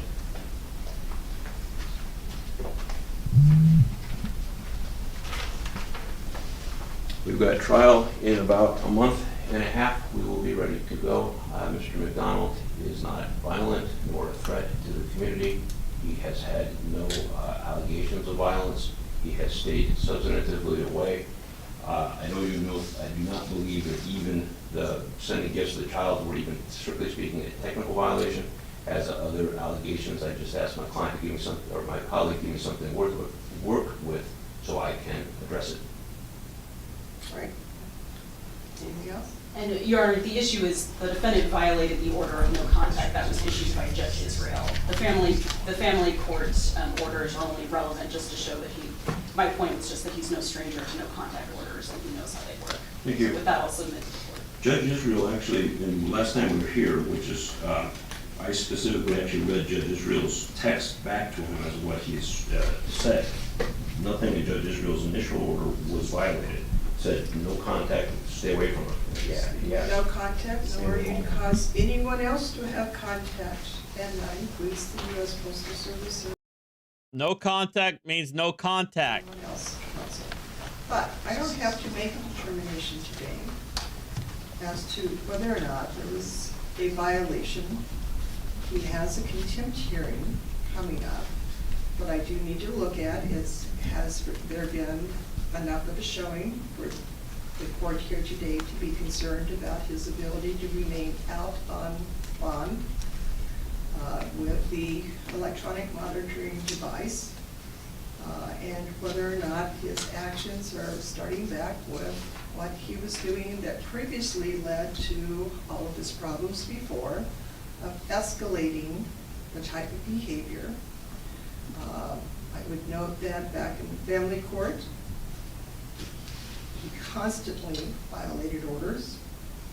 He would always insist that the order said something else. There was the issue regarding adding a line to an order. I was the one who found that he was a potential danger to his children because he lied to the court about surrendering his weapons after he'd been ordered to surrender his weapons as one of the conditions. And that because of his bizarre behavior, putting a tracking device on his wife's vehicle,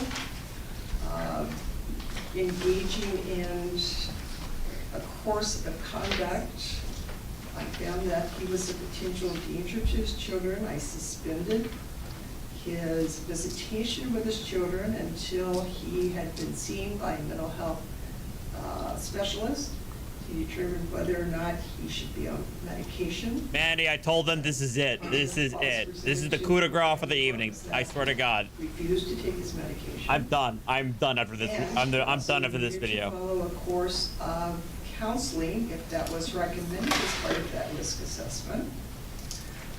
And then subsequently, there was a search warrant at his house based upon threats, and he was found in that search warrant to have made not only threats against his wife, but threats against the judge that was handling the case, which was not me, but the other judge. And then he had his domestic violence cases pending in municipal court. He was found guilty on one of the cases, sentenced to the maximum of that case, and then he was convicted on the second case, and that case was run consecutive. So he's been in jail for a period of time. He got out in April, I believe it was. Yes, sir. And then in June, we're back here again. Then he kind of shows up at the gate downstairs wearing a bulletproof vest. I mean, Jake, I guess you could call this an impromptu subathon. I did. A lot of people sent some gifted subs, so I do appreciate that. Maybe I should do a subathon this weekend. I don't know. Maybe. You gotta wonder what's going through his mind, and that he's showing up, according to the allegations here this morning, at the district attorney's CLE, misrepresenting his position as an employee of your office. And so I'm seeing the same type of conduct, and it's an obsession. Pattern. It's a escalating course. Pattern of behavior. Thank you. You've actually enlightened me on a couple things that I wasn't aware of. May we, I will get Mr. McDonald evaluated and have followed up. I'm not dealt with him since the last 4 or 5 months. This is the first substantive allegation that there's a problem. And candidly, it's sending gifts to his kids. The allegation has been in the past that he's bipolar. He was supposedly seeing a therapist. It was adding a line to the letter from the therapist that... Allegation I'm familiar with, Judge. Yes. But I wasn't aware that there was an allegation he was bipolar. having said that, now that my eyes are open to it, I can act upon that as an officer of the court. I'm asking that simply you give me an opportunity to address that now that I know there's potential mental health problems. And I think you can address that. My concern is, I think he's starting to create the impression that he is a danger. His escalating behavior as the pressure of a trial coming up starts to impact him. Quite often we see more acting out. I'm not sure that he is capable of controlling himself because he wasn't before. Even after numerous hearings, even after numerous orders. And now we're seeing a continuation of that type of behavior. So based upon that, I am granting the motion. You can have him evaluated by a psychiatrist. Put your hands behind your back. Fred. Oh, crap. There's so much mentally out already done. Dude. Possible. Stop. Come on. Mike, calm down. Behind your back. Get down. Mike, calm down. Just relax. Deep breath. Mike, take a deep breath. I got it mentally about. I just want to see my kids. Come on. I've done nothing. Mike, so just take it calm backwards. down. Take a deep breath. Tase him. Guys, come on. You're gonna really throw me in jail because I missed my kids. Come on. Assistance in 15 Charlie. 15 Charlie. Stop. Come on, please, guys. Please, I don't want to. You got it? Please, guys. Let's just hold him. Come on. Mike. All right. Like I said, this Mike is a big dude, so I'm not surprised that they need more than 2 sheriff's deputies. With the guys. Hey, I'm gonna take her. Mike, stop fighting with them. I don't have to come over there and help them with cuffs on you. Don't fight with them. You understand? I'm gonna tase you. Don't fight with them. Put the handcuffs on. Mike, put the fucking handcuffs on. Or I'll put them on myself. Hey, come on. I'm on your side, Mike, but you're out of line. This is ridiculous. There was no order saying I can't see my kids. CLA thing. Mike. I just happened to come upon the author. I talked to a lot of authors. Damn. There they are. Come on, guys. We're good. I just want to see my kids now. I'm getting prosecuted as an enemy of the state. I just want to. And oh God, the persecution complex never ends. I'm an enemy of the state. Bro. This is you. It's all you. You are doing this to yourself. I've done nothing.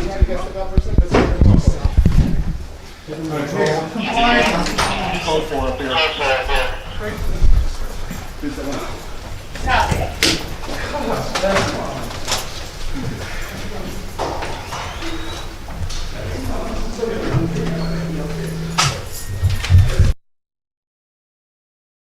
All right, are you guys happy?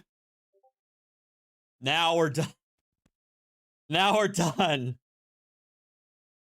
7.5 hours from this live stream, not counting this morning's live stream. So I've been going at this for over 10 hours, okay? Now we're done.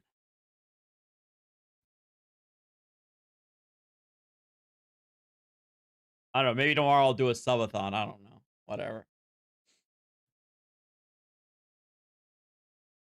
I hope you guys have a good rest of your evening. I am going to get myself away from my computer. I feel like my eyes are kind of starting to hurt, so we're done. I hope you guys have a good rest of your evening. Take care. Please hit that like button on your way out. Make sure to join my Discord. Sub, like, subscribe, comment, all that jazz. I'm out. I'm done. Have a good night. Take care, guys. See you later. Oh, it's been a long day. Happy Veterans Day. Shout out to all of those veterans out there, including my parents. Love you. Bye-bye.